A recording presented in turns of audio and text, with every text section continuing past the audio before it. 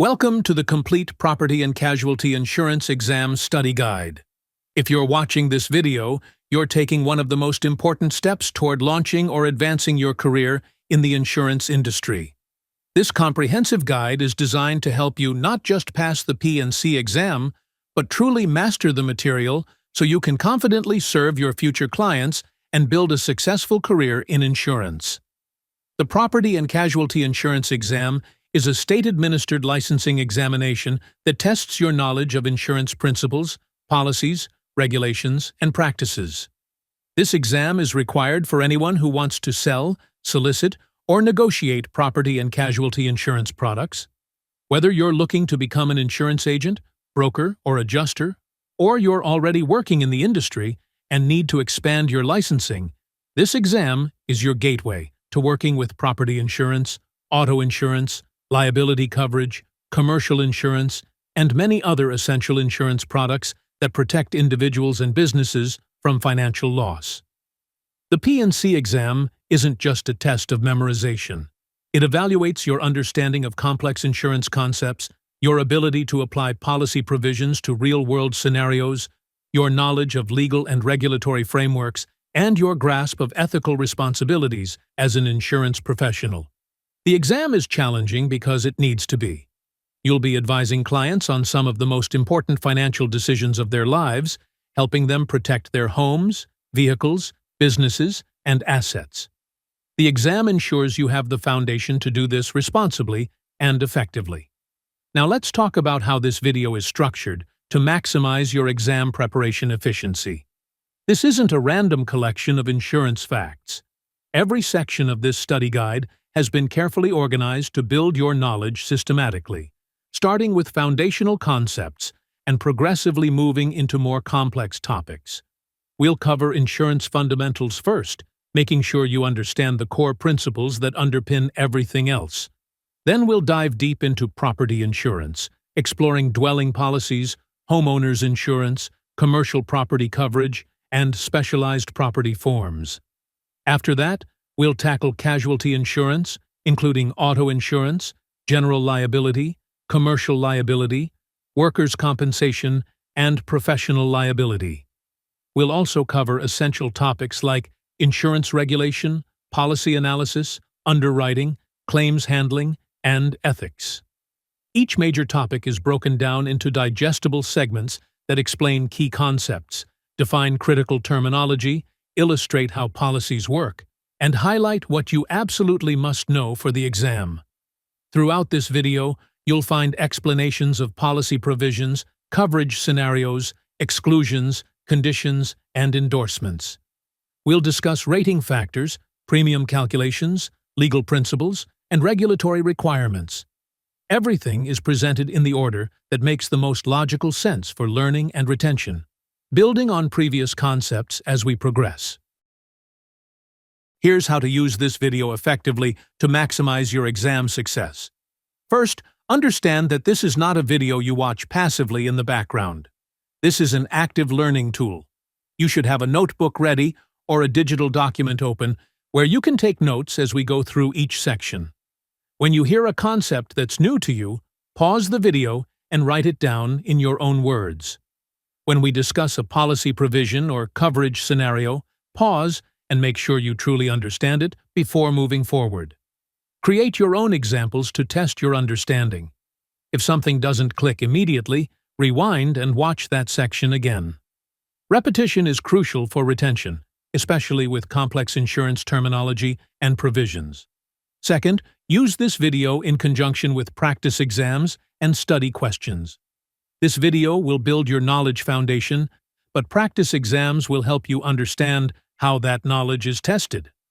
After you complete each major section of this video, find practice questions on that topic and test yourself. This will reveal any gaps in your understanding and help you get comfortable with the exam format and question style. Many students find that they understand concepts when they're explained but struggle to apply them in exam questions. Practice bridges that gap. Third, don't try to absorb everything in one sitting. The amount of information you need to master for the P&C exam is substantial. Break this video into study sessions that align with your learning capacity. You might tackle one major section per day, or even spread a single section across multiple study sessions if it's particularly dense. Quality of learning is far more important than speed. It's better to deeply understand property insurance over 3 study sessions than to rush through it in one sitting and retain nothing. Fourth, create study aids as you go. Make flashcards for key terms and definitions. Create comparison charts for different policy types. Draw diagrams that show how coverage applies or how claims are processed. Write out policy provisions in your own words. The act of creating these study materials reinforces learning, and you'll have personalized resources to review as your exam date approaches. Finally, return to challenging sections multiple times. Insurance concepts often become clearer on the second or third exposure, especially when you understand how they connect to other topics. If a section on exclusions or endorsements seems confusing the first time through, mark it for review and come back to it after you've learned more. You'll often find that later material provides context that makes earlier concepts much clearer. Now let's discuss the general format of the P&C insurance exam so you know exactly what to expect on test day. While specific exam formats can vary slightly by state, the P&C exam typically consists of multiple sections that test different areas of knowledge. The exam is divided into property insurance questions, casualty insurance questions, and state-specific insurance law and regulations questions. The total number of questions usually ranges from about 100 to 150 questions, depending on your state's requirements, and you'll typically have 2 to 3 hours to complete the exam. The property insurance portion tests your knowledge of dwelling policies, homeowners policies, commercial property insurance, inland marine coverage, and related property concepts. You'll see questions about policy forms, coverage provisions, exclusions, conditions, perils, property valuation, coinsurance, and endorsements.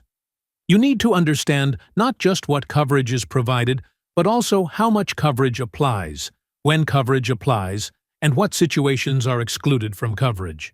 The casualty insurance portion focuses on liability coverage and includes questions about personal auto insurance, commercial auto coverage, general liability insurance, commercial liability policies, workers' compensation, professional liability, umbrella and excess liability policies, and casualty insurance concepts.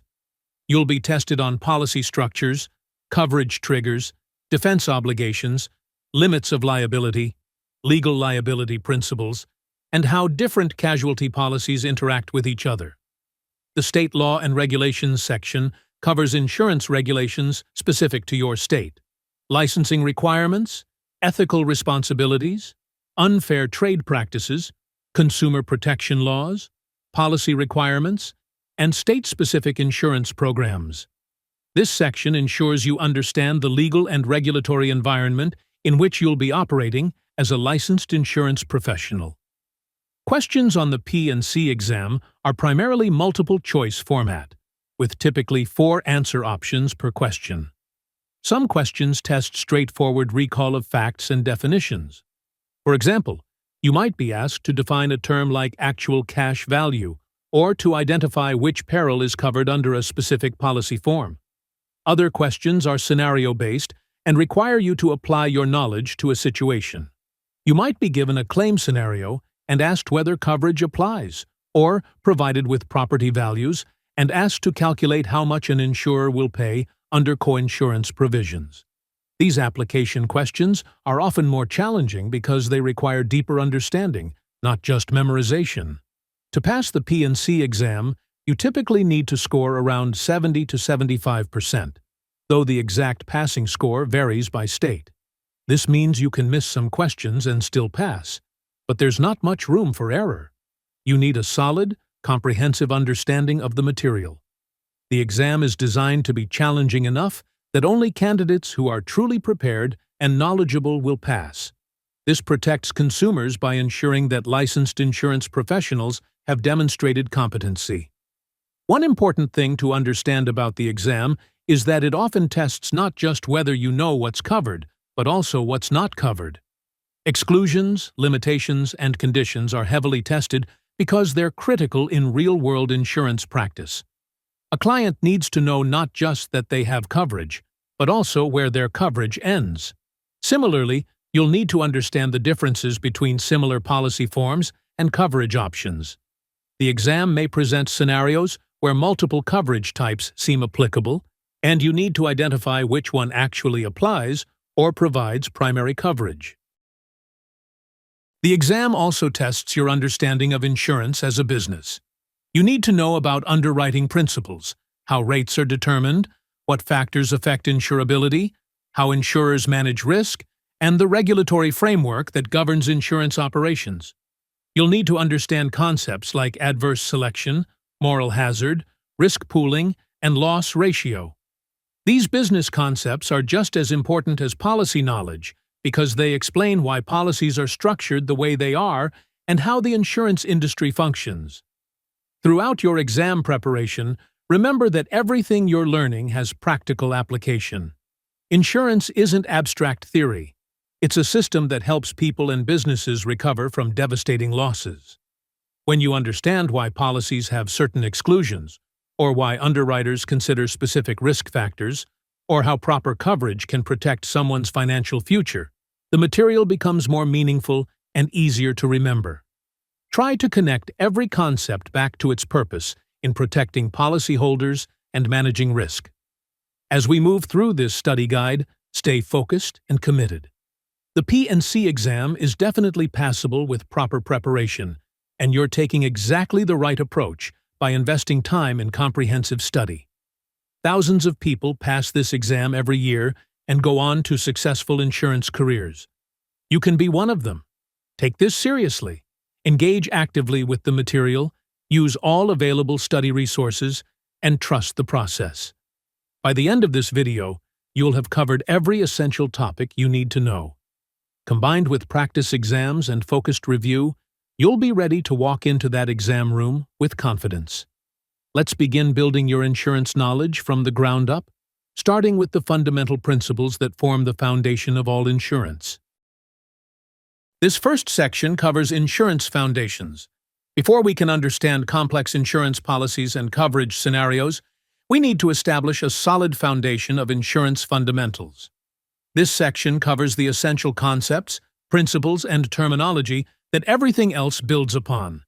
If you master these foundations, the rest of your exam preparation will be significantly easier because you'll understand why insurance works the way it does. Let's start with risk and insurance basics. Insurance exists because of risk, so understanding risk is absolutely fundamental to understanding insurance. Risk, in the insurance context, is the uncertainty concerning loss. It's the possibility that a loss will occur. When you own a home, there's risk that it could be damaged by fire. When you drive a car, there's risk that you could be involved in an accident. When you operate a business, there's risk that someone could be injured on your premises. Risk is everywhere, and it's the reason people and businesses purchase insurance. They want to transfer that uncertainty to an insurance company in exchange for a premium. Now, risk is not the same thing as a peril or a hazard, and understanding these distinctions is critical for the exam. A peril is the actual cause of loss. It's the specific event that causes damage or injury. Fire is a peril. Windstorm is a peril. Theft is a peril. Collision is a peril. Lightning is a peril. When you look at an insurance policy and it lists covered perils, those are the specific events or causes of loss that the policy will respond to. The peril is what actually happens that causes the loss. If your house burns down, fire is the peril. If your car is stolen, theft is the peril. Knowing the difference between risk and peril is essential because insurance policies are often structured around which perils are covered. A hazard is something different from both risk and peril. A hazard is a condition that increases the likelihood or severity of a loss. Hazards don't cause losses directly, but they make losses more likely to happen or more severe when they do happen. There are three main types of hazards you need to know. Physical hazards are tangible conditions that increase risk. A wood frame house is more susceptible to fire damage than a brick house, So the wood frame is a physical hazard. Icy roads are a physical hazard that increases the likelihood of auto accidents. Poor wiring in a building is a physical hazard that increases fire risk. Physical hazards are observable, measurable conditions. Moral hazards involve dishonesty or character defects that increase risk. When someone deliberately causes a loss or exaggerates a claim to collect insurance money, that's moral hazard. If a business owner burns down their failing business to collect insurance proceeds, that's moral hazard. If someone files a fraudulent claim for injuries they didn't actually sustain, that's moral hazard. Insurance companies are very concerned about moral hazard because it involves intentional actions to defraud the insurer. Moral hazards are different from moral hazards, and this distinction trips up many exam takers. Moral hazard, sometimes called attitudinal hazard, is carelessness or indifference to loss because insurance exists. It's not dishonesty, but it's a change in behavior that occurs because someone has insurance coverage. If you're less careful about locking your car because you know you have comprehensive coverage, that's moral hazard. If a business doesn't maintain its fire suppression systems as diligently because it has property insurance, that's moral hazard. The person isn't trying to cause a loss, but they're less cautious about preventing losses because they're insured. Remember, moral hazard involves dishonesty and intent, while moral hazard involves carelessness and indifference. Now let's discuss pure risk versus speculative risk, which is a fundamental classification you must understand. Pure risk is a risk that involves only the possibility of loss or no loss. There's no opportunity for gain. The risk of your house burning down is pure risk. Either your house burns down and you suffer a loss, or it doesn't burn down and you suffer no loss. You can't profit from this risk. The risk of being sued for negligence is pure risk. Either you get sued and face a loss, or you don't get sued and face no loss. Pure risks are the only types of risks that are insurable through traditional insurance. Insurance is designed to protect against losses, not to create opportunities for profit. Speculative risk, on the other hand, involves the possibility of loss, no loss, or gain. Business ventures involve speculative risk. When you invest in the stock market, you face speculative risk. You might lose money, break even, or make money. When a company launches a new product, that's speculative risk. They might lose their investment, recover their costs, or make a profit. Speculative risks are generally not insurable through standard insurance policies because they involve the possibility of gain, not just loss. This distinction is important because the P&C exam may present scenarios and ask you whether the situation involves an insurable risk, and speculative risks are not insurable. Insurable interest is one of the most fundamental concepts in all of insurance, and you will absolutely see questions about this on your exam. Insurable interest is the requirement that the person purchasing insurance must stand to suffer a financial loss if the covered event occurs. You can't insure something unless you would be financially harmed by its loss. This requirement exists to prevent insurance from becoming a gambling mechanism and to prevent moral hazard. In property insurance, you must have an insurable interest in the property at the time of the loss. If you own a house, you have an insurable interest in that house because you would suffer a financial loss if it's damaged or destroyed. If you have a mortgage on the house, the lender also has an insurable interest because they have a financial stake in the property. But you cannot insure your neighbor's house just because you'd like to collect money if it burns down. You have no insurable interest in property you don't own and have no financial stake in. Insurable interest in property must exist at the time of loss. If you sell your house and it burns down a week later, you can't collect on a policy you maintained because you no longer have an insurable interest at the time of the loss. In life insurance, the rules are slightly different. You must have an insurable interest in the life of the insured person at the time the policy is issued, but not necessarily at the time of death. You always have an insurable interest in your own life. You have an insurable interest in the life of a spouse. A business has an insurable interest in key employees. But you can't take out a life insurance policy on a random stranger because their death wouldn't cause you financial harm.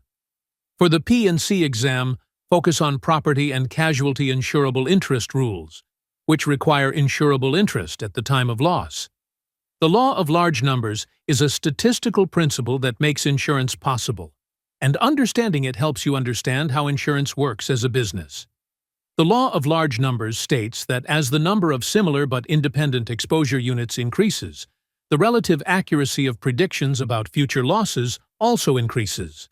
In simpler terms, the more data points you have, the more accurately you can predict what will happen on average. Here's why this matters for insurance. An insurance company can't predict whether your specific house will burn down next year. That's too uncertain. But if an insurer has 100,000 similar houses in its pool, it can predict with reasonable accuracy how many of those houses will experience fire losses in a year based on historical data. Maybe 0.3% of similar houses have fire losses each year.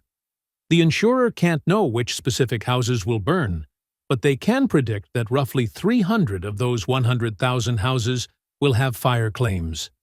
This allows them to collect enough premium from all policyholders to pay the claims of the few who experience losses, plus cover expenses and profit. The law of large numbers is why insurers want to insure many similar risks rather than just a few. The larger the pool of insureds, the more predictable the loss experience becomes. This is why insurers spread risk across many policyholders and across different geographic areas. It's also why insurers may decline to insure unique or unusual risks where they don't have enough similar exposure units to predict losses accurately. When you understand the law of large numbers, you understand why insurance companies operate the way they do in terms of underwriting, rating, and risk pooling. Now let's move into the core insurance principles. These are legal and ethical principles that govern how insurance operates. Understanding these principles will help you understand policy provisions, claims handling, and the relationship between insurers and insureds. The principle of indemnity is perhaps the most important principle in property and casualty insurance. Indemnity means to restore the insured to the same financial position they were in immediately before the loss occurred. No better and no worse. Insurance is not meant to be a source of profit. It's meant to make you whole after a covered loss. If your car worth $10,000 is totaled in an accident, the principle of indemnity means the insurance company should pay you $10,000, not $15,000. You shouldn't profit from the loss, but you also shouldn't be left in a worse position if the loss is covered. The principle of indemnity prevents insurance from becoming a gambling mechanism. If people could profit from insured losses, it would create moral hazard. People might deliberately cause losses to collect insurance money exceeding their actual loss. The principle of indemnity is enforced through several policy provisions. Insurable interest requirements enforce indemnity by ensuring you can only insure property you'd actually lose financially. Policy limits enforce indemnity by capping how much can be paid. Actual cash value provisions enforce indemnity by paying for property's depreciated value rather than replacement cost. Coinsurance provisions enforce indemnity by requiring adequate insurance to value. However, there are some exceptions to the principle of indemnity. Replacement cost coverage pays to replace property with new property of similar kind and quality, which may provide more than the depreciated value. This is an exception to strict indemnity, but is allowed because it better restores the insured's position. Valued policies, used in some types of insurance like certain life insurance or agreed value auto policies, pay a pre-agreed amount regardless of actual loss. These are exceptions to indemnity. But in most property and casualty insurance, the principle of indemnity is strictly applied. Subrogation is the principle that gives the insurance company the right to recover its loss payment from a responsible third party. Here's how subrogation works. Let's say someone runs a red light and crashes into your car. Your insurance company pays for your car repairs under your collision coverage. You've been made whole, but the accident wasn't your fault. It was caused by the other driver's negligence. Through subrogation, Your insurance company now has the right to pursue the at-fault driver or their insurance company to recover the money they paid you. This way, the ultimate financial responsibility falls on the party who was actually responsible for the loss. Subrogation serves several important purposes. It prevents the insured from collecting twice for the same loss. You can't collect from your own insurer and then also collect from the at-fault party for the same damages. That would violate the principle of indemnity. Subrogation also helps keep premiums lower.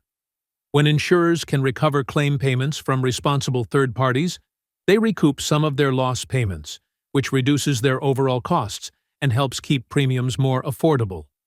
Subrogation also promotes individual responsibility by ensuring that negligent parties bear the financial consequences of their actions.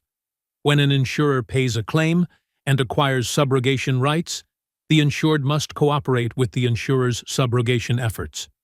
The insured cannot do anything to impair the insurer's subrogation rights, such as releasing the at-fault party from liability. If you're in an accident and the other driver offers to pay you directly if you won't involve insurance, and you accept that and sign a release, you may have impaired your insurer's subrogation rights, which could be a policy violation. Subrogation provisions appear in virtually all property and casualty insurance policies, and you need to understand how they work.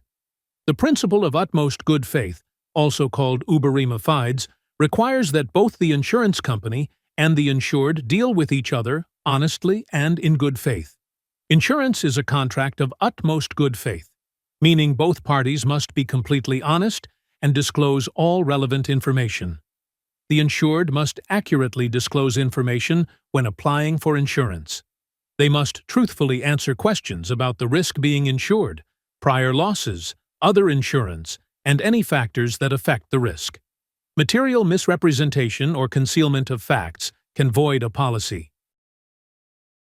A material fact is information that would influence an insurer's decision to provide coverage or affect the premium charged. If you apply for auto insurance and fail to mention that you've had 3 DUI convictions in the past 2 years, that's concealment of a material fact. If you apply for property insurance on a building and claim it has a fire sprinkler system when it doesn't, that's material misrepresentation. These actions violate the principle of utmost good faith and can result in the policy being voided or claims being denied. The insurance company also has duties under the principle of utmost good faith. They must clearly explain policy terms, honor their coverage obligations, handle claims fairly and promptly, and not engage in bad faith claims practices. An insurer that unreasonably denies valid claims, delays payments without justification, or fails to investigate claims properly is violating the principle of utmost good faith. State insurance regulations enforce this principle by prohibiting unfair claims practices and requiring insurers to deal fairly with policyholders. The principle of contribution applies when more than one insurance policy covers the same loss. Contribution prevents the insured from collecting the full amount of a loss from multiple insurers, which would violate the principle of indemnity. Instead, when multiple policies cover the same loss, each insurer contributes its share of the loss payment. The exact method of determining each insurer's share can vary, with common methods including pro rata by limits or pro rata by equal shares. But the fundamental principle is that the total paid by all insurers should not exceed the actual loss. Here's a simple example of contribution. Suppose you have 2 property insurance policies on the same building, each with a $100,000 limit. A covered loss of $60,000 occurs. Without contribution, you might try to collect $60,000 from each insurer, totaling $120,000, which would exceed your actual loss and violate indemnity. Under the principle of contribution, each insurer would pay its proportionate share. If using pro rata contribution, each insurer would pay $30,000, totaling the $60,000 loss. The principle of contribution ensures that having multiple policies doesn't create a profit opportunity. Most insurance policies contain an other insurance clause that specifies how the policy will respond when other insurance also covers the loss. These clauses enforce the principle of contribution, and prevent disputes between insurers about who should pay. Common types of other insurance clauses include pro rata clauses, where insurers share proportionately, primary and excess clauses, where one policy pays first and another pays only after the first is exhausted, and escape clauses, where the policy won't pay at all if other insurance exists. Understanding contribution is important because exam questions often involve scenarios with multiple policies. Now, let's cover key insurance terminology. These are fundamental terms you'll encounter constantly throughout your study and on the exam. Starting with premium, this is the amount of money the insured pays to the insurance company in exchange for coverage. The premium is the consideration the insured provides in the insurance contract. Premiums can be paid in various ways, such as annually, semi-annually, quarterly, or monthly, though the total premium amount may be higher if paid in installments due to installment fees. The premium amount is determined by the insurer based on many factors, including the type and amount of coverage, the characteristics of the risk being insured, the insured's loss history, and various rating factors specific to the type of insurance. Understanding what affects premiums is important for the exam. Higher coverage limits result in higher premiums because the insurer is taking on more potential loss exposure. Higher risk characteristics result in higher premiums. A homeowner's policy on a wood frame house typically costs more than one on a brick house because wood is more susceptible to fire. An auto policy for a driver with multiple accidents costs more than one for a driver with a clean record, because past loss history predicts future losses. Location affects premiums. Property insurance in areas prone to hurricanes or earthquakes costs more. The purpose of premium rating is to charge each insured an amount that reflects their risk level, which is fair to all policyholders and allows the insurer to remain financially sound. A deductible is the amount the insured must pay out of pocket before the insurance company begins to pay on a covered loss. Deductibles serve several important purposes. They reduce the insurer's exposure on small losses, which helps keep premiums lower. They reduce moral hazard and morale hazard by ensuring the insured has some financial stake in the loss. They eliminate small nuisance claims, reducing administrative costs for the insurer. Because deductibles provide these benefits, policyholders who choose higher deductibles typically pay lower premiums. Deductibles work differently in different types of insurance. In property insurance, a common deductible might be $500 or $1,000. If you have a loss of $3,000 and a $500 deductible, the insurer pays $2,500 and you pay $500. In some property policies, especially for perils like hurricanes or earthquakes, percentage deductibles are used. A 2% hurricane deductible on a house insured for $300,000 would mean a $6,000 deductible applies to hurricane losses. In auto physical damage coverage, deductibles commonly apply to collision and comprehensive coverage. In liability insurance, deductibles are less common, though they exist in some commercial liability policies and are often called self-insured retentions. Policy limits are the maximum amount an insurance company will pay for a covered loss. Understanding limits is absolutely critical because the exam will test your ability to determine how much an insurer will pay under various scenarios. Limits can be expressed in different ways depending on the type of coverage. Per occurrence, limits specify the maximum the insurer will pay for any single occurrence or event. Aggregate limits specify the maximum the insurer will pay for all losses during the policy period. Split limits, common in auto liability insurance, specify different maximum amounts for different types of coverage. Combined single limits provide one maximum amount that applies to all coverages combined. Let's look at auto liability split limits as an example because they're common and can be confusing.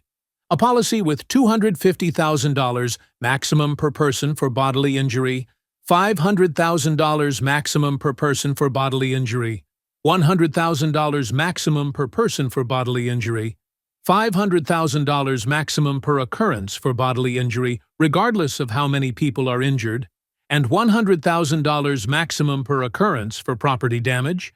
If you cause an accident that injures 3 people with damages of $300,000, $200,000, and $150,000, the insurer would pay $250,000 for the first person, $250,000 for the second person, and $150,000 for the third person, $200,000 for the second person, because that's their actual damages, and $150,000 for the third person. But the per-occurrence limit of $500,000 means the total paid for bodily injury can't exceed that, so the insurer would pay only $500,000 total, even though the claims total $650,000. Understanding limits is essential because you need to determine coverage amounts on exam questions. You also need to understand that limits are reduced by payments. If you have an aggregate limit of $1 million and the insurer pays $300,000 on a claim, your remaining aggregate limit for the policy period is $700,000. Defense costs may or may not reduce limits depending on the policy. In some liability policies, defense costs are paid in addition to the policy limit. In others, defense costs reduce the available limit. A loss is the basis of any insurance claim. Loss can mean the damage, destruction, or disappearance of property, or it can mean legal liability imposed on the insured for injury or damage to others. Understanding what constitutes a covered loss under a policy is fundamental to insurance. Not every loss is covered.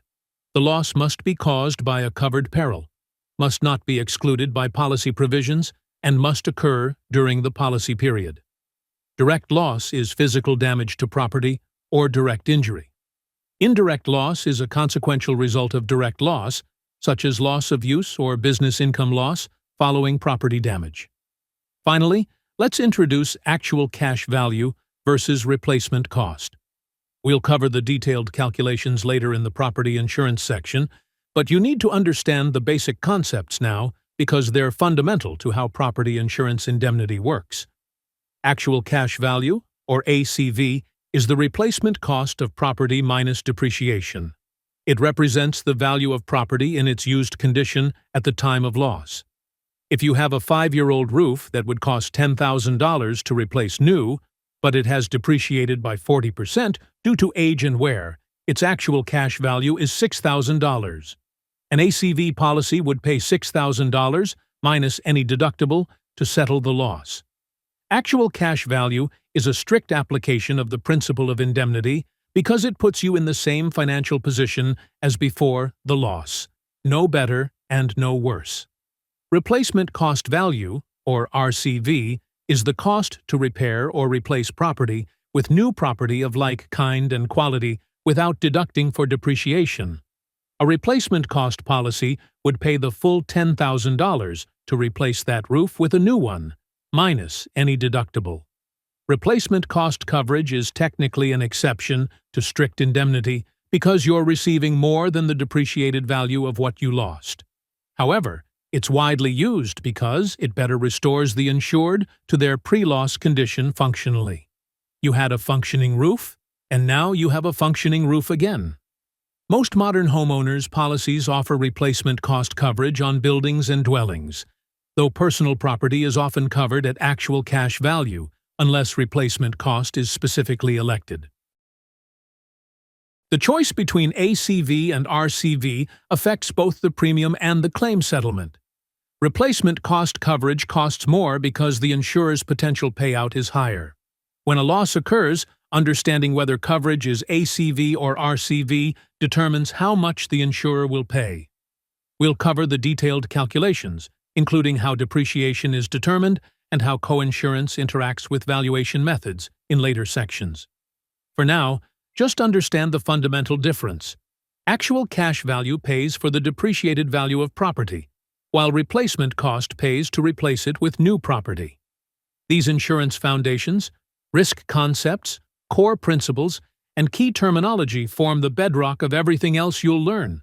Every policy provision, every coverage scenario, every underwriting decision, and every claims situation ties back to these fundamental concepts. The principle of indemnity explains why policies are valued and settled the way they are. Subrogation explains how insurers recover from responsible parties. Insurable interest explains who can purchase insurance on what property. The law of large numbers explains how insurers can predict losses and remain financially stable. Deductibles and limits determine how much is paid on claims. Understanding pure versus speculative risk explains what is and isn't insurable.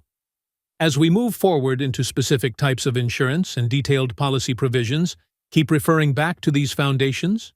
When you're learning about a policy exclusion, remember it might be there to prevent moral hazard or to exclude uninsurable speculative risks. When you're learning about policy limits and valuation, remember the principle of indemnity. When you're learning about underwriting requirements and disclosures, remember the principle of utmost good faith. These foundations connect everything together and make the details make sense. Take time now to ensure you truly understand these concepts before moving on, because everything else builds on this foundation. This section covers insurance contracts and policy structure. An insurance policy is a legal contract between the insurance company and the insured. Understanding how insurance contracts work, what makes them legally valid, what characteristics distinguish them from other types of contracts, and how policies are structured is essential for the exam. This section is heavily tested because it affects how policies are interpreted, how coverage disputes are resolved, and how the relationship between insurer and insured operates. Let's begin with the elements of a legal contract. For any contract to be legally enforceable, including insurance contracts, 4 essential elements must be present. These are offer and acceptance, consideration, competent parties, and legal purpose. If any of these elements is missing, the contract is not valid and cannot be enforced. Offer and acceptance is the first requirement. In insurance, the applicant typically makes the offer by submitting a completed application for insurance and paying the initial premium. The insurance company accepts the offer by issuing a policy. Sometimes the process works differently. An applicant might submit an application, and the insurer might issue a policy with different terms than what was applied for, such as a higher premium or additional exclusions. In this case, the insurer has made a counteroffer, and the applicant accepts it by keeping the policy and paying the premium. The key point is that there must be a clear offer made by one party and an unambiguous acceptance by the other party for a contract to exist. In some cases, coverage can begin before a policy is formally issued through a mechanism called a binder. A binder is a temporary contract of insurance that provides coverage until the formal policy is issued or the binder expires. Binders are commonly used in property insurance when coverage needs to start immediately, such as when someone is purchasing a home and needs proof of insurance for the closing. The binder serves as the insurer's acceptance of the applicant's offer. Understanding when coverage begins and how binders work is important for exam questions about coverage disputes. Consideration is what each party gives up or promises to give up in the contract. Consideration is what makes the contract binding. In an insurance contract, the insured's consideration is the premium payment and the statements made in the application. The insurer's consideration is the promise to pay covered losses and provide the coverages specified in the policy. Both parties must provide consideration for the contract to be valid. If an applicant applies for insurance but never pays a premium, there's no consideration from the applicant and no valid contract. If an insurer accepts a premium but issues no policy and makes no promise to cover losses, there's no consideration from the insurer. The consideration in insurance contracts must be adequate, but doesn't have to be equal. The premium paid might seem small compared to the potential claim payment the insurer might have to make, but that doesn't matter. The adequacy of consideration is determined by the parties' agreement, not by equal value. What matters is that both parties exchange something of value. Competent parties means that both parties to the contract must have the legal capacity to enter into a contract. They must be of legal age, which is typically 18 years old, though this varies slightly by state. They must be mentally competent and understand what they're agreeing to. They must not be under the influence of drugs or alcohol that would impair their judgment. If someone is legally incompetent, such as a minor, or someone who has been declared mentally incompetent by a court, They generally cannot enter into a binding insurance contract. There's an important distinction here. An insurance company, as a licensed corporation, is always considered a competent party. The question of competency typically arises with the applicant. If an insurance policy is issued to someone who lacks legal capacity, that person can void the contract. The insurer, however, cannot void the contract based on the applicant's lack of capacity. This protects individuals who lack capacity from being held to contracts they couldn't legally enter. For the exam, understand that both parties must be competent, and typically the applicant's competency is what's at issue. Legal purpose means the contract must be for a lawful objective and not against public policy. You cannot insure illegal activities. You cannot have an insurance contract that pays you to commit a crime. An insurance policy that would cover intentional wrongdoing generally violates the legal purpose requirement. Insurance policies that would encourage criminal behavior or that would benefit someone from their own illegal acts are void as against public policy. For example, you can't insure a building you plan to burn down for the insurance money. Even if you have insurable interest and the policy is otherwise valid, the illegal purpose makes it unenforceable. The legal purpose requirement also relates to insurable interest. As we discussed earlier, you must have an insurable interest in what you're insuring. A policy where you insure property you have no financial stake in would lack legal purpose because it would essentially be a gambling contract. The requirement of legal purpose ensures that insurance serves its intended function of protecting against legitimate risks rather than facilitating illegal activity or gambling. Now let's discuss the characteristics of insurance contracts. Insurance contracts have unique characteristics that distinguish them from other types of contracts. Understanding these characteristics is crucial because they affect how insurance policies are interpreted by courts and how disputes are resolved. The four main characteristics you need to know are that insurance contracts are contracts of adhesion, they are aleatory contracts, they are unilateral contracts, and they are conditional contracts.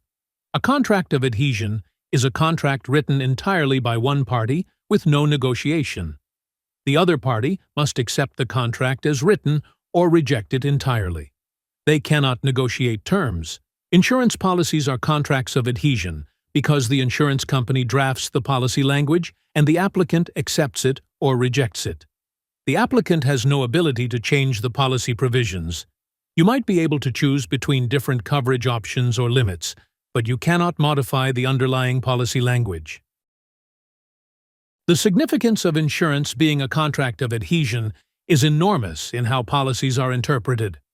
When policy language is ambiguous and could be interpreted in more than one way, courts apply the doctrine of reasonable expectations and construe ambiguities against the drafter.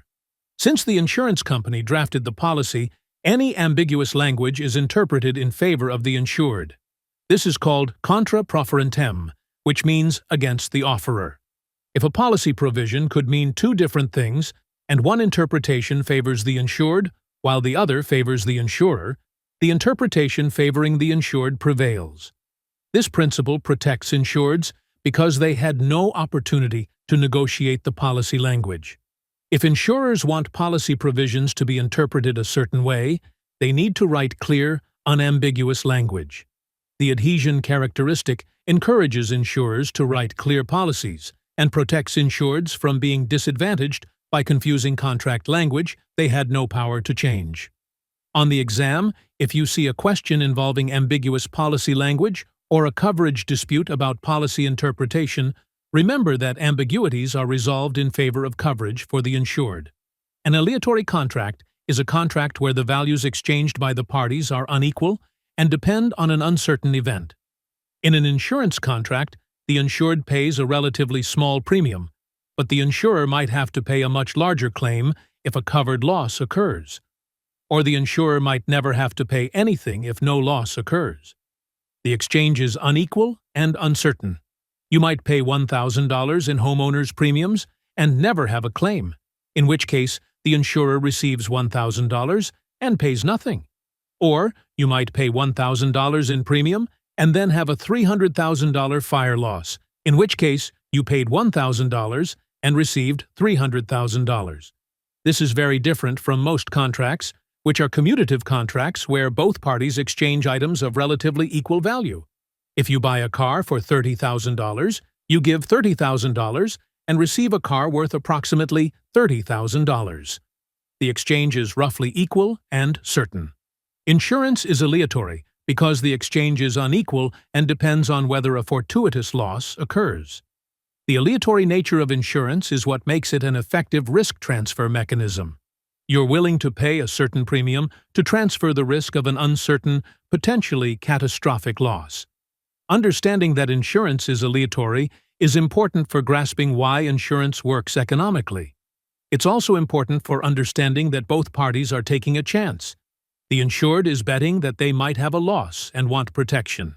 The insurer is betting that they can collect enough premium from many insureds to pay the claims of the few who have losses and still remain profitable. The aleatory nature means neither party knows exactly what they'll get out of the contract. A unilateral contract is a contract where only one party makes a legally enforceable promise. In insurance, only the insurance company makes a promise. The insurer promises to pay covered losses and provide the coverages in the policy. The insured does not promise to pay premiums. The insured pays the initial premium as consideration, but they don't promise to continue paying future premiums. If the insured stops paying premiums, the policy lapses, but the insured has not breached a promise because they made no promise to continue paying. This is different from a bilateral contract, where both parties make promises. If you sign a contract to purchase a car with monthly payments, you promise to make those payments, and the seller promises to deliver the car. Both parties have enforceable obligations. In insurance, the relationship is different. The insurer must keep its promise to cover losses as long as the policy is in force. The insured can choose whether to continue paying premiums, but isn't legally obligated to do so. The unilateral nature of insurance contracts means the insurer bears the burden of performance. Once the policy is in force, the insurer must pay covered claims. The insured's only ongoing obligation is to pay premiums to keep the policy in force, and even that's not a legally enforceable promise, just a requirement to maintain coverage. This characteristic protects insureds by ensuring that insurers can't simply refuse to perform their obligations under the policy. A conditional contract is a contract where the insurer's obligation to perform depends on certain conditions being met. The insurance company's promise to pay a claim is conditional. The insured must meet certain conditions for coverage to apply. These conditions include paying the premium to keep the policy in force, complying with policy conditions such as giving prompt notice of a loss, cooperating with the insurer's investigation, protecting property from further damage after a loss, and meeting any other conditions specified in the policy. If the insured fails to meet a policy condition, the insurer may be relieved of its obligation to pay the claim. For example, if a policy requires the insured to give notice of a loss within a certain time frame, and the insured fails to do so, the insurer might deny the claim based on the insured's failure to meet the notice condition. The conditional nature means that coverage is not automatic simply because a loss occurred. The insured must comply with policy requirements. Understanding that insurance contracts are conditional is critical for the exam because many questions involve whether an insured has complied with policy conditions. If a question describes a loss and asks whether coverage applies, you need to check not only whether the loss is covered, but also whether the insured has met all policy conditions. Failure to comply with conditions can result in denial of coverage, even for an otherwise covered loss. Now let's discuss policy structure. Understanding how insurance policies are organized will help you read and interpret them more effectively. Most insurance policies follow a standard structure that includes 4 main sections, often remembered by the acronym DICE: Declarations, Insuring Agreement, Conditions, and Exclusions. Different types of policies may organize these sections differently, or call them by different names, but these 4 components are present in virtually all policies. The declarations, often called the deck page, is the section of the policy that contains specific information about the insured, the property or risks being covered, the policy period, the premium, the limits of coverage, deductibles, and the forms and endorsements that are part of the policy. The declarations personalize the policy to the specific insured. If you look at two homeowners policies issued by the same company, the insuring agreements, conditions, and exclusions might be identical, but the declarations will be different because they reflect each insured's specific information. The declarations typically include the named insured's name and address, the policy number, the policy period showing the effective date and expiration date, a description of the insured property or exposure, the coverage limits for each type of coverage, any applicable deductibles, the premium amount for each coverage, the total premium, and a list of forms and endorsements attached to the policy. The declarations are usually the first page or pages of the policy and provide a quick reference for key policy information. For the exam, understand that the declarations contain the specific, variable information about a particular policy. When a question provides policy information like limits, deductibles, or effective dates, that information comes from the declarations.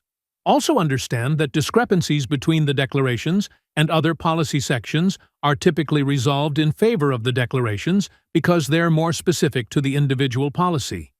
The insuring agreement is the heart of the insurance contract. This is where the insurer makes its promise to provide coverage. The insuring agreement specifies what the insurer will do, typically to pay losses or provide defense for claims, under what circumstances coverage applies, and subject to what terms, conditions, and limitations. The insuring agreement creates the basic coverage provided by the policy. In property insurance, the insuring agreement typically promises to pay for direct physical loss to covered property caused by covered perils. In liability insurance, the insuring agreement typically promises to pay damages that the insured becomes legally obligated to pay because of bodily injury or property damage, and to provide a defense against claims or suits seeking such damages. The specific language of the insuring agreement varies by policy type, but it always contains the insurer's fundamental promise. Some policies use named perils insuring agreements, which specify the particular perils that are covered. The policy only covers losses caused by perils specifically listed in the insuring agreement. Other policies use open perils insuring agreements, sometimes called all-risk coverage, which cover all causes of loss except those specifically excluded. Understanding whether a policy provides named perils or open perils coverage is crucial for determining whether a particular loss is covered. We'll discuss this distinction more when we cover specific policy forms. Conditions are the provisions that qualify or modify the insurer's promise to provide coverage. Conditions specify the duties and obligations of both the insured and the insurer. Failure to comply with policy conditions can result in denial of coverage. Conditions are not the same as exclusions. Exclusions take away coverage. Conditions set requirements that must be met for coverage to apply. Common policy conditions include duties after loss, such as giving prompt notice, protecting property from further damage, preparing an inventory of damaged property, submitting to examination under oath, and producing records. Other conditions involve the insured's responsibilities during the policy period, such as complying with safety requirements, allowing the insurer to inspect the property, and not concealing or misrepresenting material facts. Conditions also include provisions about how claims will be settled, how disputes will be resolved, how the policy can be cancelled, and other procedural requirements. Understanding conditions is essential because compliance with conditions is required for coverage. The exam will present scenarios where an insured suffers a covered loss but fails to comply with a policy condition, and you need to recognize that coverage might be denied based on that failure. Always check whether the insured has met policy conditions when analyzing coverage questions. Exclusions eliminate or restrict coverage for certain losses, perils, types of property, or situations.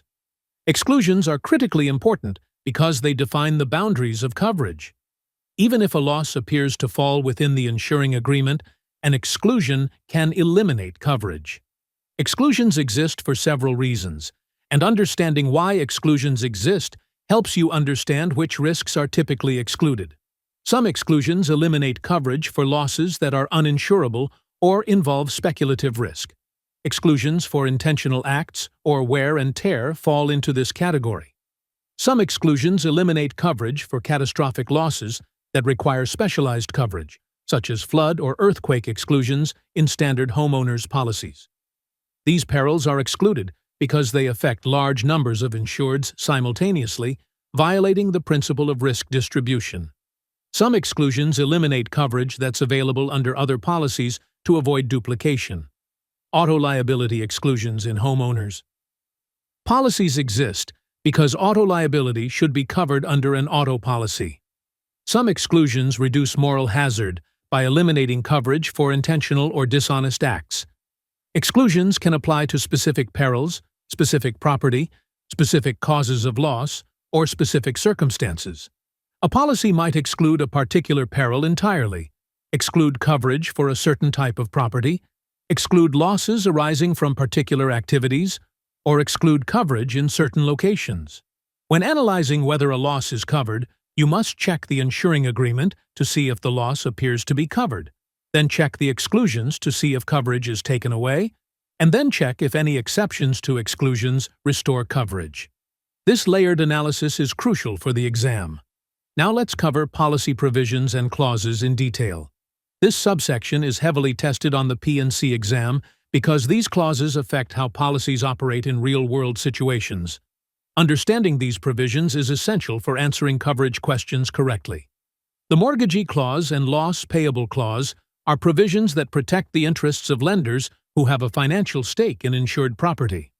When property is financed, the lender has an insurable interest in that property because damage to the property threatens the value of the collateral securing the loan. These clauses ensure that lenders' interests are protected even if the property owner does something that would normally void coverage. A mortgagee clause, also called a standard mortgagee clause or lender's loss payable clause, provides the strongest protection to a lender. Under a mortgagee clause, the lender is named in the policy, typically on the declarations page, and becomes an additional insured with independent rights under the policy. The critical feature of a mortgagee clause is that the lender's coverage is not invalidated by the property owner's actions. If the property owner commits fraud, violates policy conditions, or does something that would void their coverage, the lender's protection remains intact. Here's how this works. Suppose a homeowner has a mortgage, and the home is insured with a mortgagee clause protecting the lender. The homeowner deliberately burns down the house. Normally, arson by the insured would void coverage under the intentional acts exclusion. The homeowner would receive nothing from the insurance company. However, the lender is protected under the mortgagee clause.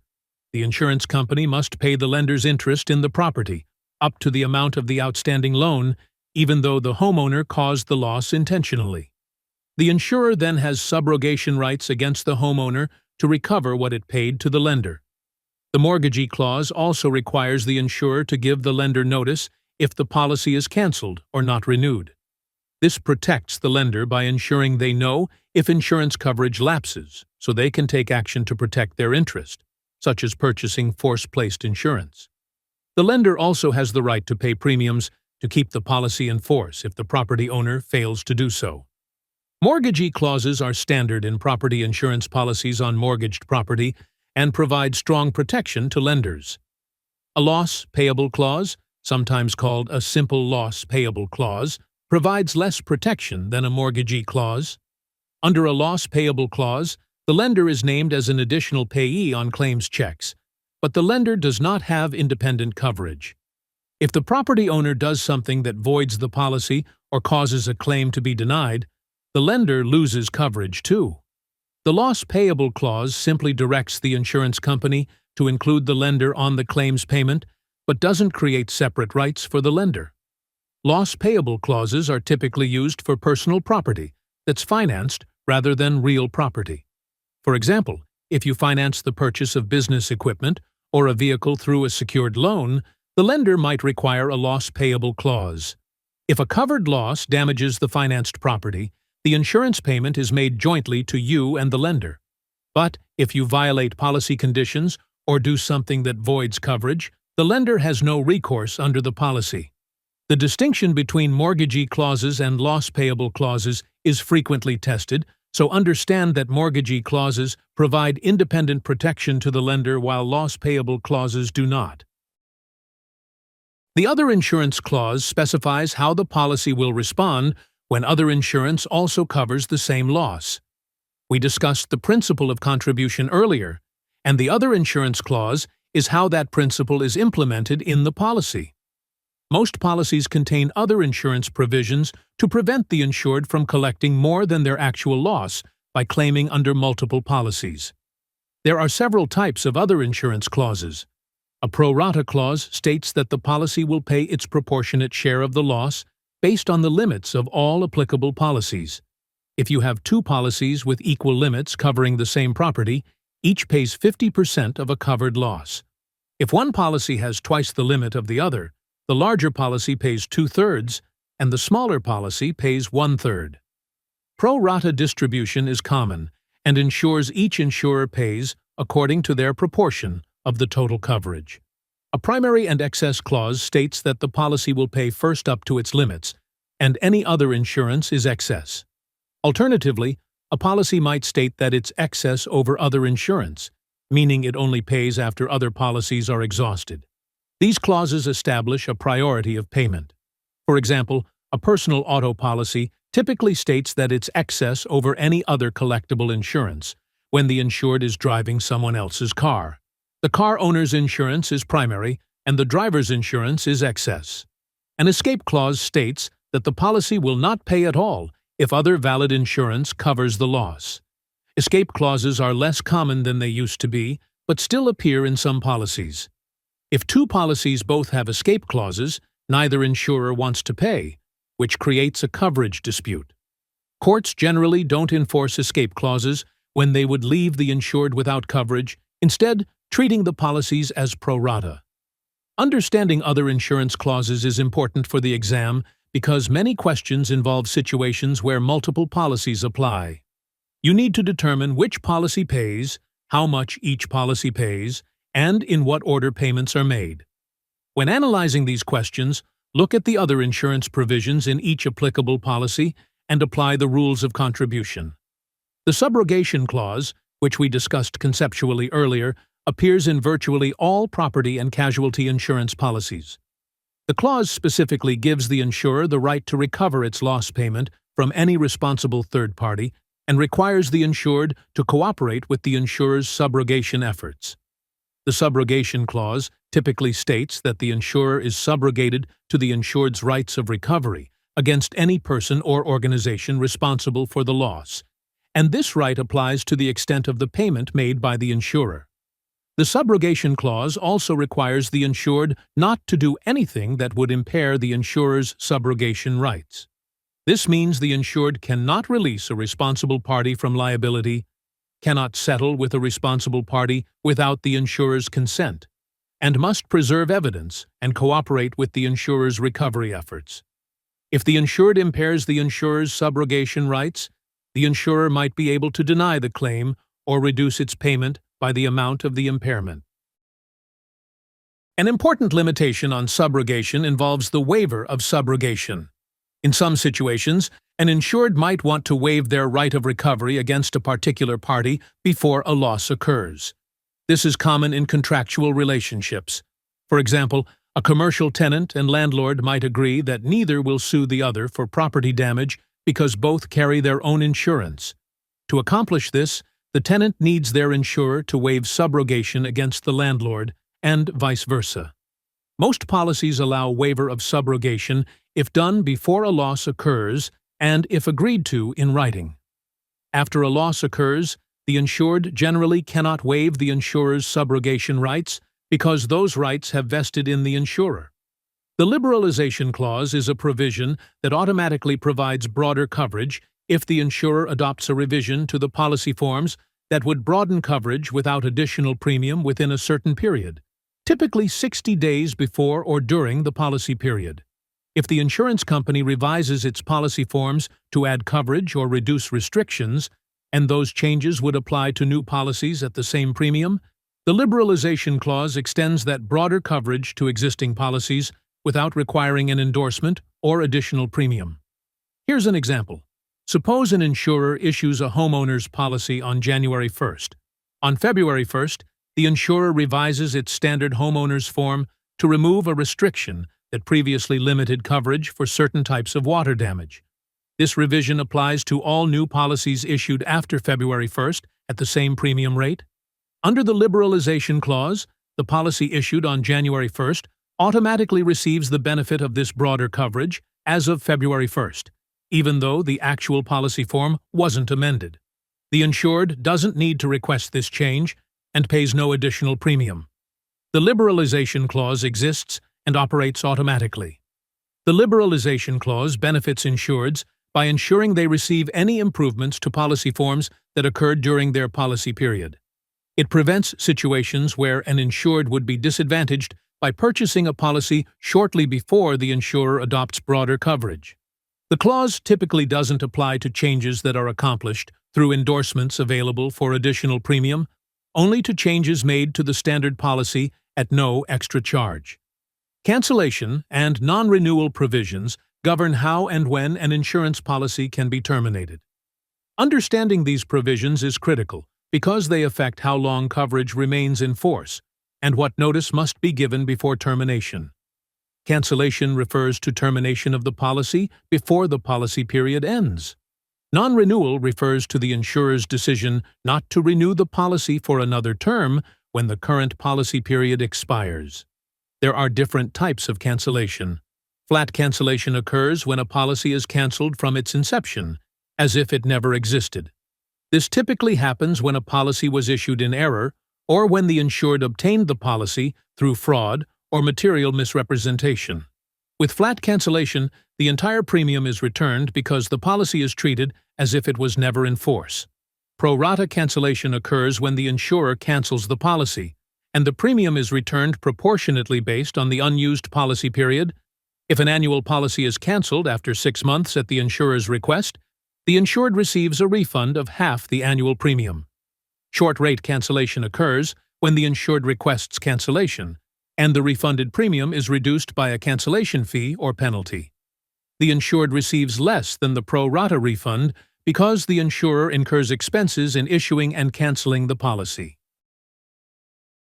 Most states regulate when and how insurers can cancel policies.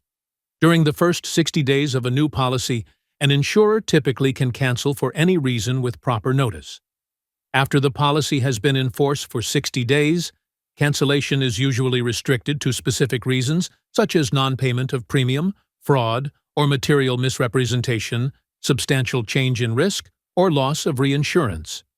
Some states have even more restrictive rules for certain types of policies. For example, homeowners and auto policies often cannot be canceled mid-term, except for very limited reasons once they've been in force for 60 days. The amount of notice required for cancellation varies by state and by reason for cancellation. Non-payment of premium usually requires shorter notice, often 10 days. Cancellation for other reasons typically requires 30 to 60 days notice. The notice must be sent to the named insured and any mortgagee or other party with an insurable interest in the property. The notice must state the reason for cancellation when cancellation is for something other than non-payment. Non-renewal is different from cancellation. Non-renewal means the insurer declines to issue a new policy when the current policy expires. Most states allow insurers broader discretion in non-renewal than in cancellation. An insurer might non-renew a policy because the risk no longer meets their underwriting guidelines, because they're withdrawing from a particular market or geographic area, or because the insured's loss history makes the risk undesirable. Non-renewal typically requires longer advance notice than cancellation, often 60 to 90 days, to give the insured time to find replacement coverage. For the exam, understand the difference between cancellation and non-renewal. Know the common reasons each can occur, and understand that state law heavily regulates these provisions. Many exam questions ask whether an insurer can cancel or non-renew under specific circumstances and what notice requirements apply. Endorsements are written provisions that modify the insurance policy. An endorsement can add coverage, restrict coverage, change policy terms, correct information, or make any other change to the policy. Endorsements are also called riders or floaters, though floater has a more specific meaning in inland marine insurance. When an endorsement is attached to a policy, it becomes part of the policy contract. Endorsements can be added at the time the policy is issued or during the policy period. If an endorsement is added mid-term, it typically becomes effective on the date it's issued or on a future date specified in the endorsement. The insured usually must pay additional premium for endorsements that add or broaden coverage, while endorsements that restrict coverage might result in a premium credit. Endorsements take precedence over the standard policy provisions. If an endorsement conflicts with the printed policy language, the endorsement governs. This is because endorsements are more specific to the individual policy and are typically added to customize coverage to the insured's needs. The principle is that more specific provisions control over more general provisions, and later-dated provisions control over earlier-dated provisions. There are many types of endorsements, and we'll discuss specific endorsements when we cover individual policy forms. Some endorsements are standard forms that insurers offer to all insureds, such as earthquake endorsements for property insurance or scheduled personal property endorsements for homeowners policies. Other endorsements are manuscript endorsements written specifically for an individual insured to address unique coverage needs. Understanding that endorsements modify the policy and take precedence over standard provisions is essential for interpreting how coverage applies. This comprehensive understanding of how insurance contracts work, their unique characteristics, how policies are structured, and what key provisions mean will serve as your framework for analyzing any insurance policy you encounter on the exam. Every specific policy type we'll discuss, whether it's a homeowner's policy, auto policy, or commercial general liability policy, follows these same contractual principles and structural patterns. The insuring agreements, conditions, and exclusions will be specific to the coverage type, but the underlying framework is consistent. When you encounter exam questions about coverage, think through the contract structure. Look at what the insuring agreement promises. Check whether policy conditions have been met. Determine if exclusions apply. Consider how special clauses like mortgagee provisions or other insurance clauses affect the outcome. This systematic approach to policy analysis will help you answer questions correctly and understand insurance more deeply. This section covers property insurance fundamentals. This is where we begin diving into the specifics of property insurance, which represents a major portion of the P&C exam. Property insurance protects against financial loss resulting from damage to or destruction of property. Understanding property insurance concepts, how losses are valued, and how claim payments are calculated is absolutely essential.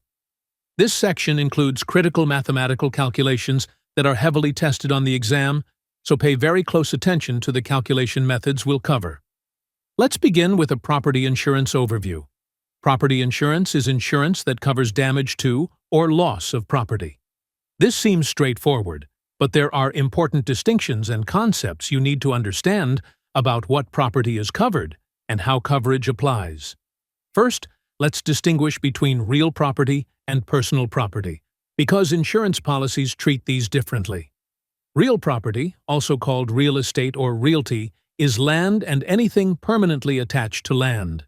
This includes buildings, structures, fixtures, and improvements that are affixed to the land. A house is real property. A garage attached to the house is real property. A fence permanently installed in the ground is real property. Built-in appliances like furnaces and water heaters are real property because they're permanently attached. Trees and landscaping are real property.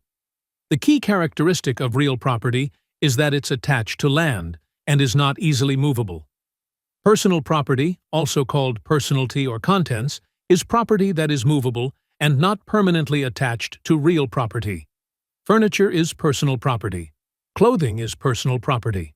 Electronics, appliances that aren't built in, dishes, tools, inventory in a business, and similar items are personal property.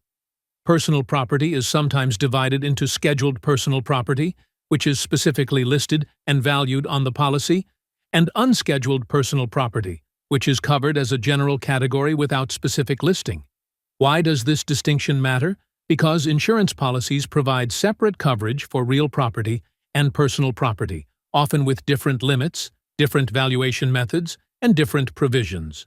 A homeowner's policy typically provides coverage A for the dwelling, which is real property, and coverage C for personal property. Commercial property policies separately cover the building, which is real property, and business personal property. Understanding what category property falls into is essential for determining which coverage applies and how much the insurer will pay. There's also a distinction between direct loss and indirect loss, which is critical for understanding what property insurance covers. Direct loss, also called direct physical loss, is physical damage to or destruction of property. If a fire burns your house, the damage to the building structure is direct loss. If a windstorm tears off your roof, that's direct loss. If your car is dented in a collision, that's direct loss. Direct loss is tangible physical damage you can see and measure. Indirect loss, also called consequential loss or time element loss, is a financial loss that results from direct physical loss but is not itself physical damage. If a fire damages your rental property and you can't collect rent while repairs are being made, that lost rental income is an indirect loss. If your business suffers a fire and has to close for 2 months while rebuilding, the lost business income during that period is an indirect loss. If you have to rent a hotel room while your fire-damaged home is being repaired, those additional living expenses are an indirect loss resulting from the direct property damage. Most basic property insurance policies cover direct physical loss, but do not automatically cover indirect losses. Indirect loss coverage, such as business income coverage or additional living expense coverage, must be specifically provided in the policy or added by endorsement. Understanding the difference between direct and indirect loss is important because exam questions may describe a loss scenario and ask what's covered. You need to recognize whether the loss described is direct damage, which is likely covered under basic property insurance, or indirect loss, which requires specific coverage. Now let's discuss named peril versus open peril coverage, which is one of the most fundamental distinctions in property insurance. This determines which causes of loss are covered under the policy. A named peril policy, also called a specified peril policy, covers only losses caused by perils specifically listed in the policy.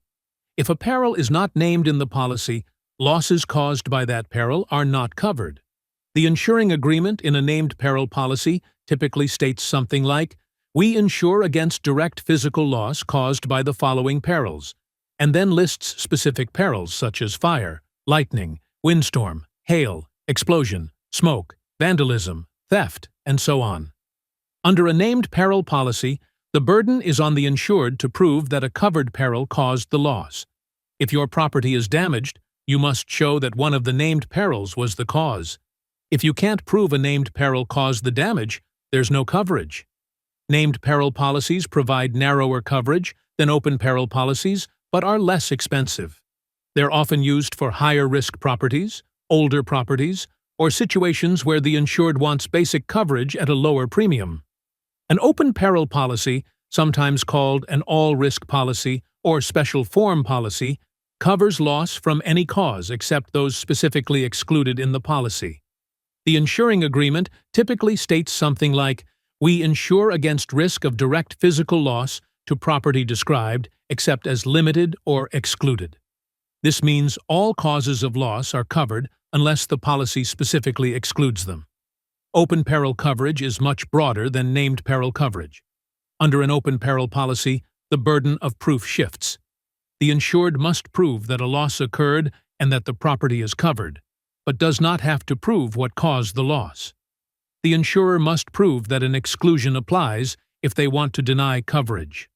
This makes open peril coverage more favorable to insureds.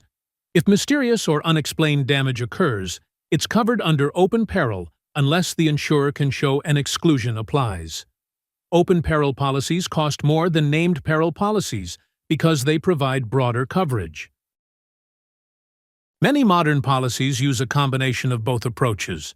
For example, a standard homeowner's HO3 policy provides open peril coverage on the dwelling, but named peril coverage on personal property. This gives broad protection for the building while keeping the premium more affordable by using narrower coverage for contents. Understanding whether coverage is on a named peril or open peril basis is essential for determining whether a particular loss is covered. Now we move into loss valuation and property math. This is an exam alert section because these calculations are heavily tested. You will almost certainly see mathematical questions on your exam that require you to calculate actual cash value, apply depreciation, or work through coinsurance formulas. These calculations are not optional knowledge. You must master them. Let's work through each concept carefully, with clear examples, so you can perform these calculations confidently. Let's start with actual cash value versus replacement cost value, building on the introduction we provided earlier. These are the two main methods of valuing property for insurance purposes, and understanding how they work and how to calculate claim payments under each method is critical. Replacement cost value, abbreviated RCV, is the cost to repair or replace damaged property with new property of like kind and quality, without any deduction for depreciation. If a 10-year-old roof is damaged beyond repair, replacement cost is what it would cost to install a new roof of similar quality today. If a 5-year-old appliance is destroyed, replacement cost is what it would cost to buy a new appliance of similar type and quality at current prices. Replacement cost represents the actual out-of-pocket expense to replace the property in new condition. Actual cash value, abbreviated ACV, is replacement cost minus depreciation. It represents the value of property in its used, depreciated condition at the time of loss. Depreciation is the loss in value that occurs over time due to age, wear and tear, and obsolescence. The formula for actual cash value is ACV equals RCV minus depreciation. Let's work through a detailed example to see how this works. Suppose a roof has a replacement cost of $20,000 if installed new today. The roof is 10 years old, has an expected useful life of 20 years, and has depreciated 50% due to its age and condition. Using straight-line depreciation, the depreciation amount is $20,000 times 50%, which equals $10,000. The actual cash value is replacement cost of $20,000 minus depreciation of $10,000, which equals $10,000. If the insured has an actual cash value policy with a $1,000 deductible, the insurer would pay actual cash value of $10,000 minus the $1,000 deductible, equaling $9,000. Now, suppose the same insured has a replacement cost policy instead. The replacement cost is still $20,000. With a replacement cost policy and a $1,000 deductible, the insurer would pay $20,000 minus $1,000, equaling $19,000. The insured receives enough money to install a brand new roof, even though the damaged roof was 10 years old and half worn out. This is why replacement cost coverage costs more than actual cash value coverage. The insurer's payment is significantly higher. Here's an important detail about how replacement cost policies typically work. Most replacement cost policies pay actual cash value initially and then pay the additional amount needed to reach replacement cost once the insured actually repairs or replaces the property. This prevents moral hazard by ensuring the insured actually repairs the damage rather than pocketing the money. Using our roof example, the insurer might pay the $9,000 actual cash value immediately, and then pay the additional $10,000 when the insured provides receipts showing the roof was replaced. The total payment reaches the $19,000 replacement cost, but only after actual replacement occurs. Let's work through another example with personal property. Suppose a television is destroyed in a fire. A new television of similar quality costs $1,200. The destroyed television was 4 years old, has an expected life of 8 years, and has depreciated 50%. The depreciation is $1,200 times 50%, which equals $600. The actual cash value is $1,200 minus $600, which equals $600. With a $250 deductible, an ACV policy would pay $600 minus $250, equaling $350.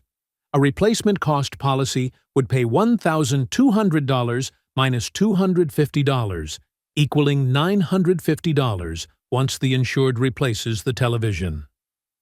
Understanding depreciation is essential for ACV calculations. Depreciation is the decrease in value of property over time. There are several methods of calculating depreciation, but for insurance purposes, straight-line depreciation is most commonly used. Straight-line depreciation assumes property loses value at a constant rate over its useful life. The formula is annual depreciation equals original cost divided by useful life. The total depreciation is annual depreciation multiplied by the age of the property. Let's work an example. A commercial furnace originally cost $40,000 and has a useful life of 20 years. Using straight-line depreciation, the annual depreciation is $40,000 divided by 20 years, which equals $2,000 per year. If the furnace is 8 years old when it's destroyed, the total depreciation is $2,000 per year times 8 years, which equals $16,000.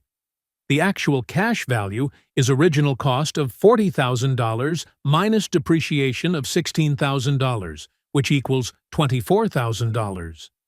Sometimes depreciation is expressed as a percentage. If something has depreciated 30%, you multiply the replacement cost by 30% to get the depreciation amount, then subtract that from replacement cost to get actual cash value. For example, if a piece of equipment has a replacement cost of $50,000 and has depreciated 30%, the depreciation is $50,000 times 0.3, which equals $15,000. The actual cash value is $50,000 minus $15,000, which equals $35,000. For the exam, you need to be comfortable working depreciation problems both ways. You might be given the useful life and age and need to calculate the percentage depreciated, or you might be given the depreciation percentage and need to calculate the dollar amount. Practice these calculations until they're automatic. Now we come to the coinsurance formula, which is one of the most important and most tested calculations in property insurance. Coinsurance is a policy provision designed to encourage property owners to insure their property to an adequate percentage of its value. Without coinsurance, property owners might underinsure significantly, buying just enough coverage to protect against partial losses while paying premiums based on that inadequate amount. Coinsurance penalizes underinsurance by reducing claim payments when property is not insured to the required percentage of value. Here's how coinsurance works. A coinsurance clause requires the insured to carry insurance equal to a specified percentage of the property's value at the time of loss. Common coinsurance percentages are 80%, 90%, or 100%. If the insured carries less insurance than required by the coinsurance percentage, they become a co-insurer for the deficiency, and the insurer's payment is reduced proportionately. The coinsurance formula is amount insurer pays equals the insurance carried divided by the insurance required times the amount of loss minus any deductible. Let's break this down step by step, because understanding each component is critical. Insurance carried is the policy limit, the amount of insurance actually purchased by the insured. Insurance required is the property's value at the time of loss multiplied by the coinsurance percentage. Amount of loss is the amount of the covered loss, either the actual cost to repair the damage or the total value if it's a total loss. The result cannot exceed the policy limit, because the insurer never pays more than the policy limit regardless of coinsurance. Let's work through a detailed example. A commercial building is valued at $1 million. The policy has an 80% coinsurance clause and a limit of $700,000. A fire causes $100,000 in damage. There's a $5,000 deductible. We need to calculate how much the insurer pays. Step 1. Calculate insurance required. Insurance required equals property value times coinsurance percentage. $1 million times 0.8 equals $800,000 insurance required. Step 2. Calculate the coinsurance ratio. Coinsurance ratio equals insurance carried divided by insurance required. $700,000 divided by $800,000 equals 0.875. Step 3. Apply the ratio to the loss. Amount insurer pays before deductible equals coinsurance ratio times loss amount. 0.875 times $100,000 equals $87,500. Step 4. Subtract the deductible. $87,500 minus $5,000 equals $82,500. The insurer pays $82,500. Because the insured only carried $700,000 when $800,000 was required, they were underinsured and suffered a coinsurance penalty. If they had carried the required $800,000, the insurer would have paid the full loss of $100,000 minus the $5,000 deductible, equaling $95,000. The coinsurance penalty cost them $12,500. Let's work another example to reinforce this. A building is valued at $500,000. The policy has a 90% coinsurance clause and a limit of $400,000. A loss of $60,000 occurs with a $1,000 deductible. Calculate the payment. Step 1. Insurance required equals $500,000 times 0.9, which equals $450,000. Step 2. Coinsurance ratio equals $400,000 divided by $450,000, which equals 0.888 repeating, or about 0.89. Step 3. Amount before deductible equals 0.89 times $60,000, which equals approximately $53,400. Step 4. Subtract deductible. $53,400 minus $1,000 equals approximately $52,400. The insurer pays about $52,400 due to the coinsurance penalty. Now, let's work a total loss example. A building valued at $200,000 has a policy with an 80% coinsurance clause and a limit of $150,000. The building is totally destroyed. There's a $500 deductible. What does the insurer pay? Step 1.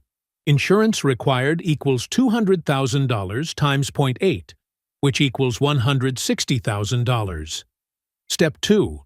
Coinsurance ratio equals $150,000 divided by $160,000, which equals 0.9375. Step 3. Amount before deductible equals 0.9375 times $200,000 loss, which equals $187,500. Step 4. This exceeds the policy limit. The insurer cannot pay more than the policy limit, so the payment is limited to $150,000 minus the $500 deductible, equaling $149,500. Even though the coinsurance calculation suggested a higher payment, the policy limit caps the payment. Here's a critical point about coinsurance. If the insured carries insurance equal to or greater than the coinsurance requirement, there is no coinsurance penalty. The coinsurance ratio becomes 1 or greater, and the insurer pays the full loss up to the policy limit, minus the deductible. Let's demonstrate this. A building valued at $300,000 has a policy with an 80% coinsurance clause and a limit of $250,000. A loss of $75,000 occurs with a $1,000 deductible. Insurance required equals $300,000 times 0.8, which equals $240,000. Insurance carried is $250,000, which exceeds the requirement. The coinsurance ratio equals $250,000 divided by $240,000, which equals 1.04. Since the ratio is greater than 1, We treat it as one. The insurer pays 1 times $75,000 minus $1,000 deductible, equaling $74,000. There's no penalty because the property was adequately insured. For the exam, you must be able to work through coinsurance calculations accurately. The exam will give you property values, coinsurance percentages, policy limits, loss amounts, and deductibles, and you'll need to calculate the payment. Practice these calculations until you can do them quickly and accurately. Remember the formula: insurance carried divided by insurance required times the loss minus the deductible, but never more than the policy limit. Also, understand conceptually why coinsurance exists. It ensures that insureds who insure to value pay fair premiums and receive full claim payments, while insureds who underinsure pay lower premiums but receive reduced claim payments. This is equitable because an underinsured property owner is essentially self-insuring for part of the risk.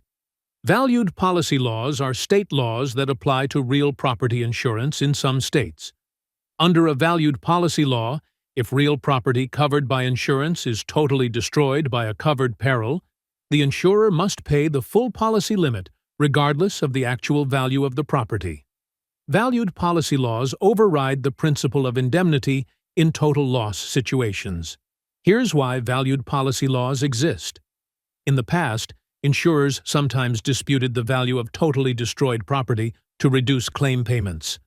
If a house insured for $200,000 was totally destroyed, the insurer might argue the house was only worth $175,000 and try to pay less than the policy limit.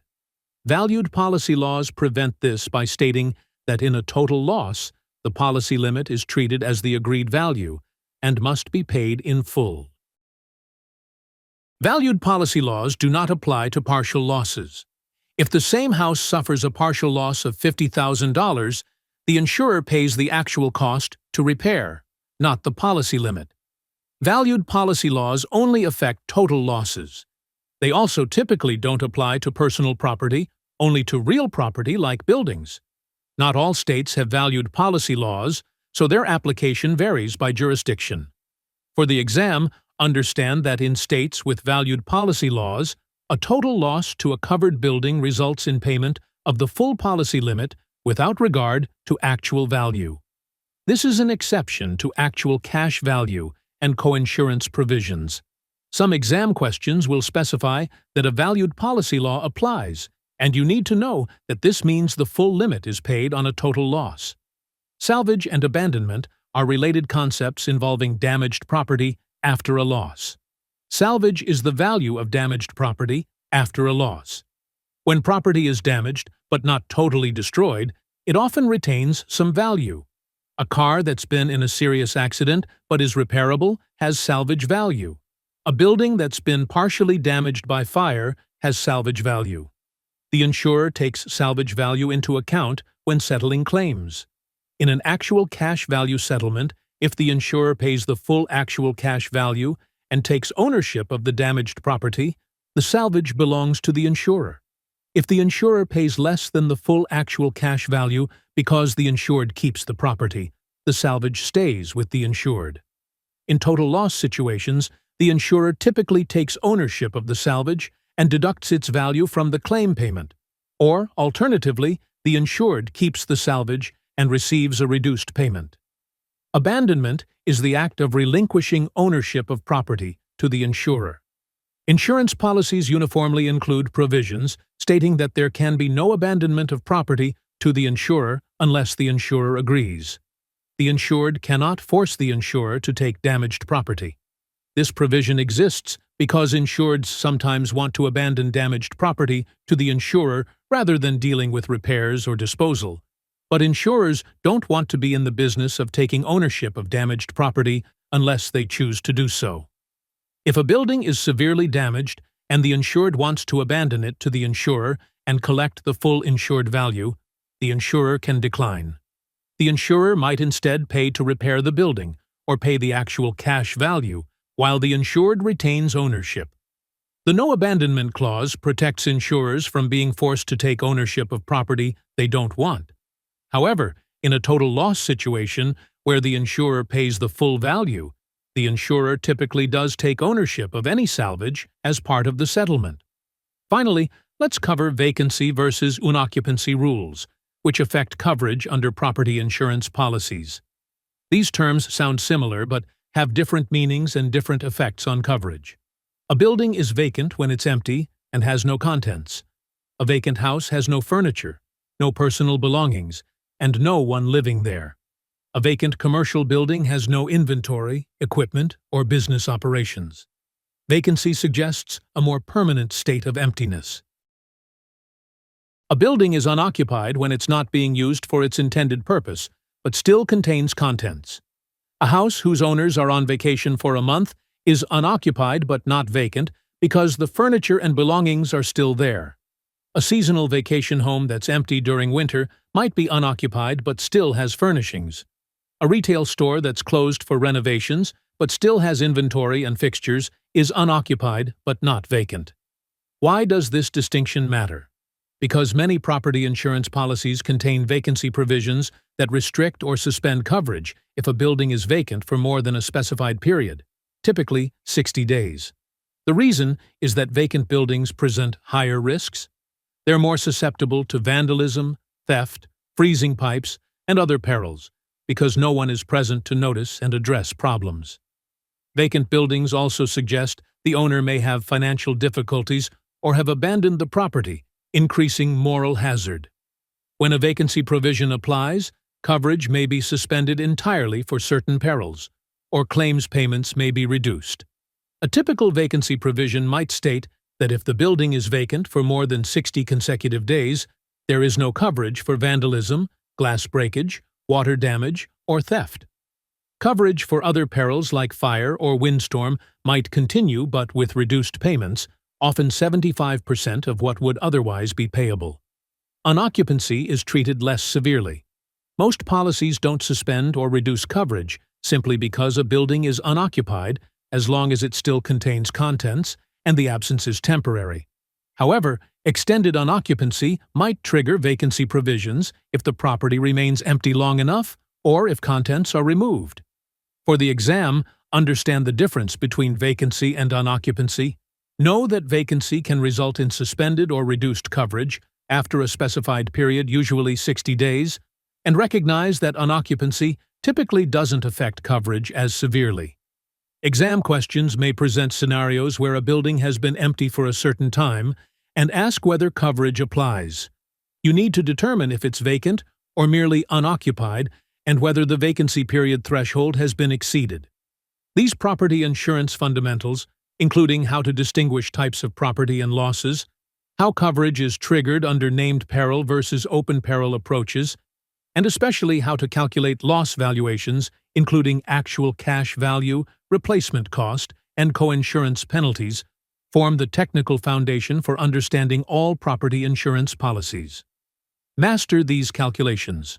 Work through practice problems until the coinsurance formula is second nature. Understand depreciation methods. Know when replacement cost applies versus actual cash value. These concepts will appear repeatedly throughout your exam in various contexts, and your ability to perform these calculations accurately will directly impact your score.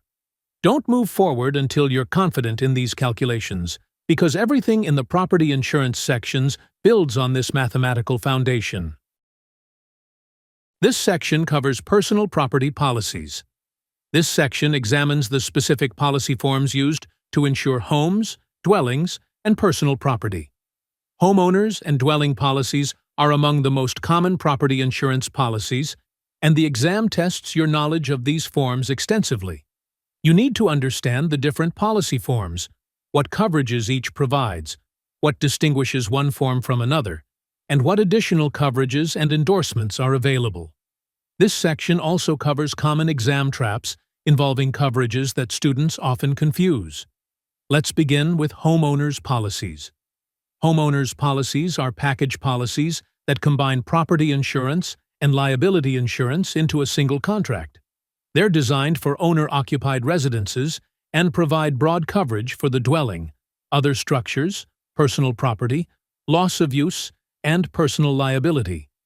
There are multiple homeowners forms, designated H01 through H08, and each is designed for specific situations and provides different levels of coverage. The H01 basic form is the most limited homeowners form and is rarely used today. Many insurers no longer offer H01 policies. The H01 provides named peril coverage on both the dwelling and personal property. It covers only 10 basic perils: fire or lightning, windstorm or hail, explosion, riot or civil commotion, aircraft, vehicles, smoke, vandalism or malicious mischief, theft, and volcanic eruption. This is the most restrictive list of covered perils in homeowners insurance. Because coverage is so limited, H01 policies are inexpensive but provide minimal protection. The H01 is used only when an insured wants the absolute minimum coverage at the lowest possible premium, or when a property doesn't qualify for broader forms. The H02 broad form provides named peril coverage on both dwelling and personal property, but covers a broader list of perils than the H01.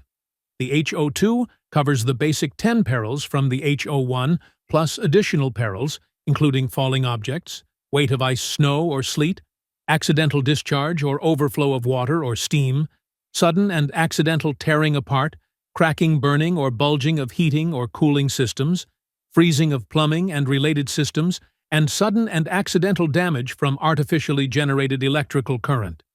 This gives coverage for 16 named perils total. The H02 is more expensive than H01, but still less expensive than open peril forms. It's used when an insured wants better protection than H01 but doesn't want to pay for the broadest coverage. The H03 special form is the most common homeowners policy and provides the broadest standard coverage. The H03 provides open peril coverage on the dwelling and other structures, but named peril coverage on personal property. Remember, open peril means all causes of loss are covered, except those specifically excluded. This gives very broad protection for the building. Personal property is covered for the same 16 named perils as in the H02. The H03 strikes a balance between comprehensive building coverage and affordable personal property coverage, making it the standard choice for most homeowners.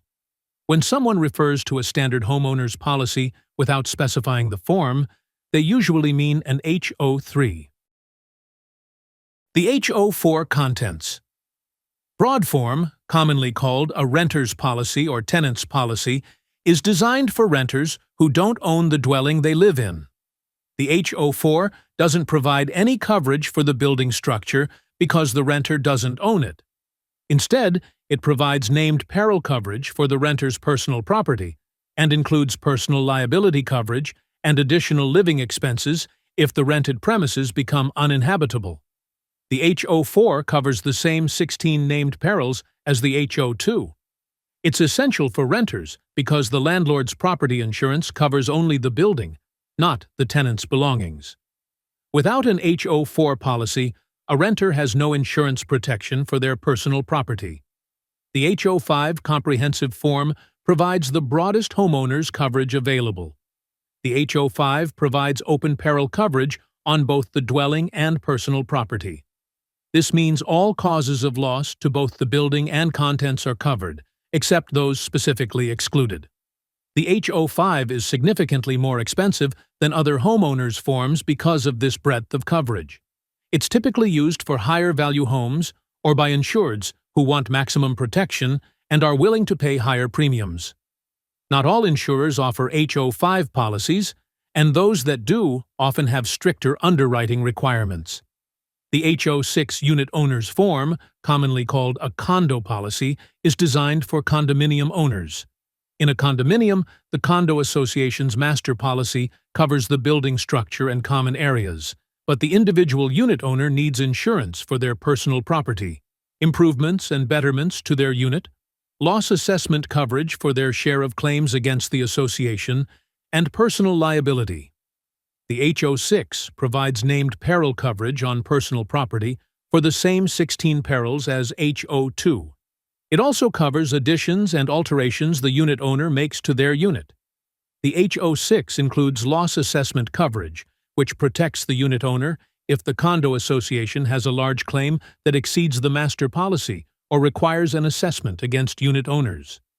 The H08 modified coverage form, sometimes called an older home policy or a market value policy, is designed for older homes where the replacement cost exceeds the market value. Some older homes are built with expensive materials or construction methods that would be very costly to replicate, making the replacement cost far higher than what the home would sell for. For these properties, insuring at replacement cost would result in overinsurance relative to the home's actual value. The H08 provides named peril coverage similar to H01, covering the basic perils. However, the H08 settles claims on a repair cost basis rather than replacement cost. The insurer pays to repair damage using functionally equivalent modern materials and methods, not to replicate original construction. This keeps premiums affordable while still protecting the homeowner. The H08 is used primarily for older homes in declining neighborhoods or homes with historical construction. Note that there is no H07 form. The numbering skips from H06 to H08. This is because the H07 designation was originally reserved for a form that was discontinued. Now let's examine the standard coverage structure within homeowners' policies. Homeowners' policies provide 6 main coverages, designated as Coverage A through Coverage D for property coverages, and Coverage E and F for liability coverages. Understanding what each coverage protects is fundamental. Coverage A is dwelling coverage. This covers the dwelling structure itself, including attached structures like an attached garage. Coverage A includes the home's foundation, walls, roof, built-in appliances, permanently installed fixtures, and anything that's part of the building structure. Coverage A also includes materials and supplies on the premises intended for use in construction, alteration, or repair of the dwelling. If you have lumber and shingles stored on your property for an upcoming renovation, those materials are covered under Coverage A. The Coverage A limit is the most important limit in the policy because other coverage limits are often calculated as a percentage of the Coverage A limit. Coverage B is other structures coverage. This covers structures on the residence premises that are separated from the dwelling by clear space or connected only by a utility line, fence, or similar connection. Detached garages, tool sheds, fences, driveways, swimming pools, and similar structures are covered under Coverage B. The standard Coverage B limit is 10% of the Coverage A limit, though this can be increased if needed. If you have a Coverage A limit of $300,000, your Coverage B limit automatically is $30,000, unless you specifically increase it. Coverage B uses the same coverage basis as Coverage A. So if Coverage A provides open peril coverage, Coverage B does too. There's an important limitation on Coverage B. Structures rented to someone who's not a tenant of the dwelling or used for business purposes have limited or no coverage under Coverage B unless specifically endorsed. If you have a detached garage that you rent to a neighbor for storage, or a shed on your property that you use as a business office, standard Coverage B doesn't fully protect these structures. You need to inform your insurer and obtain appropriate coverage. Coverage C is personal property coverage, which covers the insured's personal belongings. This includes furniture, clothing, appliances, electronics, dishes, tools, and similar items. Coverage C covers the named insured's personal property anywhere in the world, not just at the residence premises. If you're traveling and your luggage is stolen, that's covered under Coverage C. If you have personal property temporarily at another location, such as furniture in a storage unit or items at a vacation home, Coverage C provides coverage. The standard Coverage C limit is 50% of the Coverage A limit. With a Coverage A limit of $300,000, Coverage C automatically provides $150,000 unless adjusted. Coverage C has sublimits for certain categories of property. These sublimits cap the amount that will be paid for particular types of property, even if the total Coverage C limit is higher. Common sublimits include $200 for money, banknotes, coins, and precious metals, $1,000 for securities, stamps, and valuable papers, $1,000 to $2,500 for jewelry, watches, and furs, $2,000 to $2,500 for firearms, and $2,500 for silverware and goldware. These sublimits exist because such property is easily stolen, difficult to verify ownership of, and subject to moral hazard. Insureds who own valuable jewelry, art, collectibles, or similar high-value items should schedule these items separately, which provides broader coverage without sublimits. Coverage C typically covers personal property on a named peril basis, even in HO3 policies that provide open peril coverage on the dwelling.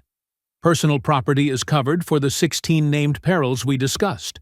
However, in an HO5 policy, personal property is covered on an open peril basis. Understanding the coverage basis for personal property is important for determining whether a particular loss to contents is covered. Coverage D is loss of use coverage, which covers additional living expenses and fair rental value if the residence becomes uninhabitable due to a covered loss. If a fire damages your home and you must live in a hotel while repairs are made, the hotel costs, restaurant meals exceeding your normal food costs, and other additional expenses are covered under Coverage D. The standard Coverage D limit is 20% of Coverage A, though actual reasonable expenses are paid even if this exceeds the limit, up to the policy limit. Coverage D continues for the shortest time required to repair or replace the damage, or for the insured to permanently relocate, typically up to 12 months, unless extended. Fair rental value coverage within Coverage D applies if part of the residence premises is rented to others or held for rental. If you rent out a room in your house and a covered loss makes the house uninhabitable, you lose that rental income. Coverage D pays the fair rental value of that rented space during the loss of use period. This helps compensate for lost income while the property is being repaired. Coverage E is personal liability coverage. This protects the insured if they're legally liable for bodily injury or property damage to others. If a guest slips and falls on your stairs and sues you for their injuries, Coverage E provides defense and pays damages up to the policy limit. If your dog bites a neighbor and you're held liable, Coverage E responds. If you accidentally damage someone else's property, Coverage E covers it. The standard Coverage E limit is $100,000, but higher limits of $300,000 or $500,000 are common and advisable. Coverage E is occurrence-based, meaning it covers incidents that occur during the policy period regardless of when the claim is made. Coverage E includes the insurer's duty to defend. The insurer will provide legal defense for covered claims, even if the allegations are groundless or fraudulent. Defense costs are paid in addition to the policy limit in homeowners policies, meaning defense doesn't reduce the amount available to pay damages. This is valuable because legal defense can be extremely expensive. The insurer's duty to defend ends when the policy limit is exhausted by payment of judgments or settlements. Coverage F is medical payments to others. This provides no-fault coverage for medical expenses of people injured on the insured premises or by the insured's activities, regardless of legal liability. If someone is injured at your home, Coverage F pays their medical expenses up to the coverage limit without any determination of fault. The standard limit is $1,000 to $5,000 per person. Coverage F is designed to pay small claims quickly without litigation. It covers reasonable and necessary medical expenses incurred within 3 years of the accident. Coverage F does not cover the named insured or regular residents of the household, only others. It's a goodwill coverage that helps maintain relationships and can prevent small injuries from becoming lawsuits. Understanding the structure of homeowners' policies, knowing what each coverage protects, and recognizing the differences between policy forms is essential for the exam. Questions might describe a loss scenario and ask which coverage applies and how much is payable. You need to know whether it's a Coverage A dwelling loss, Coverage B other structures loss, Coverage C personal property loss, or Coverage D loss of use situation. You also need to remember which homeowners forms provide open peril versus named peril coverage. Now let's discuss dwelling policies. Dwelling policies are simpler than homeowners policies and are used for properties that don't qualify for homeowners coverage. Dwelling policies are typically used for rental properties, seasonal or secondary homes, properties undergoing renovation, properties that don't meet homeowners' underwriting standards, or properties where the owner doesn't live on the premises. Dwelling policies provide property coverage only and don't include liability coverage as a package, though liability can be added by endorsement. There are three main dwelling policy forms: DP1, DP2, and DP3. These correspond roughly to the named peril, broad form, and special form concepts we discussed, but with important differences from homeowners' policies. The DP1 basic form provides the most limited dwelling coverage. The DP1 covers 11 named perils: fire or lightning, internal explosion, windstorm or hail, explosion, riot or civil commotion, aircraft, vehicles, smoke, volcanic eruption, and two that weren't in the basic HO1 list. The DP1 provides actual cash value coverage on the dwelling and other structures by default, though replacement cost can be added by endorsement. Personal property coverage is optional in DP1, and if elected is covered on an actual cash value basis for the same perils. The DP1 doesn't include theft coverage, which is a significant limitation. The DP1 is used for properties that can't qualify for better coverage, or where the owner wants minimal protection at the lowest premium. The DP2 broad form provides broader named peril coverage, covering 16 perils similar to the HO2 homeowners form. The DP2 includes the perils covered in DP1 plus falling objects, weight of ice, snow, or sleet, accidental discharge or overflow of water or steam, sudden and accidental tearing apart of heating or air conditioning systems, freezing, and sudden and accidental damage from artificially generated electrical current. The DP2 includes theft coverage for personal property, which DP1 doesn't. The DP2 provides replacement cost coverage on the dwelling by default, which is better than DP1. Personal property is covered for actual cash value unless replacement cost is endorsed. The DP2 is the most common dwelling form for rental properties. The DP3 special form provides the broadest dwelling policy coverage. The DP3 provides open peril coverage on the dwelling and other structures, covering all direct physical losses, except those specifically excluded. Personal property coverage in DP3 is optional, and if elected, is provided on a broad named peril basis for the same 16 perils as DP2. The DP3 provides replacement cost coverage on the dwelling. The DP3 is the dwelling policy equivalent of the HO3 homeowners form, offering open peril protection for the building structure. Dwelling policies designate their coverages differently than homeowners' policies. Coverage A is still the dwelling. Coverage B is other structures. Coverage C is personal property, which is optional. But there's no automatic liability coverage like in homeowners' policies. Liability must be added by endorsement if desired. Dwelling policies also provide fair rental value coverage, which pays for loss of rental income if the property becomes uninhabitable. This is important for landlords who depend on rental income. The key distinctions between dwelling and homeowners policies are that dwelling policies are for non-owner-occupied or ineligible properties. Dwelling policies don't include liability coverage as part of the package. Dwelling policy personal property coverage is optional. Dwelling policies are simpler and less expensive, and dwelling policies are the appropriate choice for rental properties.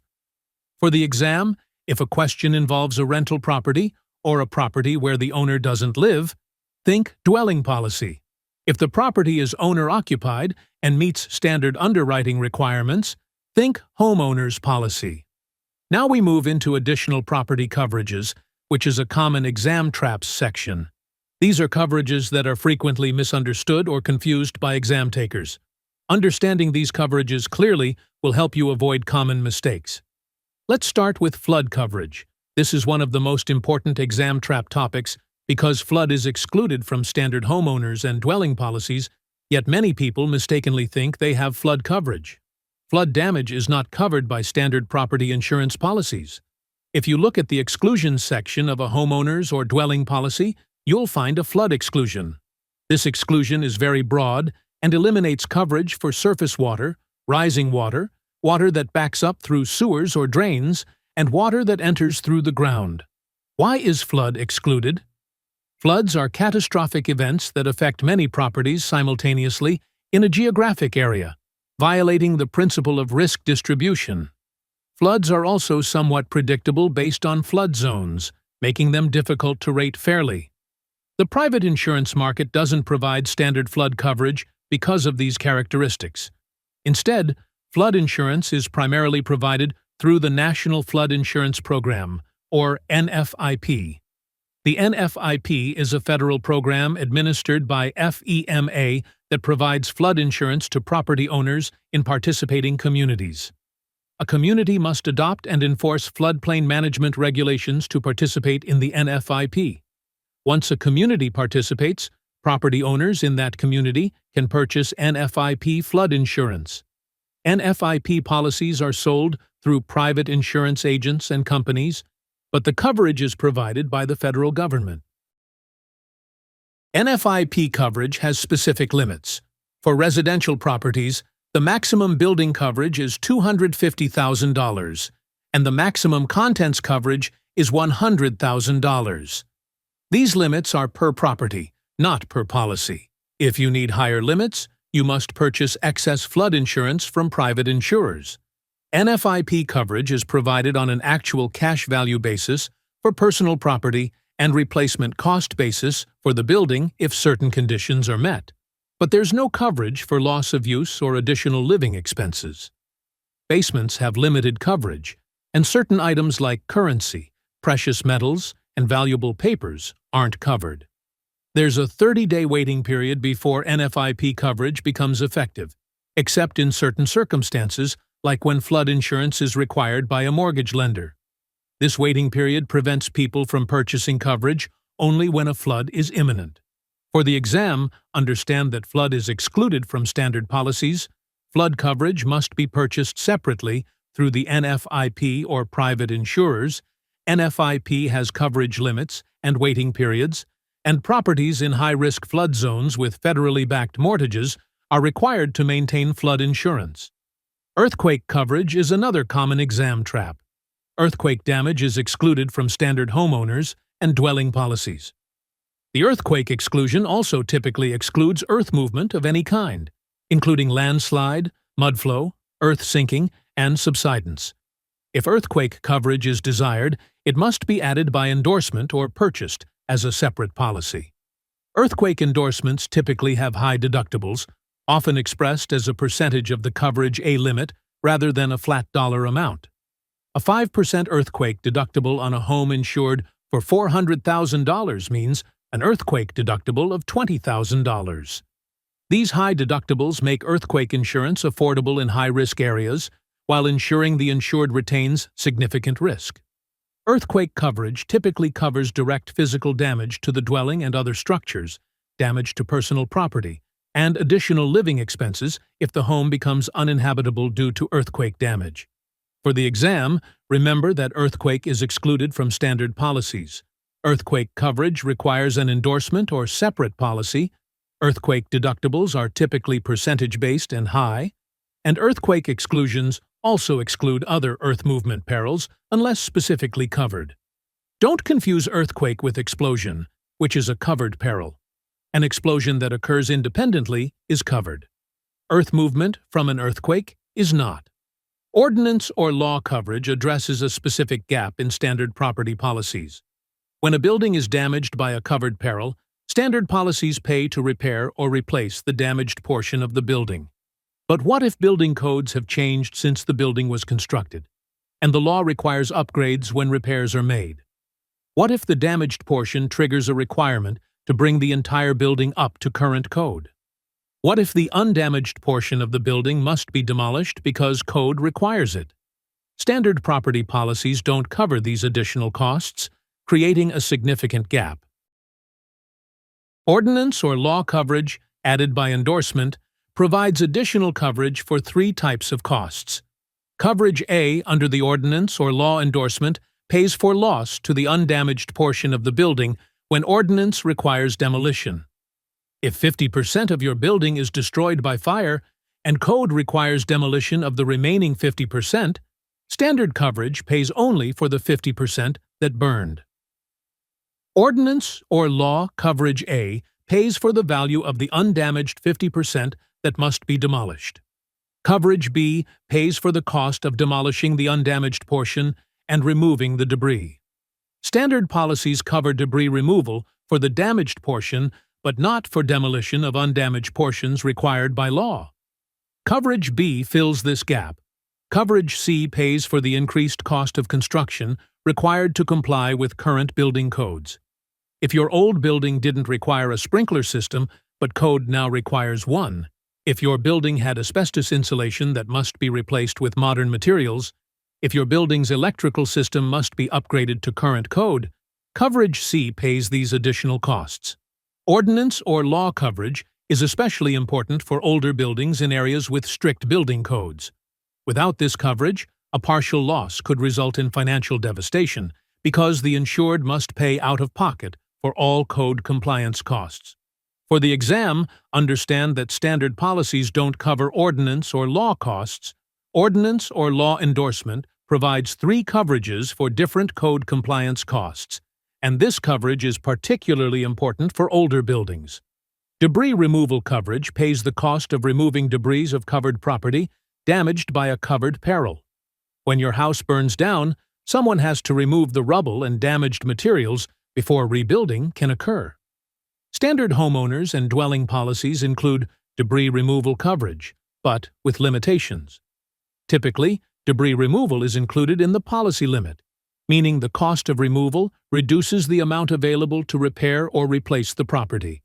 If you have a $200,000 loss to your dwelling and debris removal costs $20,000, you only have $180,000 remaining for actual repairs.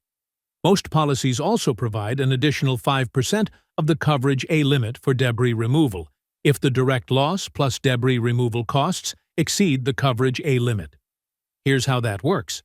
Suppose your coverage A limit is $300,000. A fire causes $300,000 in direct damage, and debris removal will cost $30,000. The total cost is $330,000. The policy pays the $300,000 limit for direct damage, plus an additional $15,000 for debris removal, which is 5% of $300,000. You'd still be short $15,000, but the additional coverage helps. Some policies provide debris removal in addition to the policy limit rather than included within it, which is more favorable. For the exam, understand that debris removal is covered but limited, costs typically reduce the amount available for repairs, and additional debris removal coverage may be available up to a specified percentage of the limit. Also know that debris removal covers only debris from covered property damaged by covered perils. If a tornado destroys your neighbor's tree and it falls on your property, removal of that tree isn't covered under your policy because it's not debris from your covered property.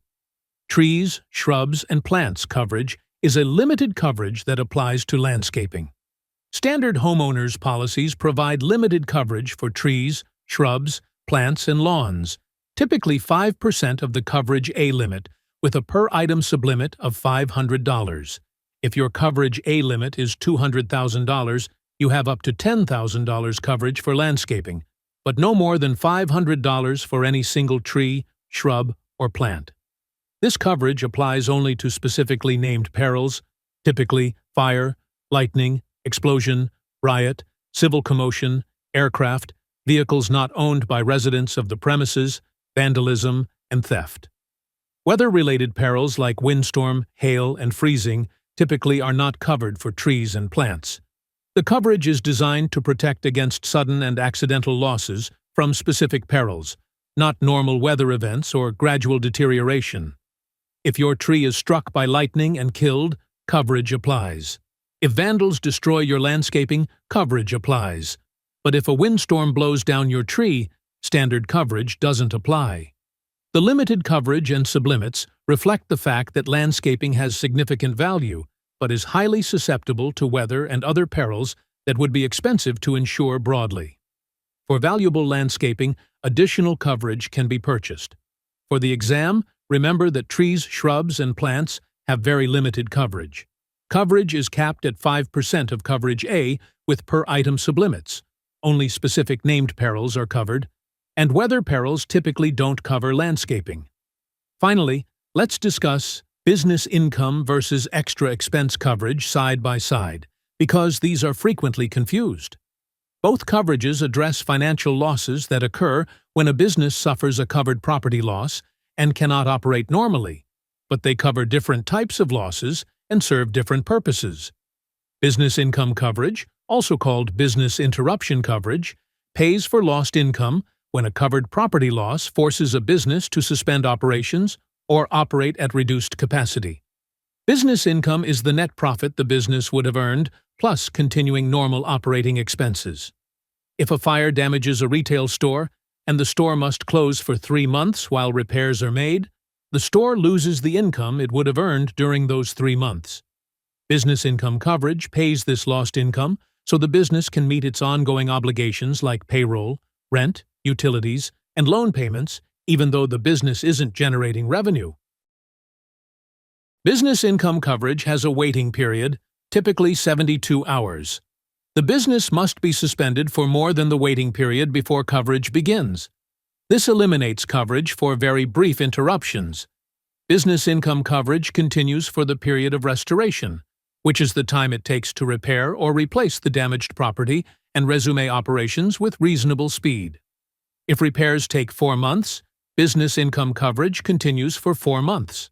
However, coverage ends when the business could resume operations with reasonable speed, even if the business chooses to extend closure for other reasons. Extra expense coverage pays the additional costs a business incurs to continue operating or to minimize the suspension of business after a covered property loss. These are extraordinary expenses the business wouldn't normally incur, but spends to keep operating. If a fire damages a manufacturing facility and the business rents a temporary facility to continue production, that rental cost is an extra expense.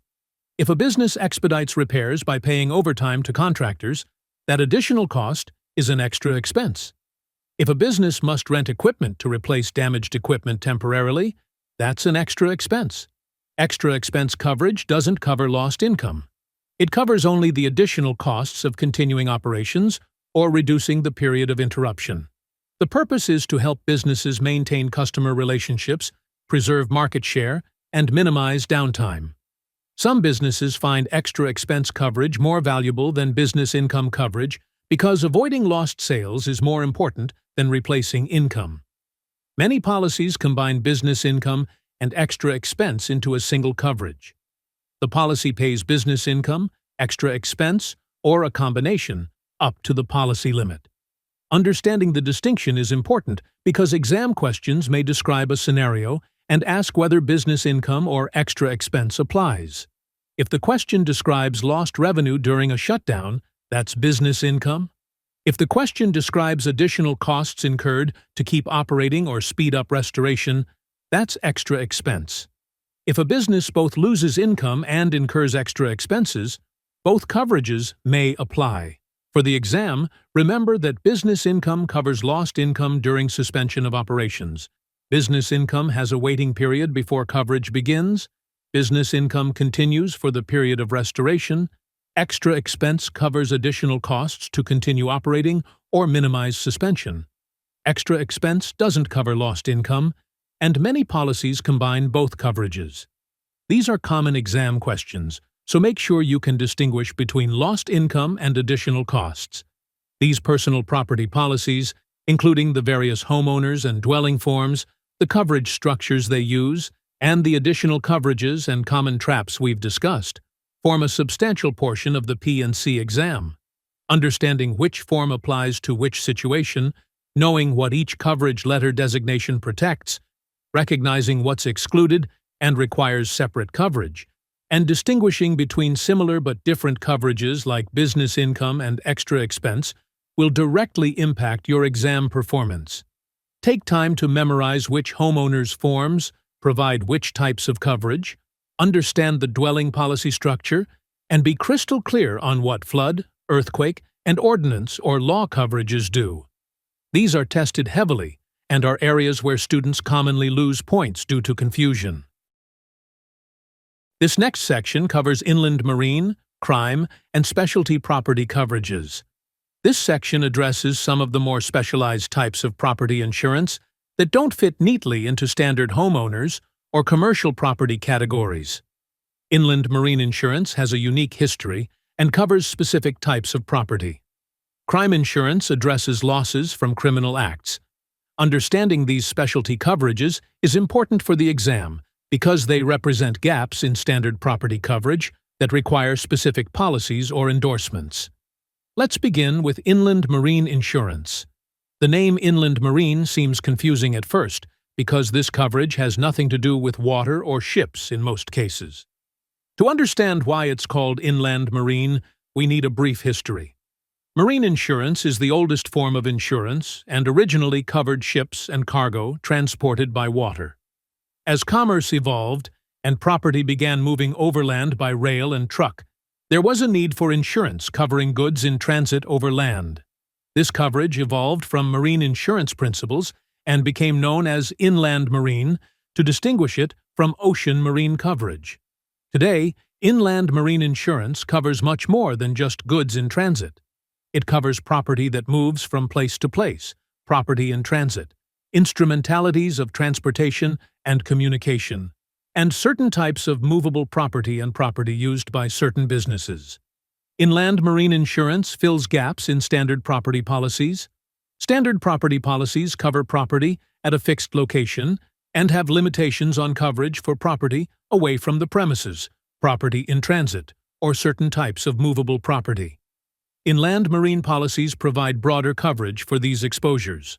The key characteristic that makes property suitable for inland marine coverage is that the property is movable, has an element of transportation involved, is used at different locations, or is a specialized type of property that doesn't fit standard property forms.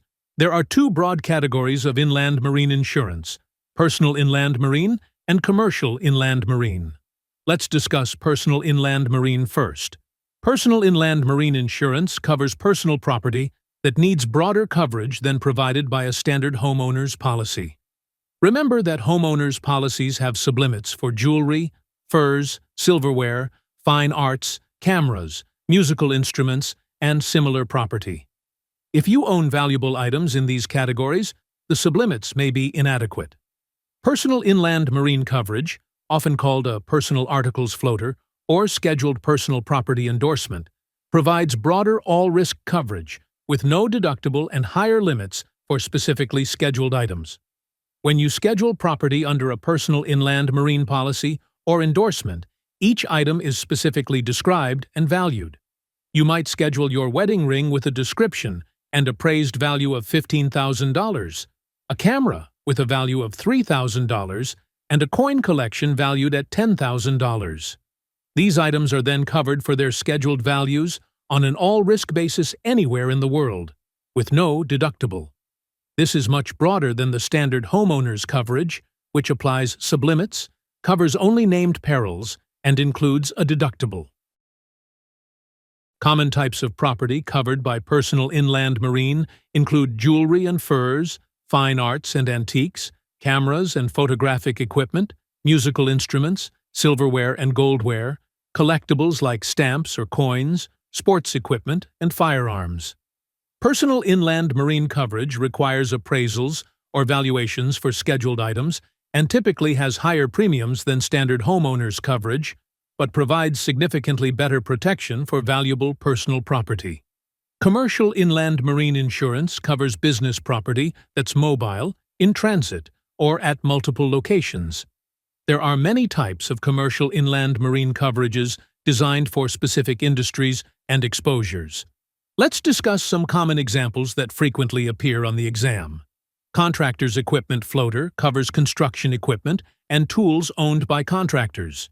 Construction equipment moves from job site to job site and isn't adequately covered by standard commercial property policies that cover property at fixed locations. A contractor's equipment floater provides coverage for bulldozers, cranes, excavators, generators, tools, and similar equipment, whether at a job site, in transit, in storage, or at the contractor's yard. Coverage is typically on an all-risk basis, subject to certain exclusions. Installation floater covers machinery, equipment, or materials while in transit to a job site and during installation. If you're installing HVAC systems, elevators, or industrial equipment, an installation floater covers the property from the time it leaves the supplier until installation is complete and accepted by the customer. This fills a gap because the supplier's insurance may not cover the property once it's shipped, and the customer's property insurance may not cover it until installation is complete. Motor truck cargo insurance covers goods being transported by truck for hire. If you operate a trucking business and haul other people's goods, you have liability for damage to those goods while in your custody. Motor truck cargo insurance covers your legal liability for damage to customers' cargo while you're transporting it. This protects both the trucking company and gives cargo owners assurance that their goods are protected during shipment. Bailey's customer insurance, which we'll discuss more in a moment, covers property of customers that's in your care, custody, or control for servicing, repair, storage, or other purposes. If you operate a dry cleaner, repair shop, storage facility, or similar business, customers' property in your possession needs coverage. Bailey's customer insurance provides this protection. Accounts receivable insurance covers loss to accounts receivable records and the inability to collect outstanding amounts due from customers because records are destroyed. If a fire destroys your business and all your records of who owes you money, you may be unable to collect thousands or millions of dollars in outstanding receivables. Accounts receivable insurance covers the sums you're unable to collect, plus interest and collection expenses. This coverage is critical for businesses with significant outstanding receivables. Valuable papers and records insurance covers the cost to research, replace, or restore valuable papers, documents, and records that are damaged or destroyed. This includes blueprints, drawings, abstracts, deeds, manuscripts, and other important documents. The coverage pays the cost to recreate or restore the documents, not the paper they're printed on. In today's digital world, this coverage has evolved to include electronic data and media. Signs coverage insures outdoor signs against all risks of physical loss. Standard commercial property policies typically have limited coverage for signs. If your business relies on expensive outdoor signage for advertising and identification, signs coverage provides broader protection. The reason inland marine insurance exists as a separate line is that these exposures don't fit standard property forms. The property is mobile, the values may be difficult to determine, coverage needs to follow the property to multiple locations or anywhere in the world, and standard property policies have limitations or exclusions that would leave these exposures uninsured. Inland marine policies are typically written on all risk forms providing broad coverage, though certain exclusions apply. For the exam, understand what types of property are covered by inland marine, recognize that inland marine provides broader coverage than standard property forms, and know the common examples of both personal and commercial inland marine coverages. Now let's discuss crime coverage. Crime insurance covers losses resulting from criminal acts committed against the insured. Standard property policies cover theft as a peril, but crime policies provide much broader coverage for various types of theft, fraud, and dishonest acts. Crime coverage is particularly important for businesses because employee dishonesty, forgery, and other frauds can cause substantial financial losses that standard property policies don't cover. Employee dishonesty coverage, also called fidelity coverage, protects against loss caused by dishonest acts of employees. If an employee embezzles money, steals merchandise, falsifies records to steal from the company, or commits other fraudulent acts, employee dishonesty coverage responds. This coverage is essential for businesses because employee theft is a significant cause of business losses. The coverage typically requires that the dishonest act was committed by an employee with the intent to cause the business financial loss and to obtain financial gain for the employee or another party. Employee dishonesty coverage can be written in different forms. A schedule form identifies specific employees or positions covered and specifies the limit for each. This is less common today. A blanket form covers all employees for a single limit per loss. This is more practical because it covers all employees automatically without having to list each one. When calculating the appropriate limit for employee dishonesty coverage, businesses consider the maximum amount a single employee could steal before detection, which depends on the business's internal controls and audit procedures. An important feature of employee dishonesty coverage is that it covers only losses discovered during the policy period or within a discovery period after the policy expires, even if the dishonest acts occurred earlier. Most policies include a discovery period of 1 year after policy termination. If an employee steals money over several years, but the theft isn't discovered until after your policy expires, you can still claim under the policy if discovery occurs within the discovery period. Understanding discovery provisions is important for exam questions about when coverage applies. Forgery and alteration coverage protects against losses from forged or altered checks, drafts, promissory notes, and similar written instruments. If someone forges your signature on a company check and cashes it, forgery coverage responds. If someone alters a check you wrote for $100 to read $10,000, alteration coverage applies. This coverage is important because businesses that write many checks are vulnerable to forgery and alteration schemes. The coverage typically pays the amount of loss due to forgery or alteration, plus interest and collection expenses. Inside the premises, theft of money and securities coverage protects against theft of money, securities, or other property by someone inside the insured premises. This includes theft by non-employees, such as customers or visitors. If a burglar breaks into your office and steals cash from a safe, this coverage applies. If a customer steals merchandise from your store, this coverage can apply depending on the policy form. Inside theft coverage typically has higher limits than outside theft coverage because the risk of loss inside the premises is somewhat more controllable. Outside the premises, theft of money and securities coverage protects against theft, while money or securities are outside the insured premises in the care of a messenger or armored car service. If an employee is carrying a bank deposit to the bank and is robbed, outside theft coverage applies. If your business receives payments in cash and regularly transports that cash to the bank, this coverage is essential. The coverage applies while the money is being transported by a messenger, which is defined as the insured, a partner, or an employee. Understanding the difference between burglary and robbery is important for crime coverage and frequently tested on the exam. Burglary is the unlawful taking of property from inside the premises by someone who enters or exits by force, evidenced by marks of forcible entry or exit. The key elements of burglary are that it occurs inside premises, there's forcible entry or exit, and there's visible evidence of the forcible entry or exit. If someone breaks a window to enter a store after hours and steals merchandise, that's burglary. The broken window is the visible evidence of forcible entry. Robbery is the unlawful taking of property from the care and custody of a person by violence, threat of violence, or other overt felonious act witnessed by the victim. Robbery involves confrontation with a person and the use or threat of force. If someone holds up a cashier at gunpoint and demands money, that's robbery. If someone snatches a purse from someone's hand, that's robbery. The key distinction is that robbery involves taking property from a person by force or threat, while burglary involves taking property from premises by forcible entry.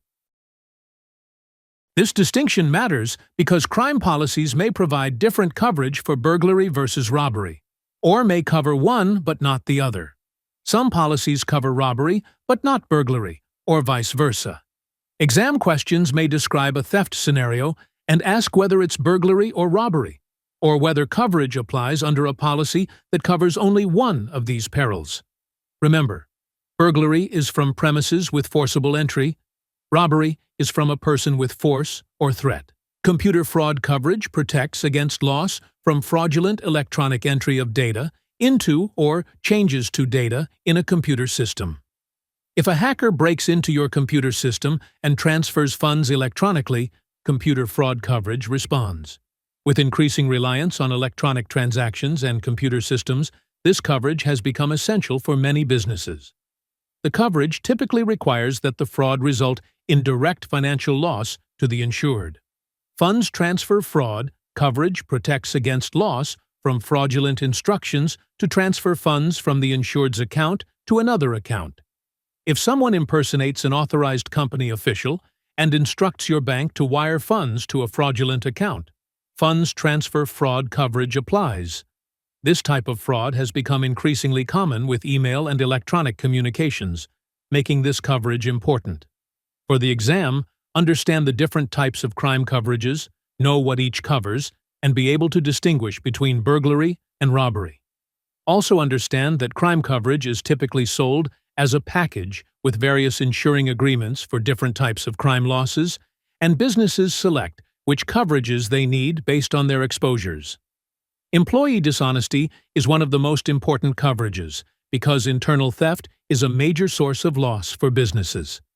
Now let's discuss bailee and special property coverages.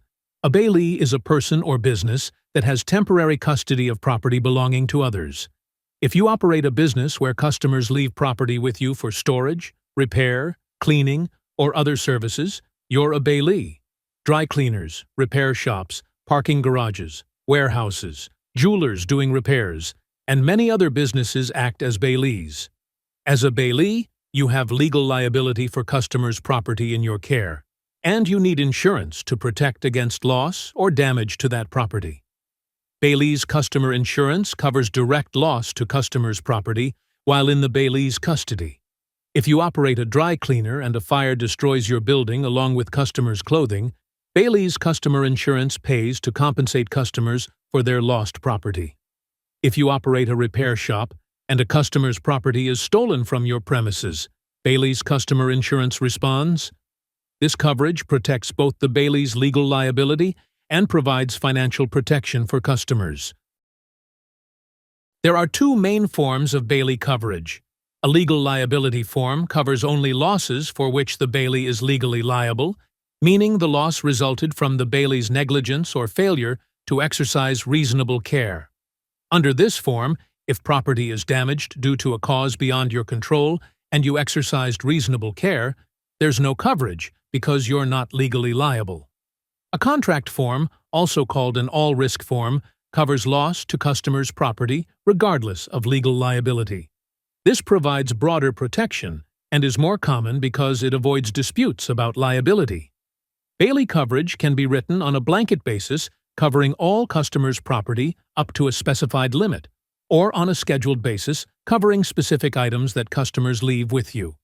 The appropriate limit depends on the maximum value of customers' property that could be in your custody at any one time. A warehouse storing high-value goods needs higher limits than a dry cleaner. Bailee coverage typically includes a deductible and may have sublimits for certain types of property like money or jewelry. Understanding bailee exposures is important because many businesses have customers' property in their custody without realizing they need special coverage. Standard commercial property policies cover your own property, but provide limited or no coverage for property of others in your care. If your business accepts customers' property for any reason, you need to consider bailee coverage. For the exam, know what a bailee is, understand that bailees have liability for customers' property, and recognize that bailee coverage is necessary to protect this exposure. Finally, let's discuss the difference between ocean marine and inland marine insurance at a high level. Ocean marine insurance is the original form of marine insurance and covers ships, cargo, and related exposures involving waterborne transportation. Ocean marine policies cover damage to vessels, loss of cargo being transported by water, legal liability for damage to other ships or property, and loss of freight charges. Ocean marine is a highly specialized line of insurance with its own policy forms, terminology, and underwriting practices. Inland marine, as we've discussed, evolved from ocean marine but covers property on land, property in transit over land, and various types of mobile or specialized property. The key distinction is that ocean marine deals with waterborne commerce and navigation, while inland marine deals with property on land that has characteristics making it unsuitable for standard property policies. There's some overlap between the two. If cargo is transported by ship across the ocean and then by truck over land to its final destination, ocean marine covers the water portion of the journey and inland marine covers the land portion. Some policies provide seamless coverage for both portions. For the exam, you don't need deep knowledge of ocean marine since it's a specialized area, but understand that ocean marine covers waterborne commerce, while inland marine covers land-based mobile property and other specialized exposures. These specialty coverages, including personal and commercial inland marine, various crime coverages, and Bailey insurance, represent important niches in property and casualty insurance. They fill gaps left by standard policies and provide protection for exposures that don't fit traditional forms. Understanding why these coverages exist, what exposures they address, and what distinguishes one from another will help you answer exam questions correctly. Pay particular attention to the distinction between burglary and robbery, understand what property is suited for inland marine coverage, and know that bailees need special coverage for customers' property. These are common exam topics that test your understanding of specialty coverages. This section covers casualty and liability insurance foundations. This section marks a major shift in focus from property insurance to casualty and liability insurance. While property insurance protects against damage to physical property, casualty and liability insurance protects against legal liability for injury or damage caused to others. Understanding liability concepts, how legal liability arises, and how different liability policies respond to claims is absolutely essential for the P&C exam. Liability coverage represents a huge portion of the insurance industry and a substantial part of your exam. Let's begin with what casualty insurance covers. The term casualty insurance is broad and encompasses several types of coverage, but at its core, casualty insurance protects against legal liability. Legal liability is the obligation imposed by law to pay damages for injury or harm caused to another person or their property. When you're legally liable, you're responsible for compensating the injured party for their losses. This compensation can include medical expenses, lost wages, pain and suffering, property repair costs, and other damages.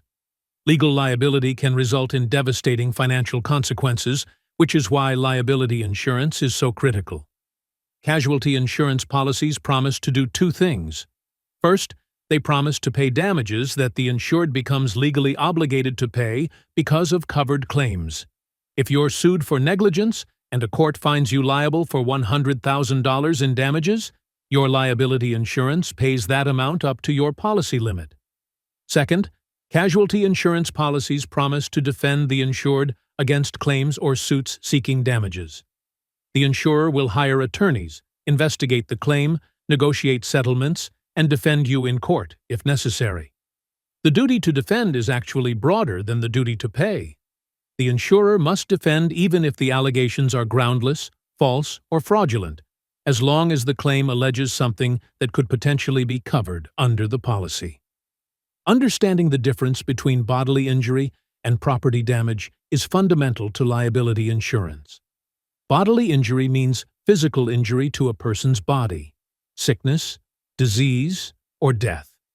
If someone slips and falls on your property and breaks their leg, that's bodily injury.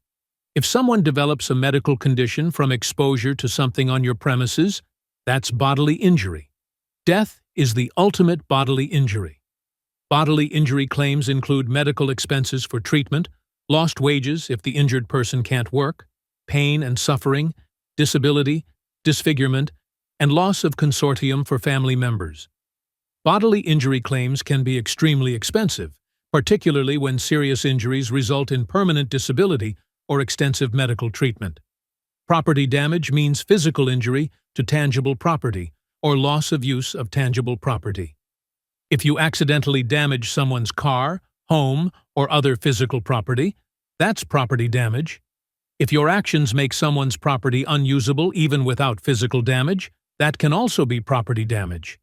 For example, if you cause an environmental contamination that makes someone's property unusable, that involves property damage. Property damage claims include the cost to repair or replace damaged property, loss of use while property is being repaired, and diminution in value if property can't be fully restored. Most liability policies provide separate limits for bodily injury and property damage, or they combine them into a single combined limit.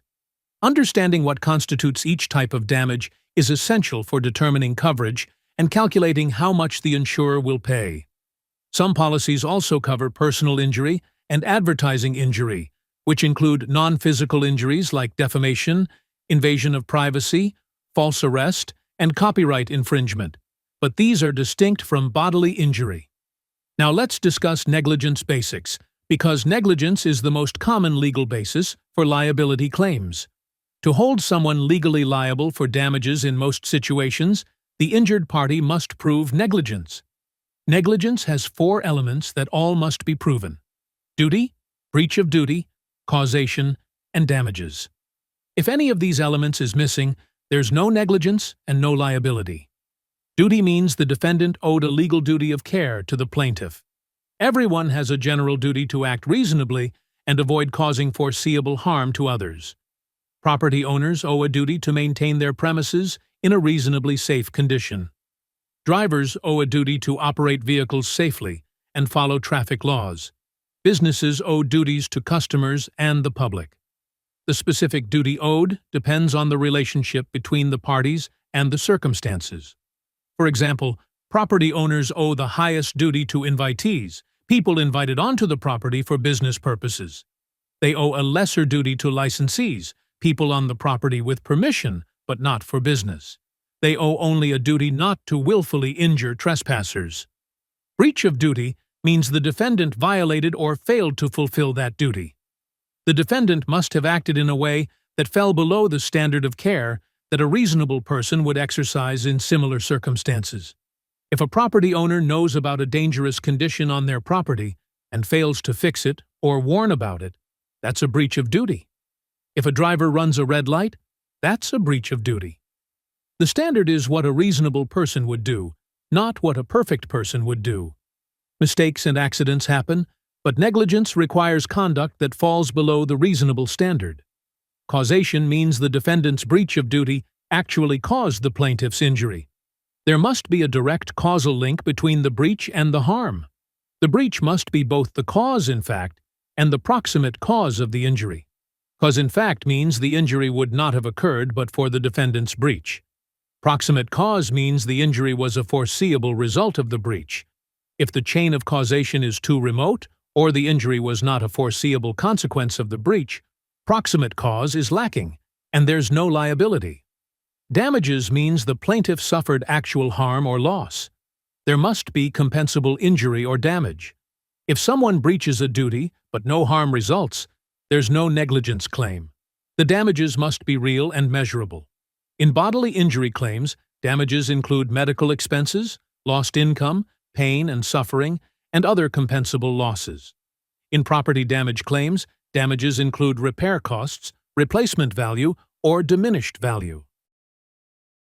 For the exam, understand that all 4 elements of negligence must be present for liability to exist. Exam questions may describe a scenario and ask whether the insured is liable. You need to analyze whether duty, breach, causation, and damages are all present. If any element is missing, there's no liability, and the liability policy may not need to pay damages, though the insurer still might have a duty to defend if the claim alleges facts that could establish all elements. There are defenses to negligence that can reduce or eliminate liability. Contributory negligence means the plaintiff's own negligence contributed to their injury. In states following contributory negligence rules, any degree of plaintiff negligence bars recovery entirely. This harsh rule has been rejected by most states. Comparative negligence, used by most states today, reduces the plaintiff's recovery in proportion to their own fault. If the plaintiff was 20% at fault and damages are $100,000, they recover $80,000. Some states use pure comparative negligence, allowing recovery even if the plaintiff was more than 50% at fault. Other states use modified comparative negligence, barring recovery if the plaintiff was 50% or more at fault. Assumption of risk is another defense, meaning the plaintiff voluntarily assumed the risk of injury. If you attend a baseball game and are hit by a foul ball, you assumed the risk of that injury because it's an inherent risk of watching baseball. Assumption of risk can completely bar recovery. These defenses are important because they affect whether the insured is found liable and how much must be paid. For the exam, understand the basics of these defenses and that they can reduce or eliminate liability.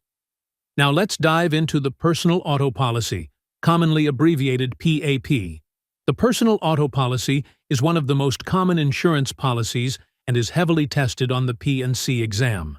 Nearly everyone who drives needs auto insurance, and understanding how the PAP works is essential.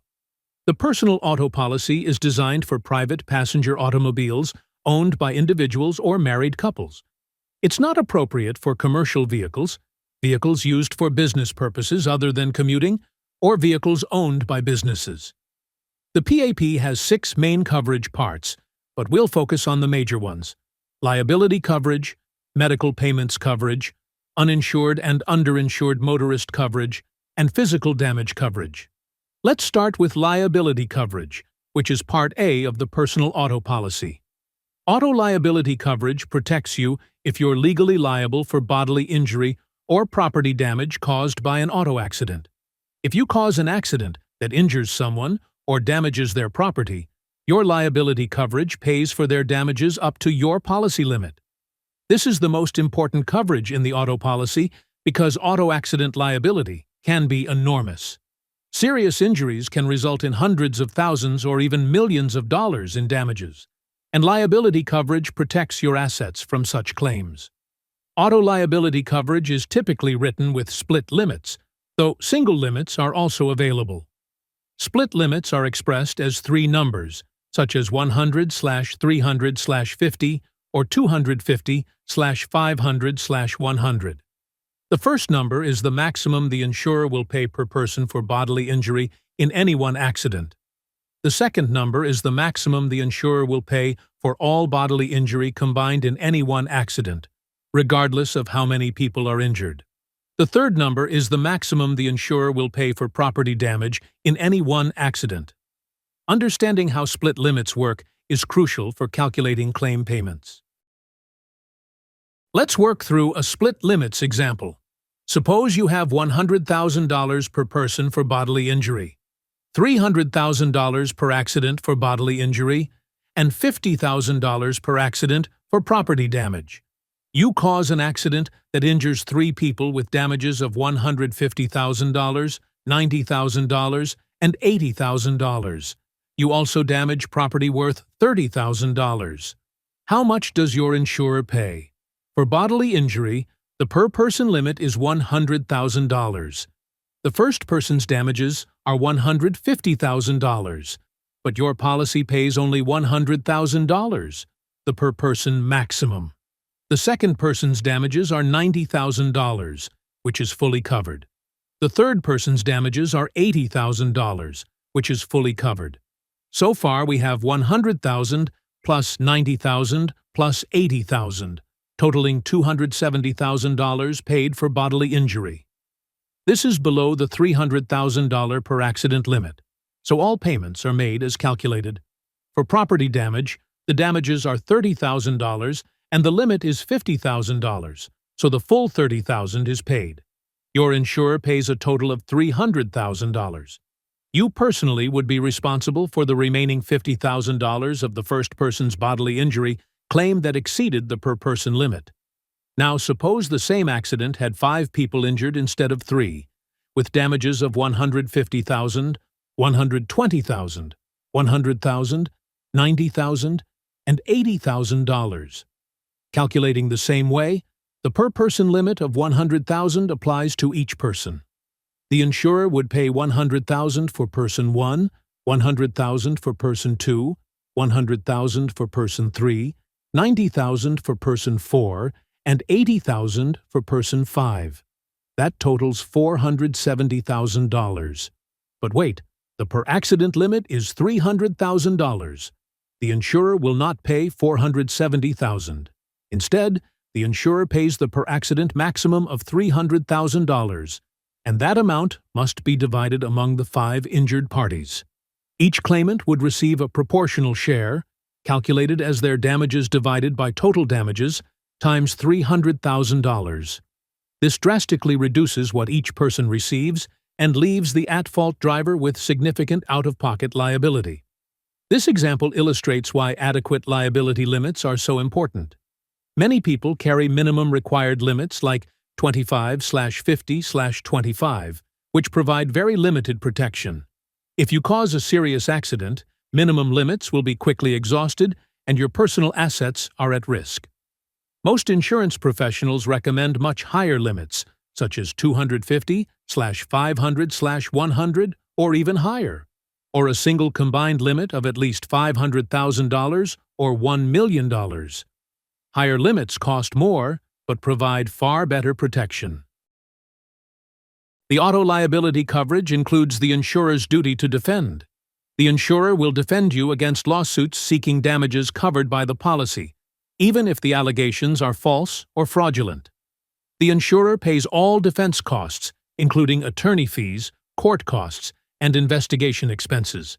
In the PAP, defense costs are paid in addition to the policy limit, meaning defense spending doesn't reduce the amount available to pay damages. This supplementary payments provision is very valuable because defending a lawsuit can cost tens of thousands of dollars, even if you ultimately prevail. Auto liability coverage applies to the named insured and resident relatives while using any auto, and to other people while using the insured auto with permission. This is broader than it sounds. If you lend your car to a friend and they cause an accident, your liability coverage protects them. This is important to understand because your insurance follows your car when others drive it. There are some exclusions, such as when someone uses your car without reasonable belief that they're entitled to do so, or when an excluded driver listed on your policy uses the car. But generally, your coverage extends to permissive users. Medical payments coverage, which is Part B of the personal auto policy, pays reasonable and necessary medical expenses for you and your passengers who are injured in an auto accident, regardless of who was at fault. Medical payments coverage is no-fault coverage, meaning it pays for medical treatment whether you caused the accident or someone else did. This coverage provides quick payment for medical bills without waiting for liability to be determined. The coverage limit is typically $1,000 to $10,000 per person. Medical payments coverage applies to the named insured and resident relatives while occupying any auto or while a pedestrian struck by an auto.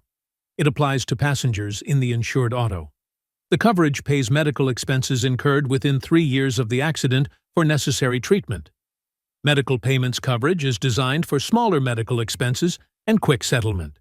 For serious injuries, other coverages like bodily injury liability coverage from the at-fault party or your own uninsured motorist coverage become more important. An important limitation on medical payments coverage is that it doesn't cover injuries sustained while occupying a vehicle being used as a public livery or in the business of transporting people or property. If you're injured while driving for a ride-sharing service or making deliveries for compensation, medical payments coverage may not apply. You need commercial coverage for business use. Uninsured motorist coverage, abbreviated UM, and underinsured motorist coverage, abbreviated UIM, are Part C of the personal auto policy. These coverages protect you when you're injured by a driver who either has no insurance or has inadequate insurance. Uninsured motorist coverage applies when you're injured in an accident caused by a driver who has no liability insurance, or when you're the victim of a hit-and-run accident where the at-fault driver can't be identified. Underinsured motorist coverage applies when you're injured by a driver who has liability insurance, but their liability limits are insufficient to fully compensate you for your damages. Let's understand the difference with an example. Suppose you're seriously injured in an accident caused by another driver. Your damages are $200,000. If the at-fault driver has no insurance at all, your uninsured motorist coverage pays your damages up to your limit. If your limit is $100,000, you receive $100,000 from your own insurer. Without coverage, you'd have to sue the uninsured driver personally, and most uninsured drivers lack assets to pay a judgment. Now suppose the at-fault driver has liability insurance with limits of $50,000 per person, $100,000 per accident, and $25,000 per accident. Your damages are still $200,000. The at-fault driver's insurance pays its limit of $50,000 per person. You're still short $150,000. If you have underinsured motorist coverage with limits of $250,000/$500,000, your coverage pays the difference between the at-fault driver's limit and your actual damages, up to your limit. You would receive an additional $150,000 from your own coverage, giving you full compensation of $200,000. Without coverage, you'd be left with a $150,000 uncompensated loss. and coverage requirements vary by state. Some states require insurers to offer these coverages and allow insureds to reject them in writing. Other states mandate these coverages. Still, other states don't require them at all. The coverages can be written to cover only bodily injury, or both bodily injury and property damage, depending on state law and the policy. Many states allow UM/UIM coverage only for bodily injury, requiring property damage to be claimed under collision coverage. UM/UIM limits can be equal to or less than your liability limits, but not greater. If your liability limits are $250,000 to $500,000, your UM/UIM limits can be $250,000 to $500,000 or lower, but not higher. The reason is that you shouldn't need more protection from uninsured motorists than you're providing to others through your own liability coverage. For the exam, understand when versus UIM applies, know that these coverages protect you when others lack adequate insurance, and understand that state requirements vary. Now let's discuss physical damage coverage, which is Part D of the personal auto policy. Physical damage coverage protects your own vehicle against damage or loss. There are two main types of physical damage coverage: collision and comprehensive. These coverages are optional, not required by law, but if you have a loan or lease on your vehicle, the lender will require you to carry them. Collision coverage pays for damage to your auto resulting from collision with another object, or from upset of your vehicle. A collision is an impact with another vehicle, a fixed object, or the ground. If you crash into another car, hit a tree, strike a guardrail, or roll your vehicle over, collision coverage pays to repair or replace your car.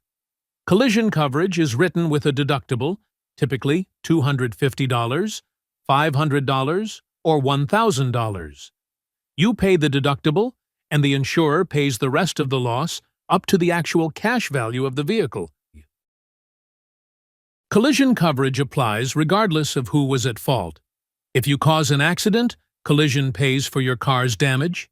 If someone else causes an accident and they have liability insurance, their property damage liability should pay for your car's damage, but if they're uninsured or underinsured, your collision coverage pays. In that case, your insurer has subrogation rights against the at-fault party. Comprehensive coverage, sometimes called other than collision coverage, pays for damage to your auto from causes other than collision. Comprehensive covers theft, vandalism, fire, glass breakage, falling objects, missiles, explosion, earthquake, windstorm, hail, flood, riot, and contact with animals. If your car is stolen, comprehensive pays. If a tree falls on your car, comprehensive pays. If hail damages your car, comprehensive pays. If you hit a deer, comprehensive pays, not collision, because hitting an animal is specifically listed under comprehensive. Comprehensive coverage is also written with a deductible, often lower than the collision deductible. Comprehensive deductibles might be $100, $250, or $500. Like collision, Comprehensive pays up to the actual cash value of the vehicle. Understanding what's covered by collision versus comprehensive is important for the exam. The key distinction is that collision covers impact-related losses and upset, while comprehensive covers most other causes of physical loss. Both collision and comprehensive coverage pay the lesser of the actual cash value of the vehicle or the cost to repair the damage, minus the deductible. If your car is worth $10,000 and repairs would cost $12,000, the vehicle is a total loss. The insurer pays the $10,000 actual cash value minus your deductible. If repairs would cost $6,000, the insurer pays $6,000 minus your deductible. Understanding actual cash value and how total losses are determined is important for calculating claim payments. There are some exclusions in physical damage coverage. Wear and tear, freezing, mechanical breakdown, and electrical failure are excluded because these are maintenance issues, not insurable losses. Damage to tires, unless caused by other covered loss, is excluded. Damage from war, nuclear hazard, and racing are excluded. These exclusions make sense because they involve uninsurable risks, maintenance responsibilities, or voluntary assumption of abnormal risks. The personal auto policy also includes exclusions that apply across coverages. There's no coverage while using a vehicle as a public livery or in any business other than private passenger use. If you use your personal vehicle for ride-sharing, delivery services, or other business purposes, you need commercial auto coverage. There's no coverage for intentional acts. There's no coverage for vehicles with fewer than 4 wheels, such as motorcycles or ATVs, which require separate policies. Understanding the personal auto policy thoroughly is essential because auto insurance is universal and heavily tested. Know the coverage structure, understand split limits and how to calculate payments, know when collision versus comprehensive applies, understand UM and UIM coverage, and be familiar with major exclusions. Auto policy questions appear frequently on the exam in various forms, testing your ability to determine what coverage applies and calculate claim payments. Make sure you can work through split limits calculations and know the difference between collision and comprehensive. These are fundamental skills you must master. This next section covers commercial auto and liability policies. This section moves from personal insurance to commercial insurance, which protects businesses from auto and liability exposures. Commercial policies are more complex than personal policies because businesses face more varied and substantial risks. Understanding commercial auto coverage, general liability insurance, and specialty coverages like garage and umbrella policies is critical for the exam. These topics are heavily tested and require careful study. Let's begin with commercial auto coverage, which is very heavily tested on the exam. The business auto coverage form is the standard policy used to insure vehicles owned or used by businesses. Unlike the personal auto policy, which is designed for private passenger vehicles, the commercial auto policy can cover all types of vehicles from passenger cars to large trucks, and it can be customized to cover different categories of vehicles based on the business's needs. The business auto coverage form provides liability coverage, physical damage coverage, medical payments coverage, and uninsured motorist coverage similar to personal auto policies, but with important differences in structure and application. The most critical aspect of commercial auto coverage to understand is the coverage symbol system. Coverage symbols, numbered 1 through 9, designate which autos are covered under each section of the policy. These symbols appear in the declarations and determine the scope of coverage. Understanding what each symbol means is absolutely essential for the exam. Symbol 1 is any auto. When symbol 1 is shown for a coverage, that coverage applies to any auto, whether owned, leased, hired, or borrowed by the insured. Symbol 1 provides the broadest possible coverage. If symbol 1 is shown for liability coverage, the insured has liability protection no matter what vehicle they're using in the course of business. Symbol 1 is expensive because it provides unlimited vehicle coverage, but it's simple and provides maximum protection. Symbol 2 is owned autos only. Coverage applies only to autos the named insured owns. This includes autos owned at the policy inception and autos acquired during the policy period, as long as certain conditions are met. Symbol 2 doesn't cover hired or borrowed vehicles. It's less expensive than Symbol 1 because coverage is limited to the insured's fleet. Symbol 2 is commonly used for physical damage coverage on owned vehicles. Symbol 3 is owned private passenger autos only. This narrows coverage even further to only private passenger autos that the insured owns. Private passenger autos are defined as private passenger type autos, minivans, and pickup trucks, or vans, with a gross vehicle weight of 10,000 pounds or less.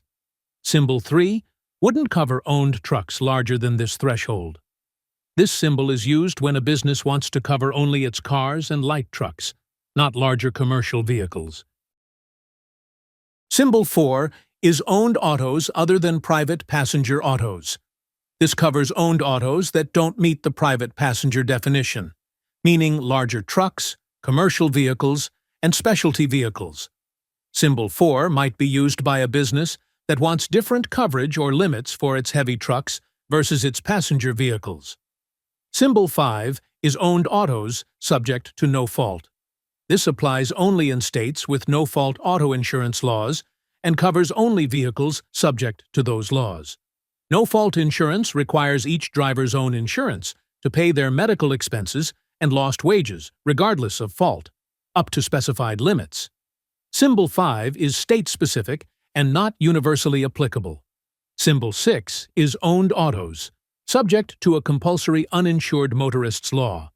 This applies only in states that require uninsured motorist coverage by law and covers only vehicles subject to that requirement. Like Symbol 5, Symbol 6 is state-specific. Symbol 7 is specifically described autos. Coverage applies only to the vehicles specifically listed in the policy by vehicle identification number or description. This is the most restrictive symbol. Every vehicle must be scheduled.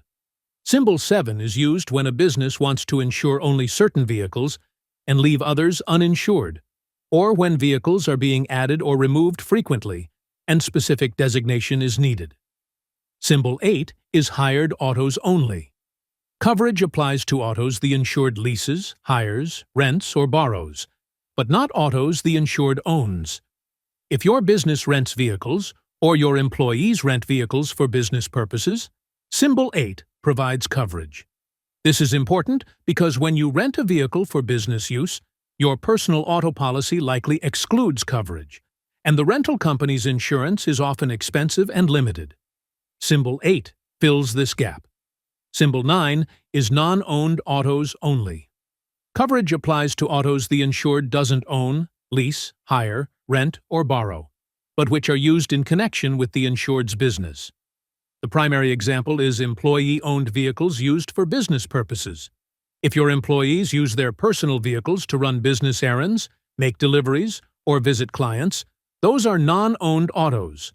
The employee's personal auto insurance is primary, but the employer can have vicarious liability if the employee causes an accident while on company business.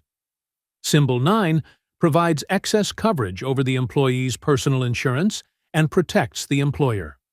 Understanding these symbols is critical because exam questions will describe a business's auto exposures and ask which symbol should be used, or will give you a symbol and ask what's covered. You need to know that Symbol 1 covers everything, Symbol 2 covers only owned autos, Symbol 8 covers only hired autos, Symbol 9 covers only non-owned autos, and Symbol 7 is specifically described autos only. Many businesses use a combination of symbols. They might use Symbol 1 for liability to get broad protection, Symbol 2 for physical damage on owned autos, and Symbol 9 for liability on non-owned autos. The flexibility of the symbol system allows tailored coverage. The distinction between owned, hired, and non-owned autos is fundamental to commercial auto coverage and frequently tested. Owned autos are vehicles titled to the insured business. Hired autos are vehicles the insured leases, rents, or borrows under contract. A vehicle rented from a car rental company is a hired auto. A vehicle leased long-term is a hired auto. Non-owned autos are vehicles the insured neither owns nor hires, but which are used in the business. Employee-owned vehicles used for business are the classic example of non-owned autos. Why does this distinction matter? Because coverage needs differ for each category, and coverage on one category doesn't automatically extend to the others unless the appropriate symbols are selected. A business that uses symbol 2 for physical damage covers owned autos only. If an employee driving their personal car on company business has an accident, there's no coverage under symbol 2 because it's a non-owned auto. The business needs symbol 9 for liability coverage on non-owned autos. Understanding which vehicles fall into which category and which symbols cover each is essential. Commercial auto policies include many of the same coverages as personal auto policies, but structured differently. Liability coverage pays for bodily injury and property damage the insured becomes legally obligated to pay due to an auto accident. Physical damage coverage includes both comprehensive and collision, usually called comprehensive and specified causes of loss and collision. Medical payments coverage and uninsured motorist coverage are available. However, commercial auto policies use combined single limits more often than split limits, meaning one limit applies to all damages in an accident rather than separate per person and per accident limits. Commercial auto policies have exclusions similar to personal policies, but some are different because of the business context. There's no coverage for intentional acts. There's no coverage for property the insured owns, transports, or has in their care. If you're a delivery company and you damage cargo you're transporting, auto liability doesn't cover that because it's property in your care. You need cargo insurance or bailee coverage. There's no coverage for pollution unless the pollution results from an auto accident and is sudden and accidental. There's no coverage for certain types of mobile equipment, such as farming equipment or construction equipment on work sites. These require separate coverage. Understanding commercial auto coverage thoroughly is essential because it's heavily tested. Know the symbols and what each covers. Understand owned, hired, and non-owned distinctions. Know that businesses need to select appropriate symbols for their exposures. Many exam questions present a business scenario and ask which symbol is appropriate or whether coverage applies under a given symbol. Master this material because it's high yield for exam points. Now let's discuss the Commercial General Liability Policy, commonly abbreviated CGL. The CGL is the standard liability policy for businesses and one of the most important commercial coverages. It protects businesses against liability for bodily injury and property damage arising from their premises, operations, products, and completed work. Understanding the CGL structure, coverages, and limitations is essential for the exam. The CGL provides three main coverages designated as Coverage A, Coverage B, and Coverage C. Coverage A is bodily injury and property damage liability. This is the core liability coverage. Coverage A pays damages the insured becomes legally obligated to pay because of bodily injury or property damage caused by an occurrence. It also pays the costs of defending suits seeking such damages. Coverage A protects against liability arising from the insured's premises, business operations, products sold or manufactured, and work completed by the insured. Coverage A has several important elements. First, it covers an occurrence, which is defined as an accident, including continuous or repeated exposure to substantially the same general harmful conditions. The occurrence definition is broad and includes sudden accidents as well as gradual damage that occurs over time. If a customer slips and falls in your store, that's an occurrence. If a product you manufactured gradually causes harm over years, that's also an occurrence. The occurrence trigger means coverage is determined by when the injury or damage occurred, not when the claim was made. Second, Coverage A applies only to bodily injury or property damage that occurs during the policy period. The injury or damage must occur while the policy is in force. If an accident happens during your policy period, but the claim isn't made until years later, your policy still covers it because the occurrence was during the policy period. This is an important distinction from claims-made coverage, which we'll discuss shortly. Third, Coverage A includes the duty to defend, which is actually broader than the duty to pay damages. The insurer must defend any suit seeking damages for bodily injury or property damage covered by the policy, even if the allegations are groundless, false, or fraudulent. Defense costs are paid in addition to the policy limits, meaning defense spending doesn't reduce the amount available to pay damages. This is extremely valuable because defending a lawsuit can cost hundreds of thousands of dollars. Fourth, coverage A has limits of insurance. The each occurrence limit is the maximum the insurer will pay for all damages arising from one occurrence. The general aggregate limit is the maximum the insurer will pay for all covered claims during the policy period except for products and completed operations claims. The products completed operations aggregate is a separate aggregate that applies only to claims arising from products or completed work. Understanding how these limits interact is important for calculating coverage. Coverage A excludes many types of claims. There's an expected or intended injury exclusion, eliminating coverage for harm the insured intended to cause. There's a contractual liability exclusion, though this has important exceptions. There's a liquor liability exclusion for businesses in the liquor business. There's a workers' compensation exclusion because work-related injuries to employees should be covered by workers' compensation insurance, not CGL.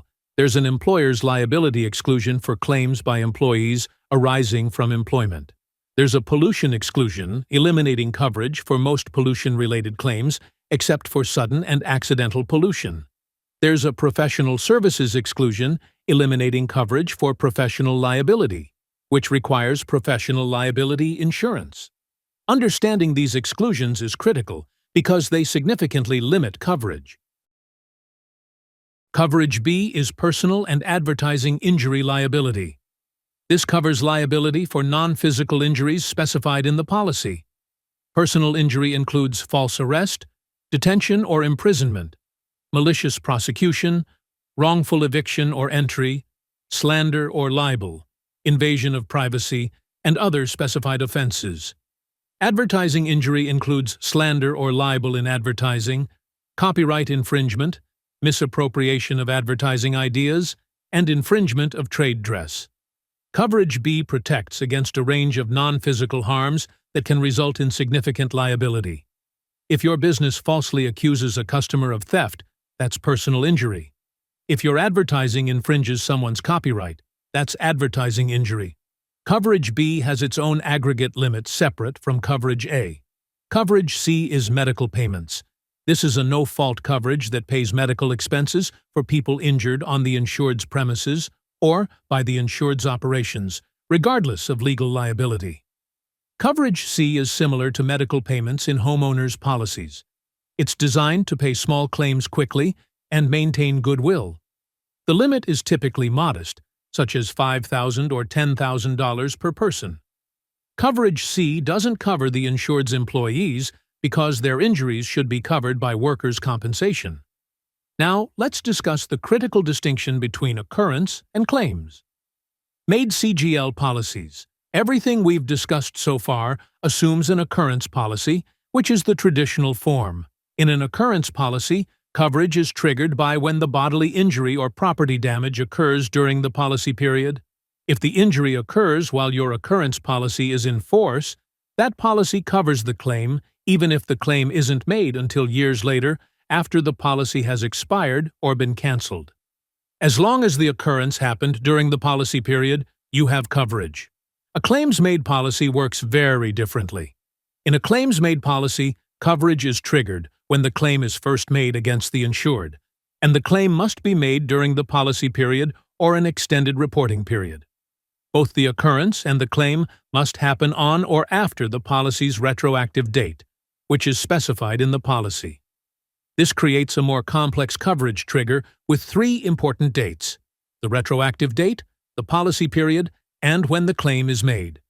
Here's an example to illustrate the difference. Suppose you have an occurrence policy in force from January 1st, 2020 to January 1st, 2021.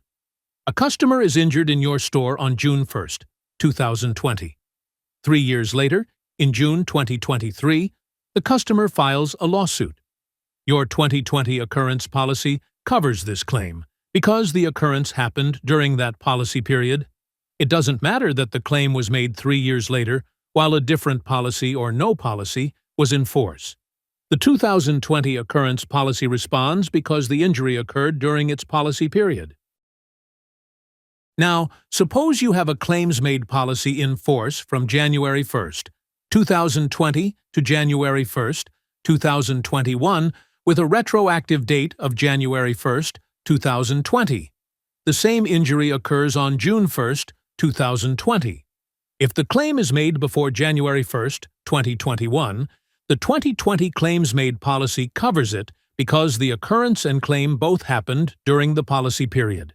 But if the claim isn't made until June 2023, the 2020 claims-made policy doesn't cover it because the claim wasn't made during the policy period. If you don't have a claims-made policy in force in June 2023, or don't have an extended reporting period that covers back to June 2020, you may have no coverage for this claim even though the injury occurred while you had insurance.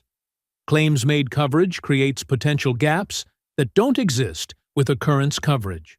If you switch insurers or let your policy lapse, claims made after the policy ends aren't covered, even if the occurrence was during the policy period. To address this, claims-made policies include extended reporting period provisions, also called tail coverage.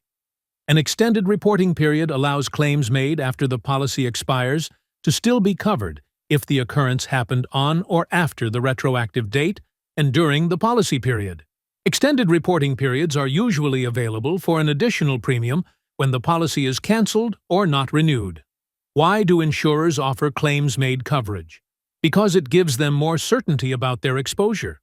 With occurrence coverage, an insurer might pay claims decades after the policy expired for occurrences that happened during the policy period.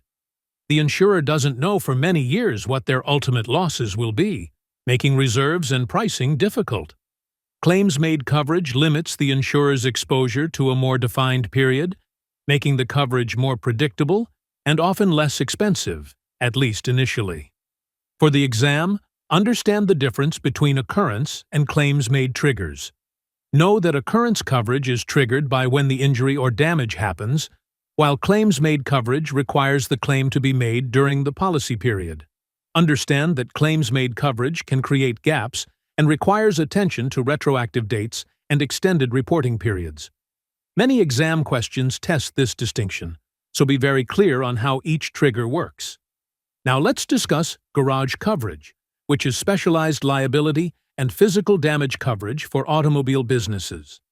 Businesses that sell, service, repair, or store vehicles face unique liability exposures that aren't fully addressed by standard CGL or commercial auto policies. Garage coverage provides the specialized protection these businesses need.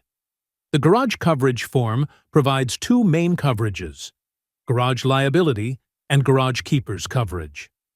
Garage liability covers the auto dealer or repair shop for liability arising from their garage operations.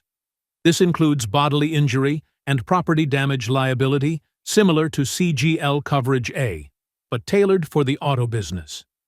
Garage liability covers liability from the premises, from operations like repairs and servicing, from products like parts sold, and from completed work like repairs. It also covers liability arising from autos the business owns, maintains, or uses in its operations.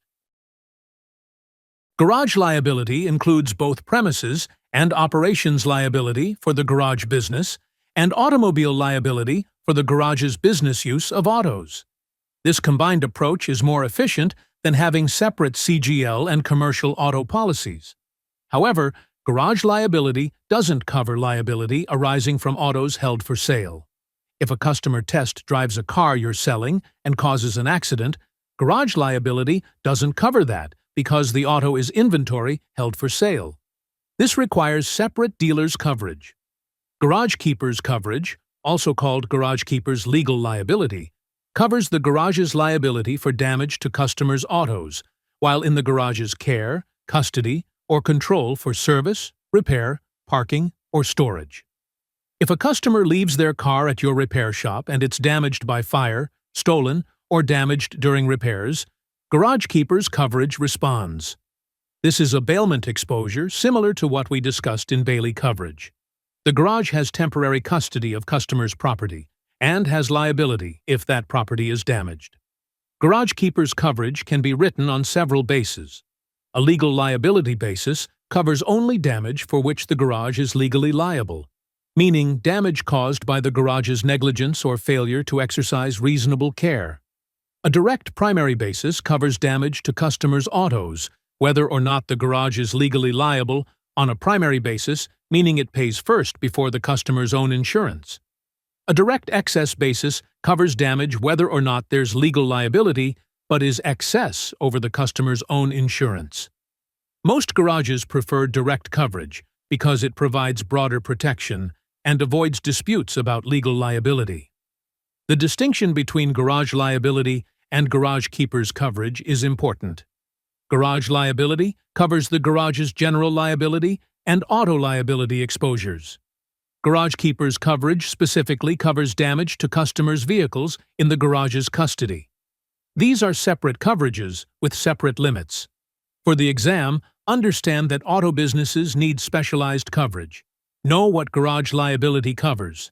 Understand that garage keeper's coverage addresses the bailment exposure for customers' vehicles, and recognize that these are necessary coverages not provided by standard policies. Finally, let's discuss umbrella and excess liability policies. These policies provide additional liability protection above underlying insurance. Businesses and individuals purchase umbrella or excess liability coverage when their primary liability limits might be inadequate to protect against catastrophic claims. Understanding how these policies work and the difference between umbrella and excess coverage is important for the exam. An excess liability policy provides additional limits above an underlying policy. Once the underlying policy's limit is exhausted by payment of claims, the excess policy responds. Excess coverage is straightforward. It sits on top of the underlying coverage and follows the terms of the underlying policy.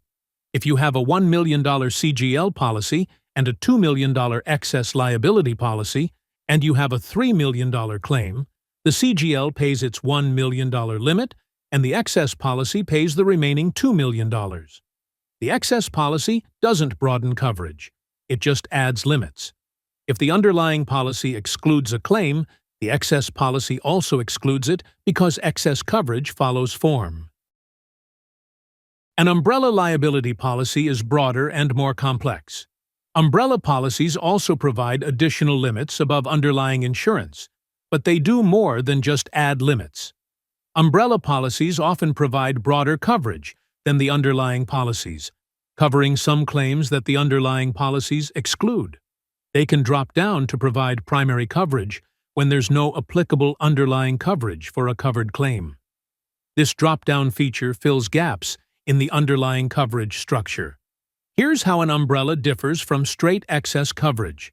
Suppose you have a CGL policy and an umbrella policy. A claim arises that's excluded by your CGL due to the contractual liability exclusion. If you had a straight excess policy, it would also exclude this claim because excess follows the underlying policy.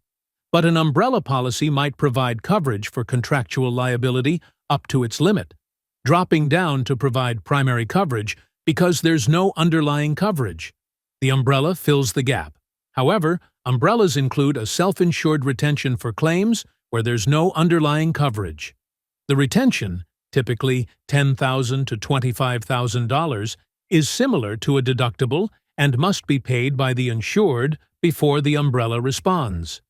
If a claim is covered by underlying insurance and the umbrella is providing true excess coverage, there's no retention. The retention only applies when the umbrella drops down to provide primary coverage. Umbrella and excess policies require that the insured maintain specified underlying limits. The umbrella or excess policy won't respond unless you maintain adequate underlying insurance as required by the policy. If your umbrella requires you to maintain a $1 million CGL limit and you only maintain $500,000, the umbrella might not respond or might reduce its payment. This ensures that the insured maintains a proper insurance program with adequate primary coverage. For the exam, understand that excess liability simply adds limits above underlying coverage and follows the underlying policy's terms. Umbrella liability adds limits, but also broadens coverage and can drop down to fill gaps. Umbrellas have self-insured retentions for drop-down situations. Both types require maintenance of underlying limits. Know the difference between excess and umbrella, because exam questions test this distinction. Understand that umbrella is more comprehensive but more expensive, while excess is simpler and follows form. Commercial auto, general liability, garage coverage, and umbrella policies represent the core liability protection for businesses. These policies are complex and interact with each other to create a comprehensive liability program. The exam tests your understanding of how these policies work individually and together. Master the commercial auto symbols because they're heavily tested. Understand CGL structure and the occurrence versus claims-made distinction. Know when garage coverage is needed and what it covers. Understand how umbrella and excess policies provide additional protection. This material is substantial but essential for exam success. This section covers workers' compensation and surety bonds. This section addresses two very different but important areas. Workers' compensation is mandatory coverage in most states and represents a unique type of insurance with statutory requirements and special characteristics. Surety bonds are often confused with insurance, but operate very differently. Both topics are tested on the P&C exam, and surety bonds in particular are often missed by exam takers who don't understand how they work. Let's explore these topics thoroughly. Workers' compensation is high-value exam content because it's mandatory in most situations, has unique legal characteristics, and is structured differently from other insurance. Workers' compensation insurance provides benefits to employees who are injured or become ill as a result of their employment. It's a no-fault system, meaning employees receive benefits regardless of who caused the injury or illness, and in exchange, employees generally cannot sue their employer for workplace injuries. Understanding how workers' compensation works, what it covers, and its legal framework is essential for the exam. Workers' compensation laws exist in every state, though the specific requirements and benefit structures vary by state. The fundamental purpose of workers' compensation is to provide prompt, certain benefits to injured workers while protecting employers from potentially catastrophic liability lawsuits. Before workers' compensation systems existed, injured workers had to sue their employers and prove negligence to recover damages.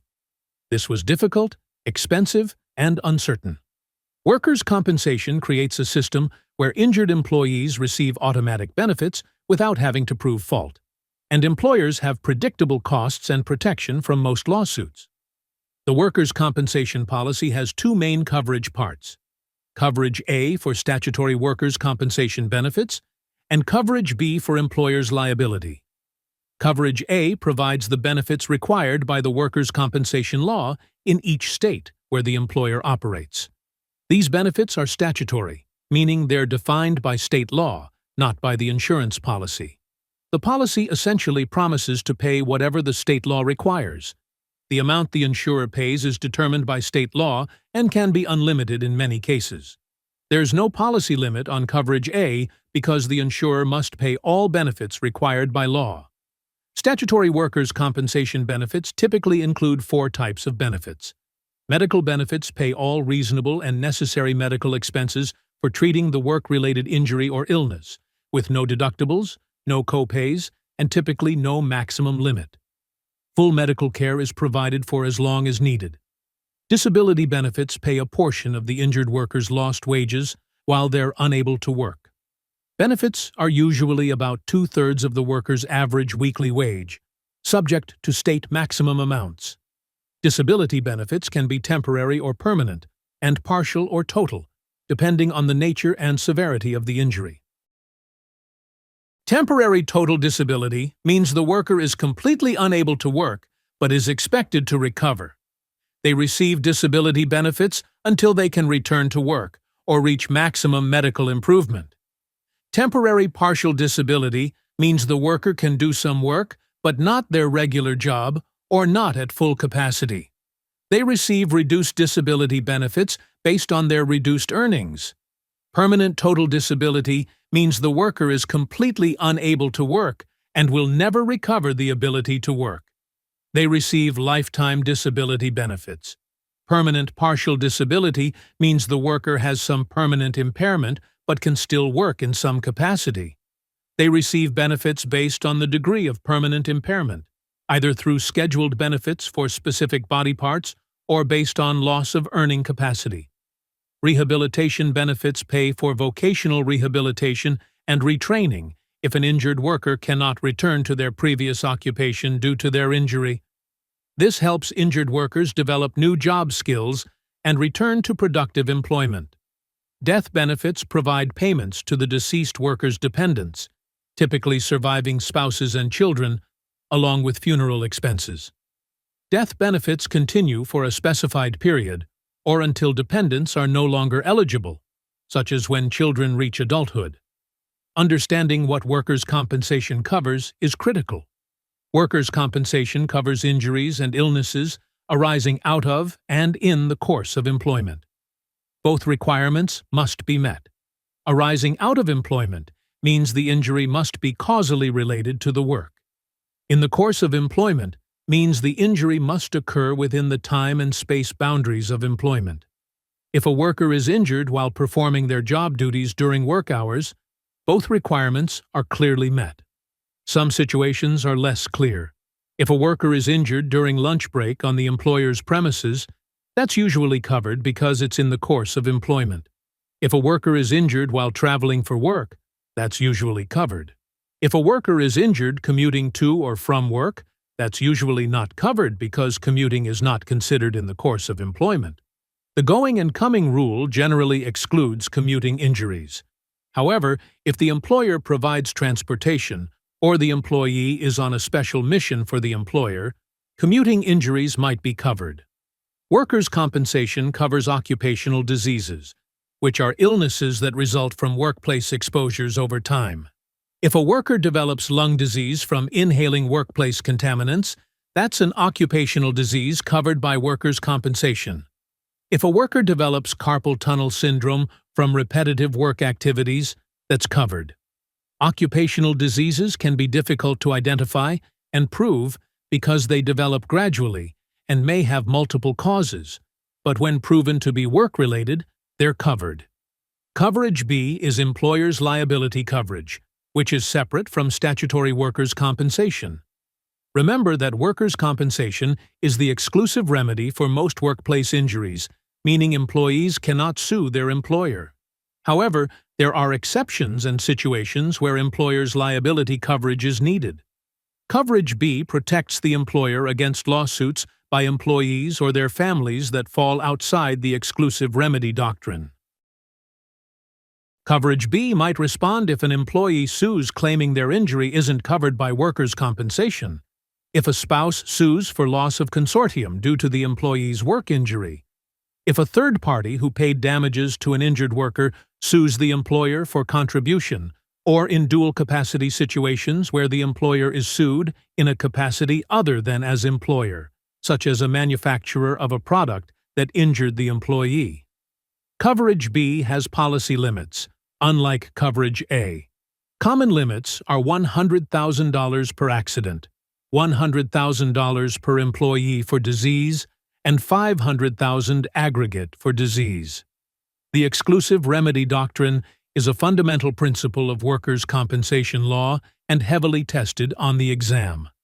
The exclusive remedy doctrine states that workers' compensation benefits are the employee's sole and exclusive remedy against the employer for work-related injuries. In exchange for receiving automatic no-fault benefits, the employee gives up the right to sue the employer in court for negligence. The employer is immune from tort lawsuits by employees for injuries covered by workers' compensation.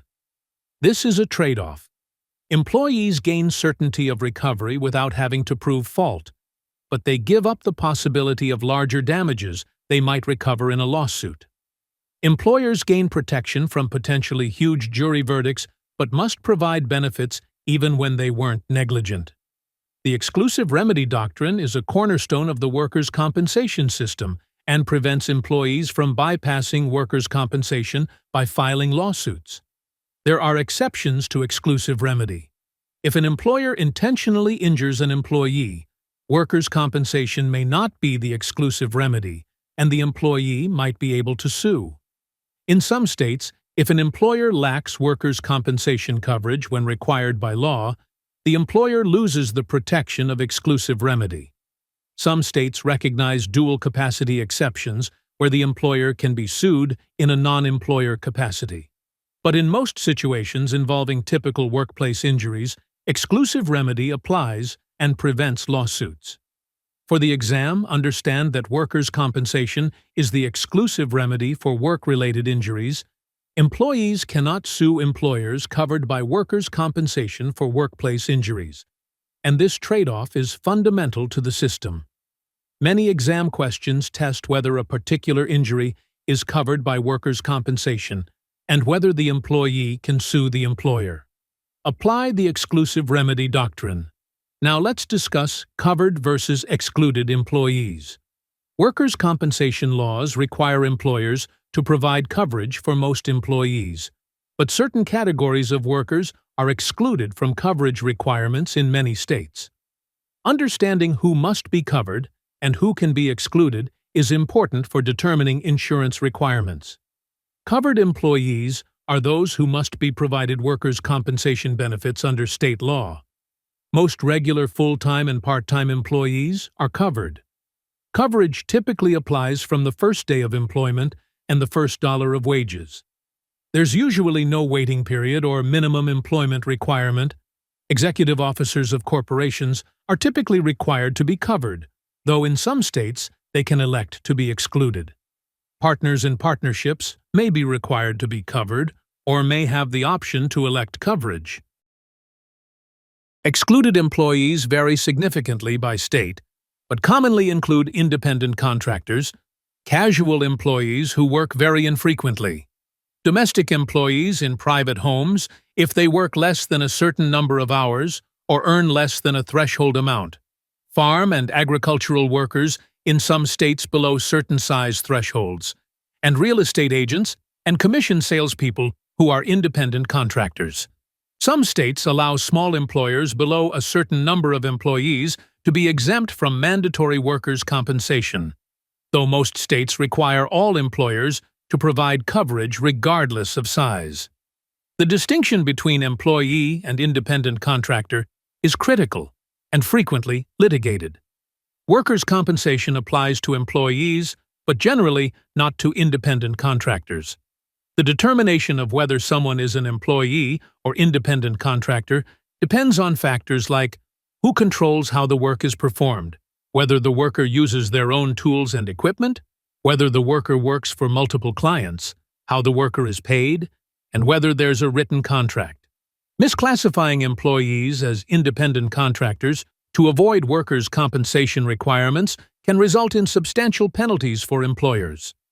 For the exam, understand that most regular employees must be covered by workers' compensation. Certain categories can be excluded depending on state law, and the employee versus independent contractor distinction is important.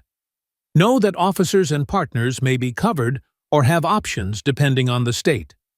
Recognize that excluded workers may need to be specifically addressed if coverage is desired.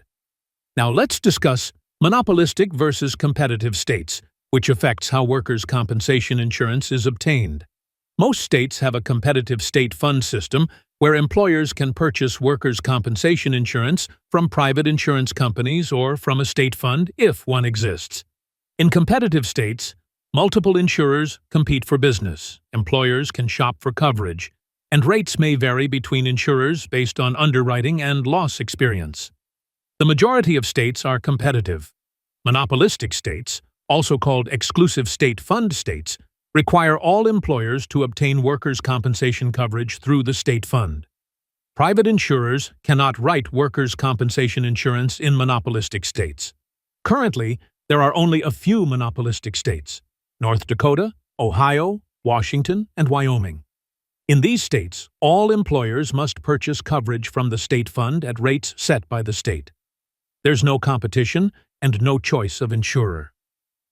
Some competitive states also have state funds that compete with private insurers. These are competitive state funds, and employers can choose between the state fund and private carriers. State funds often serve as insurers of last resort for employers who can't obtain coverage in the private market due to poor loss experience or high-risk operations.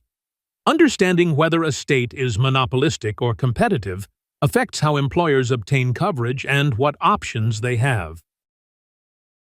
Large employers in most states also have the option of self-insurance for workers' compensation. Self-insured employers don't purchase insurance, but instead pay claims directly. To qualify for self-insurance, employers must demonstrate financial capacity to pay claims, post security such as a bond or letter of credit, and meet state requirements. Self-insurance can be cost-effective for large employers with good loss control programs, but requires substantial financial resources and administrative capabilities. For the exam, know that most states are competitive states where employers can buy from private insurers. A few states are monopolistic, requiring coverage through the state fund. Some competitive states have state funds that compete with private insurers, and large employers may have self-insurance options.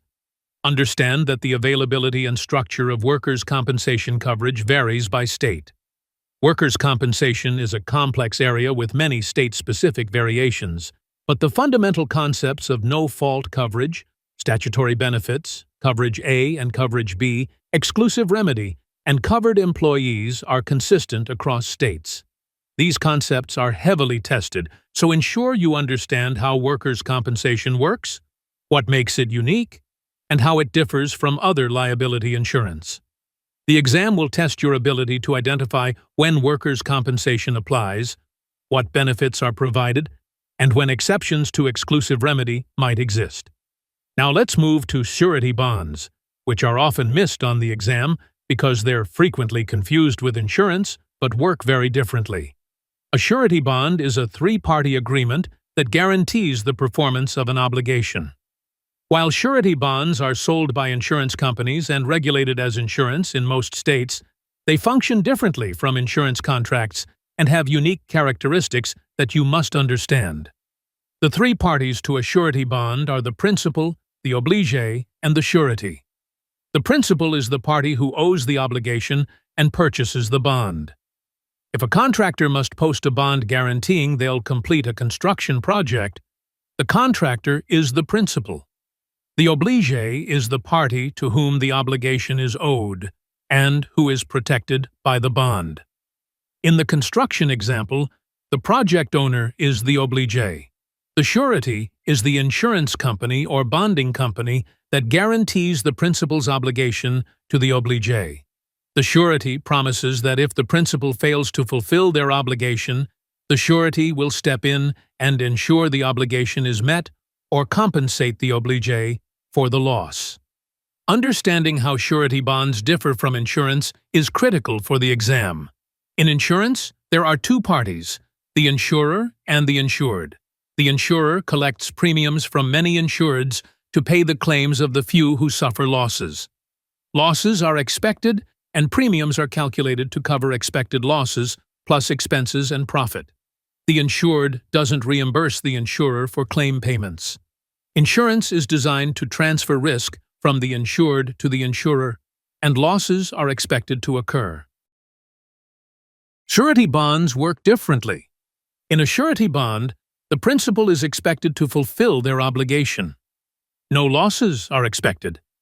The surety underwrites the principal's financial strength, character, and capacity to perform. The surety charges a premium, but this is more like a fee for guaranteeing the principal's performance rather than payment for expected losses. If the principal fails to perform and the surety must pay the obligé or complete the obligation, the surety has the right to seek reimbursement from the principal. This is a fundamental difference. In insurance, the insurer doesn't seek reimbursement from the insured for paid claims. In surety, the surety expects to be reimbursed by the principal for any payments or costs incurred. The principal is ultimately liable for any losses under the bond. The surety is essentially lending its financial credibility to guarantee the principal's performance. Before issuing a bond, the surety thoroughly underwrites the principal's financial condition, experience, capacity, and character. The surety may require the principal to post collateral, provide financial statements, or have cosigners. If the principal's financial condition is weak, the surety may decline to issue the bond. This underwriting is much more stringent than typical insurance underwriting because the surety expects no losses and intends to recover any payments from the principal. There are two main categories of surety bonds: contract bonds and commercial bonds. Contract bonds guarantee performance of contracts, usually construction contracts.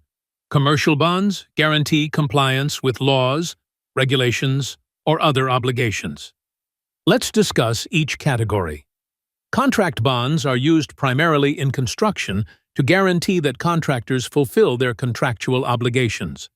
There are three main types of contract bonds, often required together on large projects. A bid bond guarantees that if a contractor is awarded a contract after submitting a bid, they will enter into the contract and provide the required performance and payment bonds. Bid bonds protect project owners from contractors who bid on projects but then refuse to enter into the contract if awarded. If the contractor fails to enter into the contract after being awarded the bid, the surety pays the difference between the low bid and the next highest bid, up to the bond penalty. A performance bond guarantees that the contractor will complete the project according to the contract terms. If the contractor fails to complete the work, defaults, or goes bankrupt, the surety must ensure the project is completed. The surety might hire another contractor to finish the work, pay the obligé to complete the work themselves, or pay damages up to the bond penalty. Performance bonds protect project owners from contractor default. The bond penalty, often equal to the contract price, is the maximum the surety will pay. A payment bond, also called a labor and material payment bond, guarantees that the contractor will pay their subcontractors, laborers, and material suppliers. If the contractor fails to pay these parties, the surety pays their claims. Payment bonds prevent liens from being placed on the project owner's property due to the contractor's failure to pay. On public projects, liens cannot be filed against government property, so payment bonds are especially important to protect subcontractors and suppliers who otherwise would have no recourse. These three bonds work together to protect project owners and others involved in construction projects. Bid bonds ensure contractors are serious. Performance bonds ensure projects get completed. Payment bonds ensure subcontractors and suppliers get paid. For the exam, understand what each type of contract bond guarantees and how they protect different parties. Know that contract bonds are common in construction and are often required on public projects and large private projects. Commercial bonds cover a wide variety of obligations unrelated to contracts.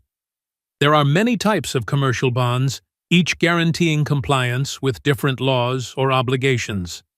License and permit bonds guarantee that a business will comply with licensing laws and regulations. Many professions and businesses must post license bonds as a condition of receiving a license. For example, auto dealers, mortgage brokers, contractors, and collection agencies often must post license bonds. If the business violates licensing laws and causes damages to the public, claims can be made against the bond. Court bonds are required in legal proceedings. A fiduciary bond guarantees that a person appointed to manage another's assets, such as an executor, administrator, guardian, or trustee, will faithfully perform their duties. If the fiduciary mismanages assets or acts improperly, claims can be made against the bond. An appeal bond is required when a party appeals a court judgment, guaranteeing that if the appeal is unsuccessful, the appellant will pay the judgment plus costs. A bail bond guarantees that a defendant released on bail will appear in court. Public official bonds guarantee that elected or appointed officials will faithfully perform their duties. If a public official acts dishonestly or fails to perform their duties, causing loss to the government or public, claims can be made against the bond. Other commercial bonds include lost instrument bonds, when a financial instrument like a stock certificate is lost, customs bonds guaranteeing payment of duties and compliance with customs regulations, and miscellaneous bonds for various other purposes. For the exam, understand that commercial bonds cover many different types of obligations beyond construction contracts, that they guarantee compliance with laws and faithful performance of duties, and that they protect the public or specific obligees from losses due to the principal's failure to fulfill obligations.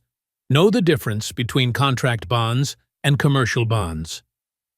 The key points about surety bonds that distinguish them from insurance and are heavily tested are: surety bonds involve three parties. The principal is expected to perform with no losses anticipated. The surety has the right of reimbursement from the principal for any payments made. Surety underwriting focuses on the principal's financial strength and capacity to perform. Contract bonds guarantee contract performance primarily in construction, and commercial bonds guarantee compliance with laws and obligations. Understanding these distinctions will help you answer surety bond questions correctly and avoid confusing bonds with insurance. Workers' compensation and surety bonds represent specialized areas of property and casualty insurance that have unique characteristics. Workers' compensation is mandatory coverage with statutory benefits and exclusive remedy protections. Surety bonds guarantee performance of obligations and provide recourse against principals. Both are tested on the exam, and understanding what makes them unique is essential. Focus on the fundamental concepts. Workers' compensation as no-fault coverage with coverage A and coverage B, exclusive remedy, and covered employees. For surety, focus on the three parties, right of reimbursement, and the difference between contract and commercial bonds. Master these concepts because they're high-value exam content. The next chapter covers commercial packages and business policies. This section examines how commercial insurance is structured and packaged for businesses. Rather than purchasing separate policies for each exposure, businesses can obtain comprehensive coverage through package policies that combine multiple coverages into a single program. Understanding the commercial package policy and business owner's policy is essential because these are common commercial insurance solutions and are tested on the exam. Let's begin with the commercial package policy, commonly abbreviated CPP. The CPP is a modular, flexible commercial insurance policy that allows businesses to combine multiple coverage parts into a single policy. Rather than having separate policies for property, liability, crime, and other coverages with different policy periods, different declarations, and different terms, the CPP consolidates everything into one policy with one policy period, one set of common declarations, and common policy conditions. This creates administrative efficiency, often reduces premium costs, and simplifies the insurance program. The CPP has a modular structure consisting of several components. First, there are common policy conditions that apply to all coverage parts in the CPP. These conditions include provisions about cancellation, how the policy can be changed, requirements for inspections and surveys, premiums and audits, how to transfer rights and duties under the policy, and other general provisions. The common policy conditions create the framework that governs the entire policy. Second, there are coverage parts that provide the actual insurance coverage. Each coverage part addresses a specific type of exposure and includes its own declarations, coverage form, and conditions. The business selects which coverage parts to include based on their exposures. Common coverage parts include commercial property coverage, which insures buildings, business personal property, and other property against direct physical loss. Commercial general liability coverage, which we discussed earlier, protecting against bodily injury and property damage liability.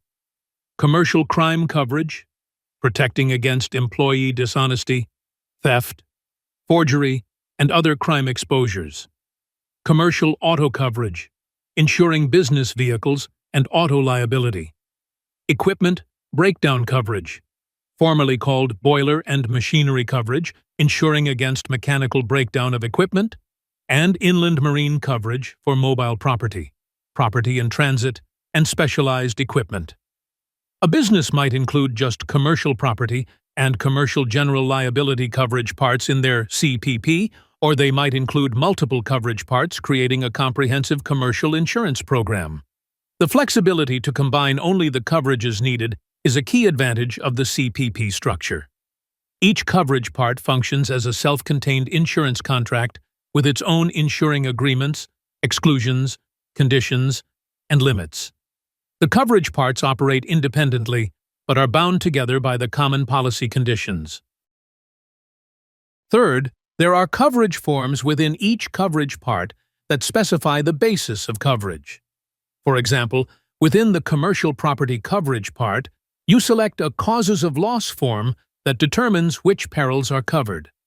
The basic form covers 11 named perils similar to a basic property policy.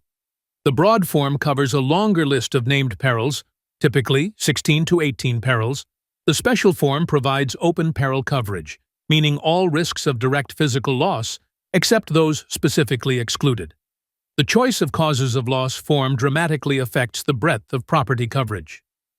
Fourth, there are endorsements that modify the coverage provided by the policy. Endorsements can add coverage, restrict coverage, change terms, or clarify provisions. Some endorsements apply to specific coverage parts, while others are interline endorsements that affect multiple coverage parts or the entire policy. Endorsements customize the policy to meet the specific needs of the insured business. The CPP also includes common declarations that provide information applicable to the entire policy, such as the named insured, policy period, mailing address, and a list of all coverage parts and endorsements included in the policy. Each coverage part also has its own coverage part declarations, providing information specific to that coverage, such as covered locations, limits of insurance, deductibles, and premium information. Understanding the modular structure of the CPP is important for the exam. The CPP is built from components. Common policy conditions provide the framework. Coverage. Parts provide specific coverages. Coverage forms within each part determine the basis of coverage, and endorsements customize coverage. The CPP structure allows flexibility and customization while maintaining simplicity through consolidation. Interline endorsements are endorsements that affect more than one coverage part within the CPP. While most endorsements modify a single coverage part, interline endorsements make changes that apply across multiple coverages or to the entire policy. Understanding interline endorsements is important because they create consistency across the policy and can significantly affect coverage. Common examples of interline endorsements include the additional insured endorsement, which adds parties as additional insureds under both the commercial general liability and commercial auto coverage parts. If a business has contractual obligations to name others as additional insureds, an interline endorsement accomplishes this for both liability coverages simultaneously. The waiver of transfer of rights of recovery against others to us. Endorsement, commonly called a waiver of subrogation endorsement, prevents the insurer from seeking recovery from specified parties after paying a claim. This applies across all coverage parts. The peak season endorsement increases property insurance limits during specified peak seasons when inventory or values are higher, applying to the commercial property coverage part, but potentially affecting multiple locations or properties. The protective safeguards endorsement requires the insured to maintain specified safety equipment or systems, such as fire alarms or sprinkler systems, as a condition of coverage. Failure to maintain the protective safeguards can result in suspended coverage. For the exam, understand that the CPP is a modular package policy. Know the main components of the CPP structure. Recognize that businesses can select which coverage parts to include. Understand that causes of loss forms determine property coverage breadth, and know that interline endorsements affect multiple coverage parts. The CPP is designed for businesses with substantial and varied insurance needs that want comprehensive, coordinated coverage. Now let's discuss the business owner's policy, universally abbreviated as BOP. The BOP is a package policy specifically designed for small to medium-sized businesses with relatively predictable exposures. While the CPP is highly customizable and used for diverse businesses, the BOP is a standardized package with less flexibility but simplified coverage and often lower premiums. The BOP combines property insurance and liability insurance into a single policy tailored for qualifying small businesses. Understanding who qualifies for a BOP is important because eligibility is limited. The BOP is designed for businesses that meet certain size and type criteria. Eligible businesses typically include small office buildings, retail stores, restaurants, small apartment buildings, and similar operations. The specific eligibility requirements vary by insurer, but generally include limits on building size, such as buildings under a certain number of square feet or stories. Limits on annual sales or revenue, such as businesses with less than a certain amount in annual sales. And restrictions on the type of business, with certain high-hazard operations excluded. Businesses that typically do not qualify for BOPs include automobile repair and service stations, bars and nightclubs without food service, banks and financial institutions, contractors other than small artisan contractors, manufacturers, wholesalers with large warehouses, and businesses with unique or high-hazard exposures. These businesses require specialized coverage beyond what the BOP provides and would need a CPP or specialized policies. For the exam, know that BOPs are for small to medium-sized eligible businesses, certain business types are excluded, and businesses that don't qualify for BOPs need CPPs or specialized coverage. The BOP is designed for straightforward, lower-risk businesses with common exposures. The BOP provides a combination of property and liability coverage in a simplified package. Let's examine what the BOP includes. The property coverage in a BOP insures buildings, business personal property, and loss of income. Building coverage applies if the named insured owns the building. It covers the building structure and permanently installed fixtures, similar to coverage A in a homeowner's policy. Business personal property coverage insures property owned by the insured that's used in the business, including furniture, equipment, inventory, supplies, and similar items. This is similar to commercial property business, personal property coverage. The BOP property coverage is typically provided on a special form basis, meaning open peril coverage for buildings and business personal property. This is broader than what many small businesses might purchase in separate property policies, making the BOP attractive. The coverage applies to property at the described premises and may include limited coverage for property temporarily at other locations. The BOP includes automatic coverages that are built into the policy without additional premium. These include debris removal, which pays the cost of removing debris of covered property after a covered loss. Fire department service charges are covered, paying up to a specified amount if the fire department charges for responding to a fire at the insured premises. Pollutant cleanup and removal is covered on a limited basis for the cost to clean up pollutants resulting from a covered loss. Business income coverage and extra expense coverage, which we'll discuss in detail shortly, are automatically included. Electronic data coverage provides limited coverage for costs to restore or replace electronic data damaged by a covered cause of loss. Outdoor property coverage provides limited coverage for outdoor signs, trees, shrubs, and plants. These automatic coverages enhance the BOP's value and breadth. Some coverages that would require endorsements in other policies are automatically included in the BOP. This simplification is part of what makes the BOP attractive to small businesses. The BOP also provides optional coverages that can be added for additional premium. These include money and securities coverage for theft of money and securities, employee dishonesty coverage, protecting against employee theft, mechanical breakdown coverage for breakdown of equipment, accounts receivable coverage if records are destroyed, and outdoor signs coverage for higher limits than the automatic coverage provides. Businesses can customize their BOP by selecting optional coverages they need. The liability coverage in a BOP is essentially a simplified version of the commercial general liability policy. The BOP provides premises and operations liability, covering bodily injury and property damage arising from the insured's business premises and operations.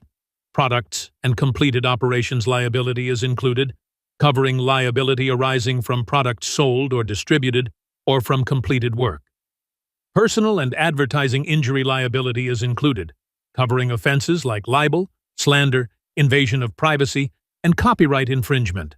Medical payments coverage is included, paying medical expenses of others injured on the insured premises or by the insured's operations, regardless of liability.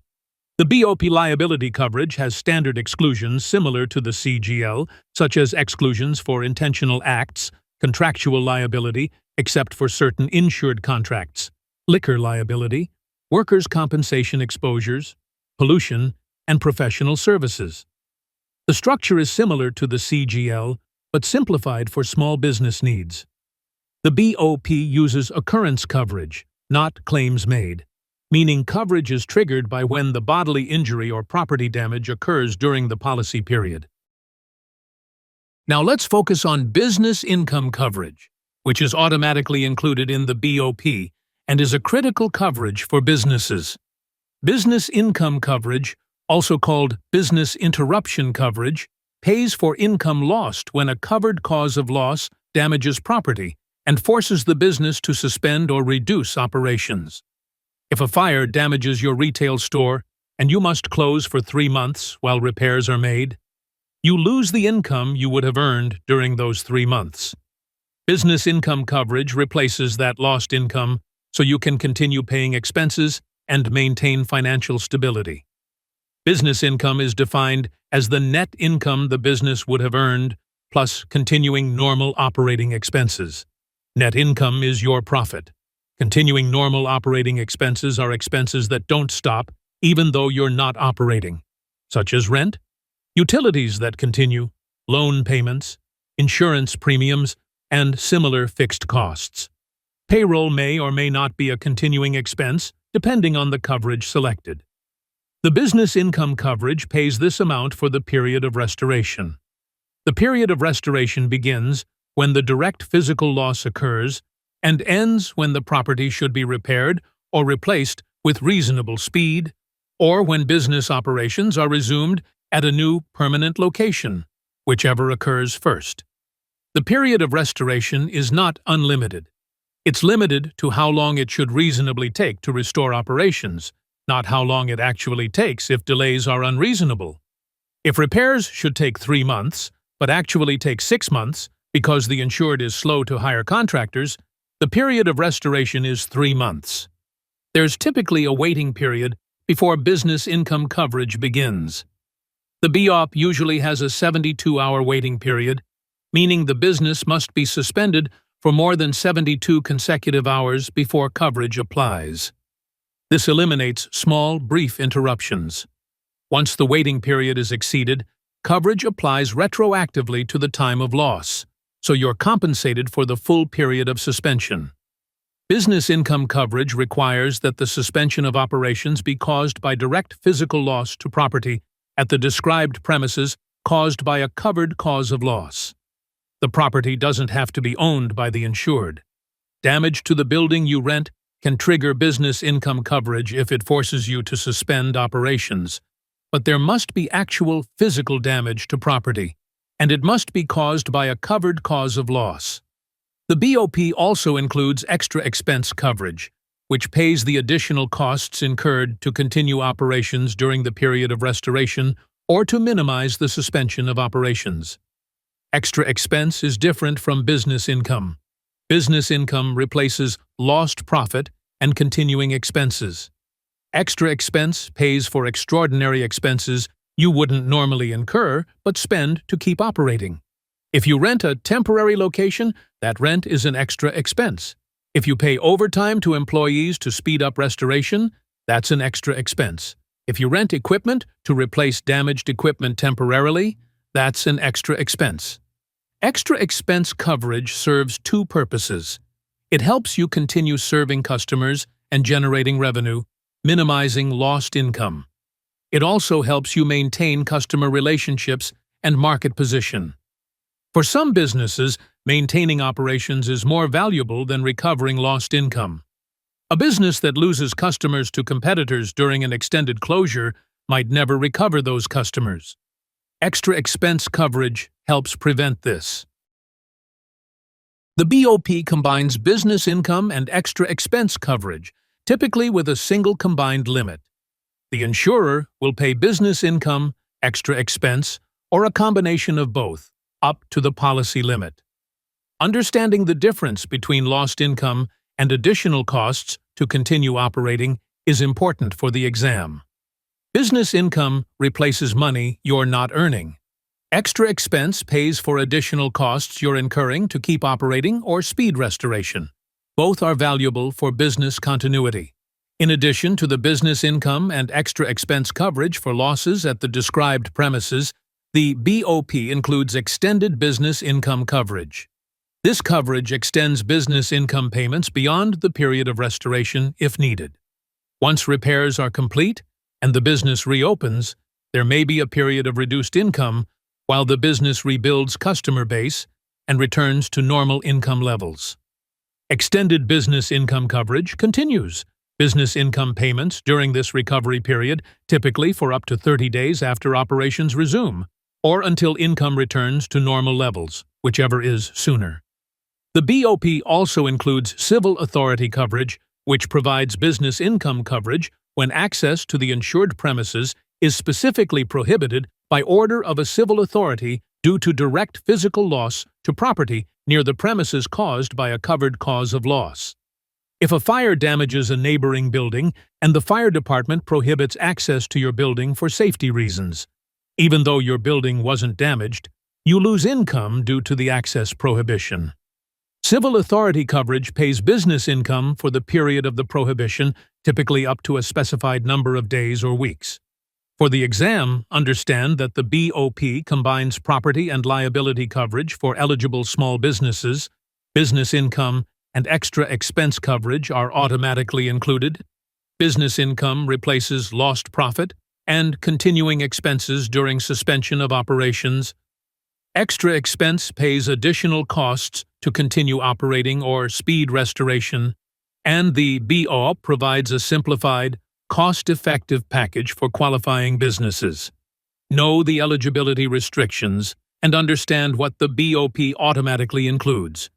These are common exam topics, and students sometimes confuse business income and extra expense, so be clear on the distinction. The commercial package policy and business owner's policy represent two approaches to commercial insurance packaging. The CPP is modular, flexible, and customizable for diverse businesses with varied needs. The BOP is standardized, simplified, and cost-effective for small, eligible businesses with common exposures. Both combine multiple coverages into a single policy, reducing complexity and often reducing costs. Understanding how each is structured, who they're designed for, and what they include is important for advising businesses on appropriate coverage and for answering exam questions about commercial insurance programs. Focus on the CPP's modular structure, the BOP's eligibility requirements and automatic coverages, and especially the distinction between business income and extra expense coverage. These concepts are practical and heavily tested. This section covers underwriting, claims, and binders. This section shifts from insurance policies and coverages to the operational aspects of insurance: how insurers evaluate and select risks, how claims are handled from start to finish, and how coverage can begin before a formal policy is issued. Understanding these processes is essential for the exam because they affect how insurance operates in practice and are tested to ensure you understand the business of insurance, not just policy provisions. Let's begin with underwriting basics. Underwriting is the process by which an insurance company evaluates risks, decides whether to provide coverage, determines appropriate terms and conditions, and sets the premium. The underwriter is the insurance company employee responsible for making these decisions. Underwriting is crucial to an insurer's profitability and stability because accepting too many poor risks or charging inadequate premiums leads to losses, while being too restrictive causes the insurer to lose business to competitors. Effective underwriting balances risk selection, pricing, and business growth. Risk selection is the foundation of underwriting. Risk selection means choosing which applicants to insure and which to decline. Not all risks are acceptable to all insurers. Each insurer has underwriting guidelines that define what types of risks they want to insure and what characteristics make risks unacceptable. Underwriting guidelines consider factors like the type of property or business, location, construction, loss history, financial stability, risk management practices, and whether the risk fits the insurer's expertise and appetite. Risks are generally classified into three categories during the selection process. Preferred risks are the most desirable risks, with characteristics indicating lower than average loss potential. These risks have superior loss control, excellent loss history, favorable construction or location, and strong risk management. Preferred risks receive the best rates and terms. Standard risks are average risks that fit normal underwriting criteria. They have typical characteristics, average loss potential, and acceptable risk factors. Standard risks receive standard rates, terms. Substandard risks are higher than average risks, with characteristics indicating increased loss potential.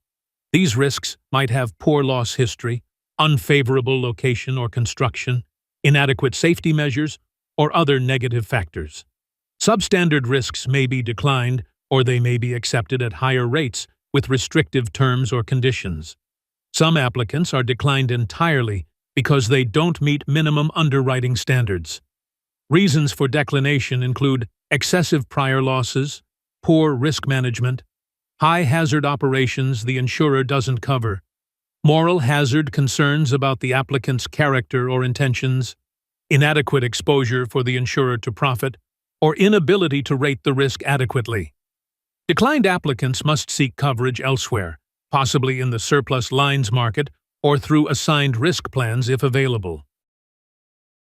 For the exam, understand that underwriting involves risk selection. Risks are classified as preferred, standard, or substandard, and some risks are declined. Know that underwriters use guidelines to make consistent, profitable decisions. Recognize that risk selection protects the insurer and ensures fairness to all policyholders by avoiding adverse selection where only high-risk applicants seek coverage. Classification is the process of grouping similar risks together for rating purposes. Insurance works through pooling of similar risks and applying the law of large numbers to predict losses. For classification to be effective, risks within each class must be homogeneous, meaning they have similar characteristics and similar expected loss potential. Classification allows fair and equitable rating. Insureds with similar risk characteristics pay similar premiums, while insureds with different risk profiles pay appropriately different premiums. Classification systems vary by line of insurance. In property insurance, classification considers factors like construction type, with frame construction rated differently than masonry or fire-resistive construction. Occupancy, with different businesses and uses having different fire and liability exposures.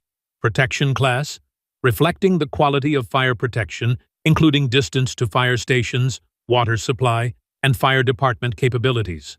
And location, with exposure to natural disasters, crime rates, and building codes affecting classification. In auto insurance, classification considers the driver's age, gender, and marital status, with young drivers and males statistically having higher accident rates. Driving record, with tickets and accidents indicating higher risk. Vehicle type, with sports cars and luxury vehicles having different loss costs than family sedans. Vehicle use, with business use rated differently than pleasure use. And annual mileage, with higher mileage indicating greater exposure. In liability insurance, Classification considers the type of business, business operations and processes, products sold or manufactured, and the insured's loss history. Classification must be based on factors that are statistically correlated with loss potential, are practical to verify and apply, and comply with insurance regulations. Some classification factors that might seem relevant are prohibited by law in many states. For example, using credit scores for insurance rating is prohibited in some states. Using certain demographic factors may be restricted. Underwriters must apply approved classification systems that comply with regulations. For the exam, understand that classification groups similar risks together. Classification must be based on relevant, verifiable factors that predict loss potential. Different lines of insurance use different classification systems, and classification ensures equitable rating. Know that proper classification is essential for the law of large numbers to work and for the insurance pool to remain stable. Rating is the process of determining the premium to charge for a particular risk. Once a risk is classified, the rate for that classification is applied to the risk's exposure base to calculate the premium. The exposure base varies by coverage type. For property insurance, the exposure base might be the amount of insurance coverage or the value of the property. For auto insurance, the exposure base is typically the number of vehicles or the type and use of vehicles. For liability insurance, the exposure base might be payroll, sales, area, or other measures of the business's size and activity. The premium calculation follows the formula. Premium equals rate times exposure base. The rate is the cost per unit of exposure. For example, in workers' compensation insurance, the rate might be expressed as dollars per $100 of payroll. If the rate for a particular job classification is $2 per $100 of payroll, and the insured has annual payroll of $500,000 in that classification, the exposure base is 5,000 units of $100, so the premium is $2 times 5,000, equaling $10,000. There are several rating methods used in insurance. Manual rating uses rates from a rate manual published by the insurer or a rating bureau. The manual provides rates for each classification based on historical loss data and actuarial analysis. Manual rating is used for most personal lines insurance and small commercial accounts where individual risk characteristics are less variable. The underwriter looks up the appropriate classification in the manual and applies the published rate. Experience rating modifies the manual rate based on the insured's own loss experience. If the insured has better loss experience than average for their classification, they receive a credit reducing their premium. If they have worse loss experience, they pay a debit increasing their premium. Experience rating is common in workers' compensation and commercial liability insurance for larger accounts with enough loss history to be statistically credible. Experience rating rewards good risk management and penalizes poor performance. Schedule rating allows the underwriter to apply debits or credits based on specific characteristics of the individual risk. The underwriter evaluates factors like the quality of management, employee training, safety programs, loss control measures, and housekeeping, and applies schedule rating adjustments to the manual rate. Schedule rating is used for commercial accounts where individual risk characteristics significantly affect loss potential. The underwriter has discretion within guidelines to recognize risk improvements or deficiencies. Retrospective rating determines the final premium after the policy period based on actual losses incurred during that period. The insured pays an initial premium, and at the end of the policy period, the premium is recalculated based on actual losses subject to minimum and maximum premiums. If losses were low, the final premium is reduced and the insured receives a refund. If losses were high, the final premium is increased and the insured pays additional premium. Retrospective rating is used for large accounts that want to benefit from their own good loss experience and are willing to assume some risk. It creates a strong incentive for loss control because the insured directly benefits from reducing losses. For the exam, understand that rating determines the premium. Premium equals rate times exposure base. Different rating methods exist for different situations. Experience rating considers the insured's loss history. Schedule rating considers specific risk characteristics. And retrospective rating adjusts premium based on actual losses. Know that rating must be adequate to cover expected losses and expenses, must be fair and equitable, and must not be excessive or unfairly discriminatory. These requirements are enforced by state insurance regulation. Now let's discuss the claims process. When a loss occurs, the insurance policy's promise is tested through the claims process. Understanding how claims are reported, investigated, evaluated, and settled is important because it affects insured's experience with insurance and is tested on the exam to ensure you understand how insurance operates in practice. The claims process begins with notice of loss. When a covered loss occurs, the insured has a duty under the policy to give prompt notice to the insurance company or its agent. Prompt notice is a policy condition, and failure to provide timely notice can result in denial of the claim if the insurer is prejudiced by the delay. Prejudice means the delay harmed the insurer's ability to investigate or defend the claim. If a liability claim is not reported until years after the incident when witnesses are unavailable and evidence is lost, the insurer may deny coverage based on late notice. Notice of loss should include basic information about what happened, when and where it occurred, who was involved, what property was damaged or who was injured, and any other relevant details.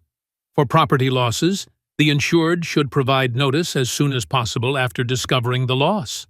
For liability claims, notice should be given as soon as the insured becomes aware of an occurrence or claim that might be covered. Many policies require notice of occurrences that might result in claims, not just actual claims, to ensure the insurer can investigate while facts are fresh. Notice can be given by phone, in writing, through an agent, or increasingly through online portals and mobile apps.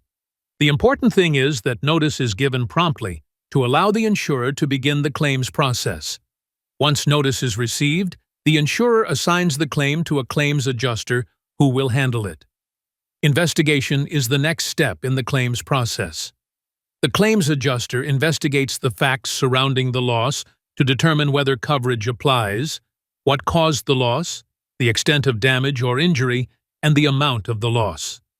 Investigation is crucial because insurers must verify claims before paying them to prevent fraud and ensure accurate settlements. For property claims, investigation includes inspecting the damaged property, documenting the damage through photographs and written descriptions, reviewing policy provisions to determine coverage, obtaining estimates for repair or replacement, and reviewing any police reports, fire department reports, or other official documents. The adjuster verifies that the loss was caused by a covered peril, occurred during the policy period, and involves covered property. If the policy has any conditions or exclusions that might apply, the adjuster investigates whether they affect coverage. For liability claims, investigation includes interviewing the insured to get their account of the incident, interviewing witnesses and obtaining written statements, reviewing police reports and other official records, inspecting the accident scene or location where the incident occurred, determining applicable laws and whether the insured is legally liable, obtaining medical records and bills for bodily injury claims, obtaining estimates for property damage, and determining whether any policy exclusions apply. Liability investigation is often more complex than property investigation because it requires determining fault and evaluating damages that may not be immediately apparent, especially with bodily injury claims where injuries might worsen over time. The adjuster also investigates whether there's potential for subrogation. If a third party is responsible for the loss, the insurer may have subrogation rights to recover its payment. Identifying subrogation opportunities early allows the insurer to preserve evidence and pursue recovery. The adjuster also checks whether other insurance might cover the loss. If the insured has multiple policies, the adjuster must coordinate with other insurers to apply contribution principles. For the exam, understand that investigation is essential to verify claims, determine coverage, establish facts, and evaluate damages. Know that adjusters must investigate promptly and thoroughly. Recognize that investigation protects both the insurer and honest insureds by deterring and detecting fraud. Settlement is the final step where the insurer pays the claim or provides other relief to the insured. Settlement methods vary depending on the type of loss and the policy provisions. For property losses, settlement can be made in several ways. The insurer can pay the cost to repair the damaged property, less any applicable deductible. The insurer can pay the actual cash value or replacement cost of property that can't be repaired. The insurer can replace the property with property of like kind and quality. Or the insurer can pay the policy limit if the loss exceeds the limit. The method used depends on the extent of damage, the policy valuation provisions, and whether the property is repairable. For total losses where property is destroyed, the insurer typically pays the actual cash value or replacement cost depending on the policy, less depreciation if it's an ACV policy. The insured surrenders the damaged property to the insurer, and the insurer takes title to any salvage. For partial losses where property can be repaired, the insurer pays repair costs, bringing the property back to pre-loss condition. The policy doesn't cover betterment or upgrades unless required by ordinance or law and covered under an ordinance or law endorsement. For liability claims, settlement can occur through negotiation with claimants, where the insurer and claimant agree on a settlement amount, and the claimant releases the insured from further liability. Settlement can occur through litigation and judgment, where if negotiation fails, the claimant sues and a court determines liability and damages. The insurer defends the insured and pays any judgment up to the policy limit. Settlement can occur through alternative dispute resolution like mediation or arbitration, which can be faster and less expensive than litigation. And settlement can occur through structured settlements, particularly for large personal injury claims, where periodic payments over time replace a lump sum. For liability claims, the insurer has the duty to defend and the right to settle claims. The insurer decides whether to settle or defend, not the insured. However, the insurer cannot settle without the insured's consent, if doing so would harm the insured's interests beyond the policy limits. The insurer must act in good faith and in the insured's best interests when making settlement decisions. If the insurer acts in bad faith by refusing a reasonable settlement within policy limits and a judgment exceeds the limits, the insurer may be liable for the excess. Once settlement is reached, the insurer pays the claim. For property claims, payment goes to the named insured or to a mortgagee or loss payee as specified in the policy. For liability claims, payment typically goes to the injured party or claimant. The insurer obtains a release from the claimant acknowledging the settlement and releasing the insured from further liability for the settled claim. This protects the insured from future claims arising from the same incident. For the exam, understand that settlement completes the claims process. Settlement methods vary by type of loss. The insurer has the duty to defend liability claims and the right to settle. The insurer must act in good faith, and settlement should fairly compensate the insured or claimant under the policy terms. Know that insurers must handle claims promptly and fairly, as required by state regulations and the principle of utmost good faith. Now let's discuss binders, which are temporary contracts of insurance that provide coverage before a formal policy is issued. Understanding binders is important because they affect when coverage begins and create legal obligations for both the insurer and the insured. A binder is a temporary insurance contract that provides immediate coverage pending issuance of the formal policy. Binders are common in property insurance when coverage needs to start immediately, such as when someone is buying a home and needs proof of insurance for the real estate closing. The buyer's agent requests a binder from an insurance agent, and the agent issues a binder providing immediate coverage. The formal policy is issued later, often within days or weeks, replacing the binder. A binder can be oral or written, though written binders are preferable because they create clear evidence of the agreement. An oral binder is legally binding, but can lead to disputes about what was agreed upon. A written binder documents the coverage terms, limits, deductibles, effective date, and other key provisions. The binder should specify which policy form will apply when the formal policy is issued. What makes a binder different from a policy is that it's temporary and conditional. The binder provides coverage for a limited time, typically 30 to 90 days, until the formal policy is issued or the binder expires. The binder can be cancelled by either party with short notice, often as little as a few days. The formal policy, once issued, replaces the binder and provides coverage for the full policy period with standard cancellation provisions. The binder is evidence of insurance and creates a legal contract. If a loss occurs while the binder is in force, the insurer must pay the claim according to the binder's terms. The insured is obligated to pay the premium. However, the binder is subject to the insurer's underwriting. If the insurer completes underwriting and determines the risk is not acceptable, the insurer can refuse to issue the policy and cancel the binder. This is why binders are conditional. They provide immediate coverage but don't guarantee that a policy will be issued. For coverage to begin under a binder, certain elements must be present. There must be agreement between the agent and the applicant on the basic terms of coverage, including the type of coverage, the property or risk to be insured, the coverage limits, and the premium. The agent must have authority from the insurer to bind coverage. Not all agents have binding authority. Some agents must submit applications to the insurer for approval before coverage begins. If the agent lacks binding authority and issues a binder anyway, the insurer might not be bound. The applicant must pay or agree to pay the premium. Most binders require payment of at least a binder fee or deposit premium. When coverage begins is a critical question that binders address. In general, coverage under a binder begins at the time the binder is issued or at the time specified in the binder. If a binder states that coverage is effective immediately, coverage begins when the binder is issued.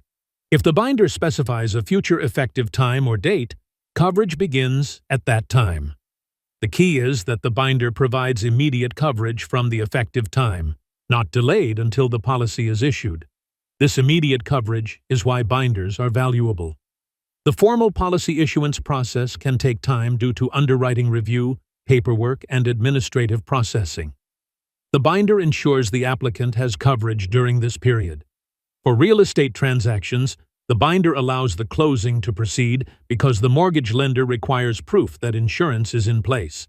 Without a binder, the buyer would have to wait for the policy to be issued before closing, which could delay the transaction.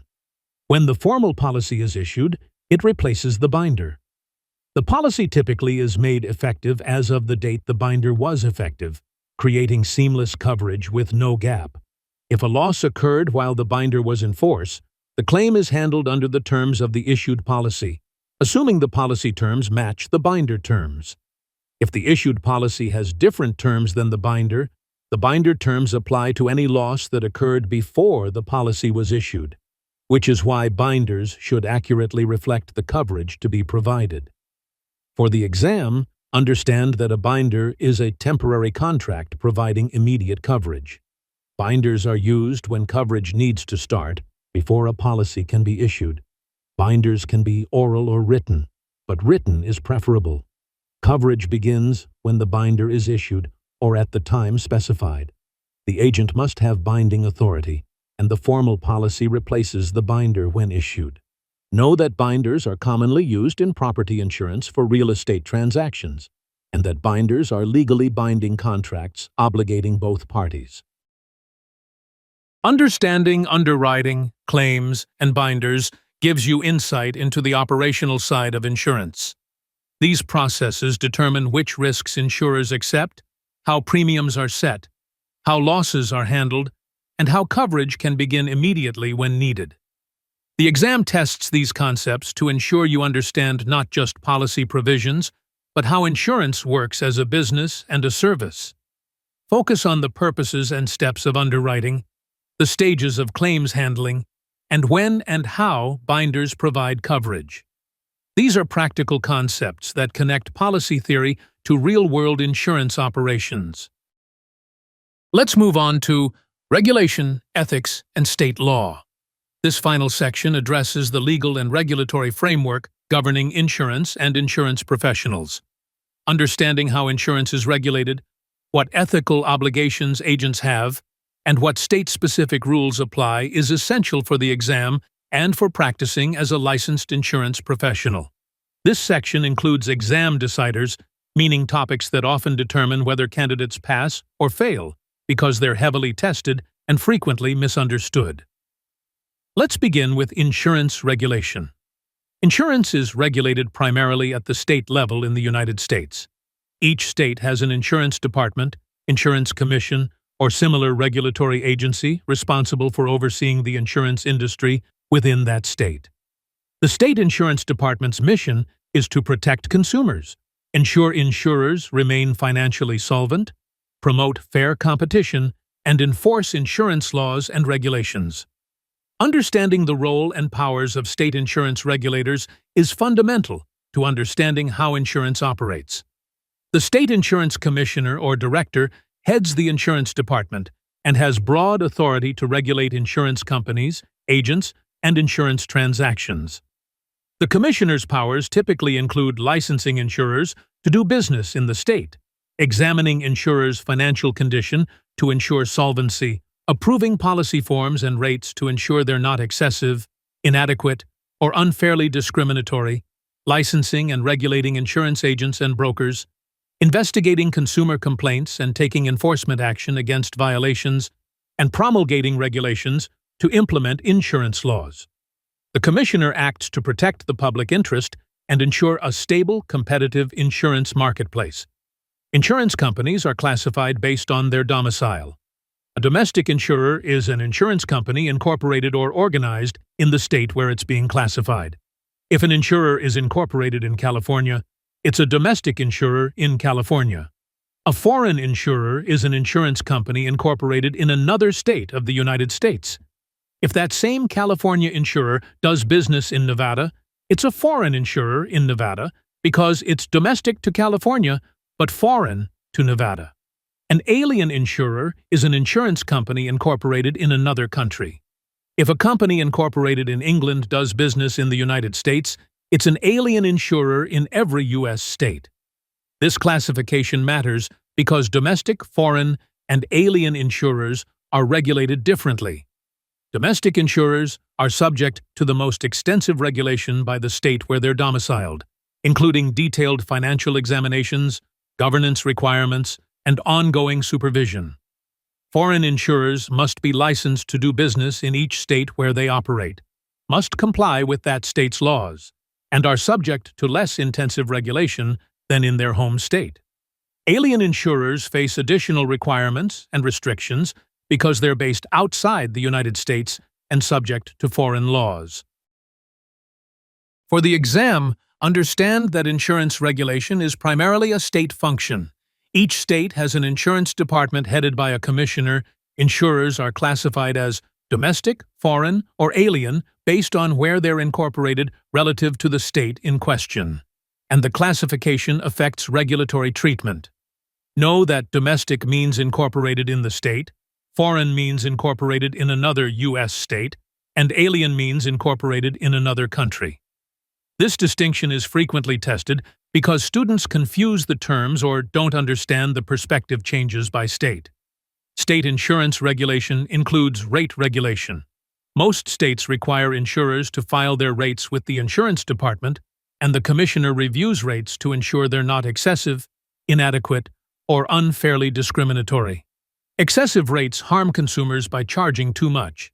Inadequate rates threaten insurer solvency by not covering claims and expenses.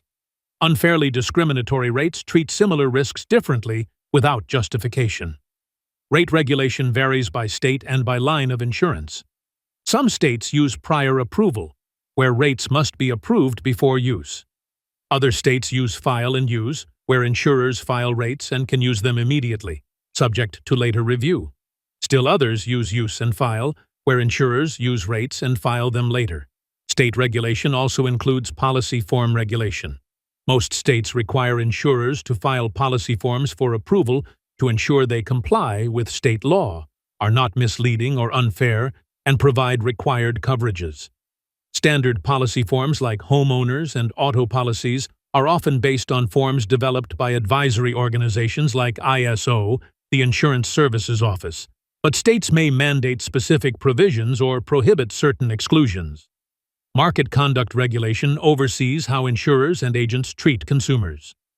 This includes regulation of advertising to prevent deceptive practices, claims handling to ensure fair and prompt settlement, underwriting to prevent unfair discrimination, and sales practices to prevent misrepresentation and fraud. State insurance departments conduct market conduct examinations where they review insurers' and agents' business practices and take enforcement action against violations. Violations can result in fines, license suspension or revocation, and other penalties. For the exam, understand that states regulate rates, policy forms, and market conduct to protect consumers and ensure fair treatment. Know that rates must not be excessive, inadequate, or unfairly discriminatory. Understand that policy forms must be filed and often approved before use. Recognize that market conduct regulation covers advertising, claims, underwriting, and sales practices. Now let's discuss producer authority and ethics, which is expanded content because ethical obligations and unfair trade practices are heavily tested and are areas where agents can face serious disciplinary action. A producer is a licensed insurance agent or broker who sells insurance. As a licensed professional, you have significant legal and ethical obligations. Understanding these obligations is essential not just for passing the exam, but for practicing ethically and avoiding violations that could cost you your license. Fiduciary responsibility is one of the most important obligations of insurance agents. A fiduciary is someone who holds a position of trust and must act in the best interests of another party. Insurance agents are fiduciaries with respect to premium funds they collect from insureds. When an insured pays premium to an agent, the agent holds that money in trust for the insurance company or the insured, depending on whether the policy has been bound. The agent cannot use premium funds for personal purposes. The agent must promptly remit premium to the insurer or return it to the insured if coverage is not bound. Misappropriating premium funds is a serious violation called commingling or conversion. Commingling occurs when an agent mixes premium funds with personal funds in the same account. Premium funds must be kept in a separate trust or fiduciary account, not in the agent's personal or business operating account. Conversion occurs when an agent uses premium funds for unauthorized purposes, essentially stealing the money. Both commingling and conversion are grounds for immediate license revocation and can result in criminal prosecution. For the exam, understand that agents have fiduciary responsibility for premium funds, must maintain separate accounts, cannot use premium for personal purposes, and must promptly remit premium to the insurer. Agents also have a fiduciary duty to treat clients fairly, disclose material information, avoid conflicts of interest, and act in the client's best interests. If an agent knows of a policy exclusion or limitation that significantly affects coverage, the agent should disclose it to the client. If an agent has a financial interest in recommending one insurer over another, such as receiving higher commissions, the agent should disclose this conflict. Failing to disclose material information or acting in self-interest rather than the client's interest violates fiduciary duty and can result in liability and disciplinary action. Fraud and misrepresentation are serious violations that are heavily tested on the exam. Fraud is an intentional false statement or concealment of material fact made to deceive someone and induce them to act to their detriment. Misrepresentation is making a false statement, which can be intentional or negligent. In insurance, fraud and misrepresentation can occur in several contexts and by different parties. An applicant commits fraud or misrepresentation when they provide false information on an insurance application. If an applicant lies about their health, prior losses, occupancy of a property, or other material facts to obtain coverage or a better rate, that's fraud or misrepresentation. If discovered, the insurer can void the policy, deny claims, and possibly pursue criminal charges. Material misrepresentation must involve a material fact, meaning a fact that would affect the insurer's decision to provide coverage or the premium charged. An agent commits fraud or misrepresentation when they misrepresent the terms, benefits, or conditions of an insurance policy to induce someone to purchase coverage. If an agent tells a client that a policy covers something it doesn't cover, exaggerates benefits, minimizes exclusions, or makes false comparisons to competitors' policies, that's misrepresentation. If the misrepresentation is intentional, it's fraud. Agents must accurately represent what policies do and don't cover. Even if the agent benefits the insurer by making a sale, misrepresentation harms the client and violates insurance laws. Twisting is a specific type of misrepresentation where an agent makes misleading comparisons or statements to induce an insured to replace existing coverage with new coverage that's not in the insured's best interest. If an agent convinces a client to cancel a good policy and buy a new one primarily to generate commissions, using false or misleading statements about the relative merits of the policies, that's twisting. Twisting is prohibited because it harms insureds by replacing adequate coverage with potentially inferior coverage and generating unnecessary costs. For the exam, understand that fraud is intentional deception. Misrepresentation is making false statements. Both applicants and agents can commit fraud or misrepresentation. Material facts are those that affect underwriting or coverage, and twisting is inducing replacement of coverage through misrepresentation. Know that these violations can result in license revocation, fines, civil liability, and criminal prosecution. Unfair trade practices are prohibited acts defined by state insurance laws, typically based on the NAIC model Unfair Trade Practices Act. These practices harm consumers, impair competition, or violate public policy. Every state has laws prohibiting unfair trade practices, and the P&C exam tests your knowledge of these prohibitions extensively. Let's discuss the major categories of unfair trade practices. Misrepresentation and false advertising include making untrue statements about the terms, benefits, or advantages of policies, making misleading comparisons with other insurers' policies, using misleading names or titles to imply government affiliation or approval when none exists, and misrepresenting policy dividends or surplus. Any statement that deceives or has the capacity to deceive falls under this category. Unfair discrimination means treating insureds or applicants differently without justification based on valid risk characteristics. While insurance inherently involves classification and different treatment of different risk classes, the discrimination must be based on factors statistically related to loss potential and applied consistently.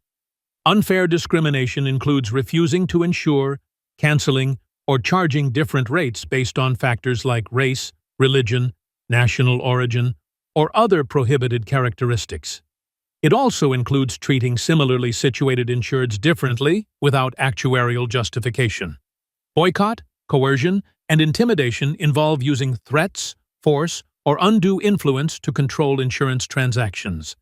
This includes threatening to cancel one type of coverage unless the insured purchases another type, threatening to report an agent to the insurance department unless they do something, or insurers conspiring to refuse coverage to certain applicants. These practices restrict consumer choice and fair competition. Rebating is offering or giving anything of value not specified in the policy as an inducement to purchase insurance. If an agent offers to give a client a cash payment, gift card, or other consideration to buy a policy, that's rebating. Rebating is prohibited in most states because it creates unfair competition, can lead to inadequate premium if the agent absorbs the rebate cost, and can result in coverage being sold based on inducements rather than on its merits.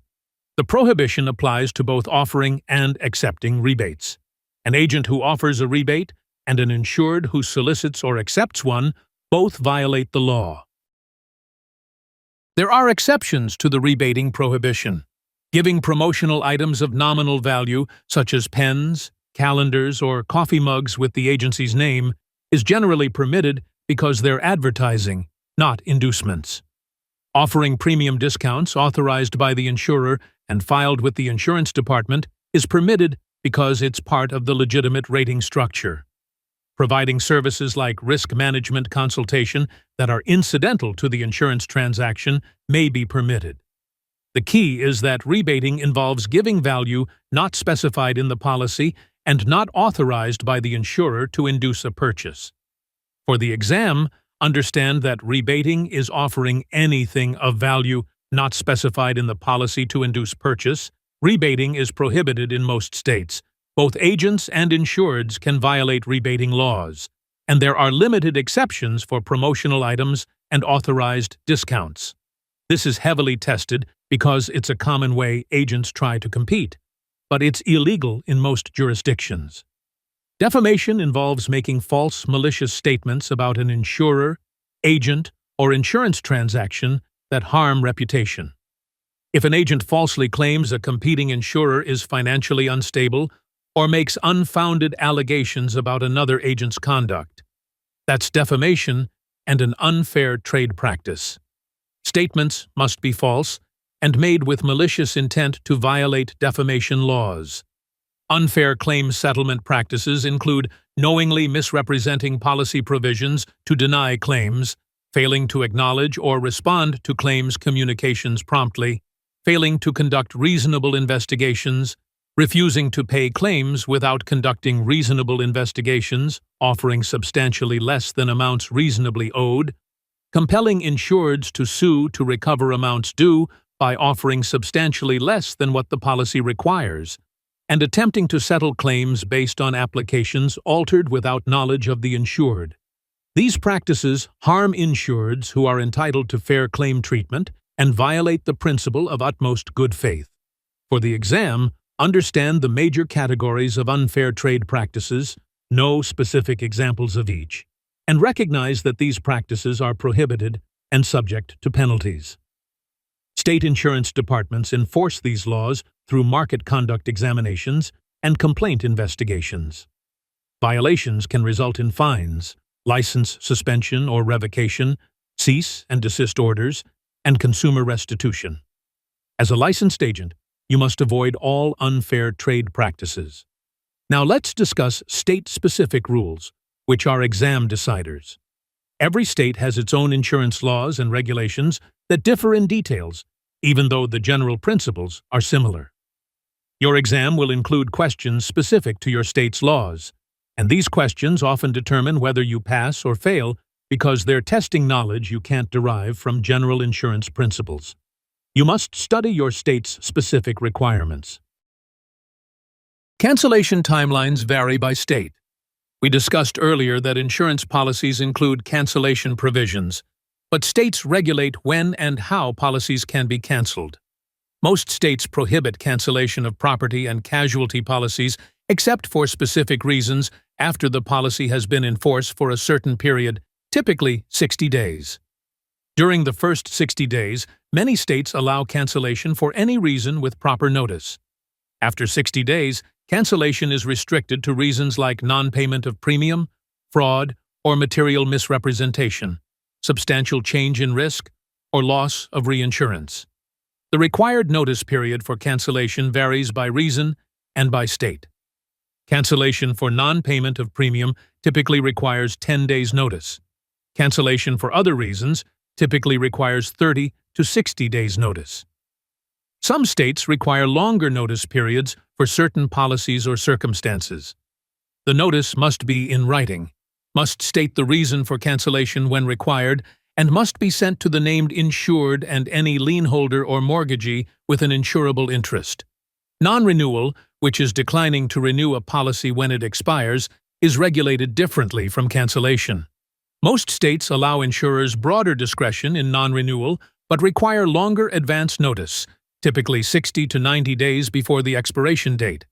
Some states limit the reasons for non-renewal or prohibit non-renewal based on certain factors. For the exam, you must know your state's specific cancellation and non-renewal requirements, including the permissible reasons, required notice periods, and any limitations or conditions.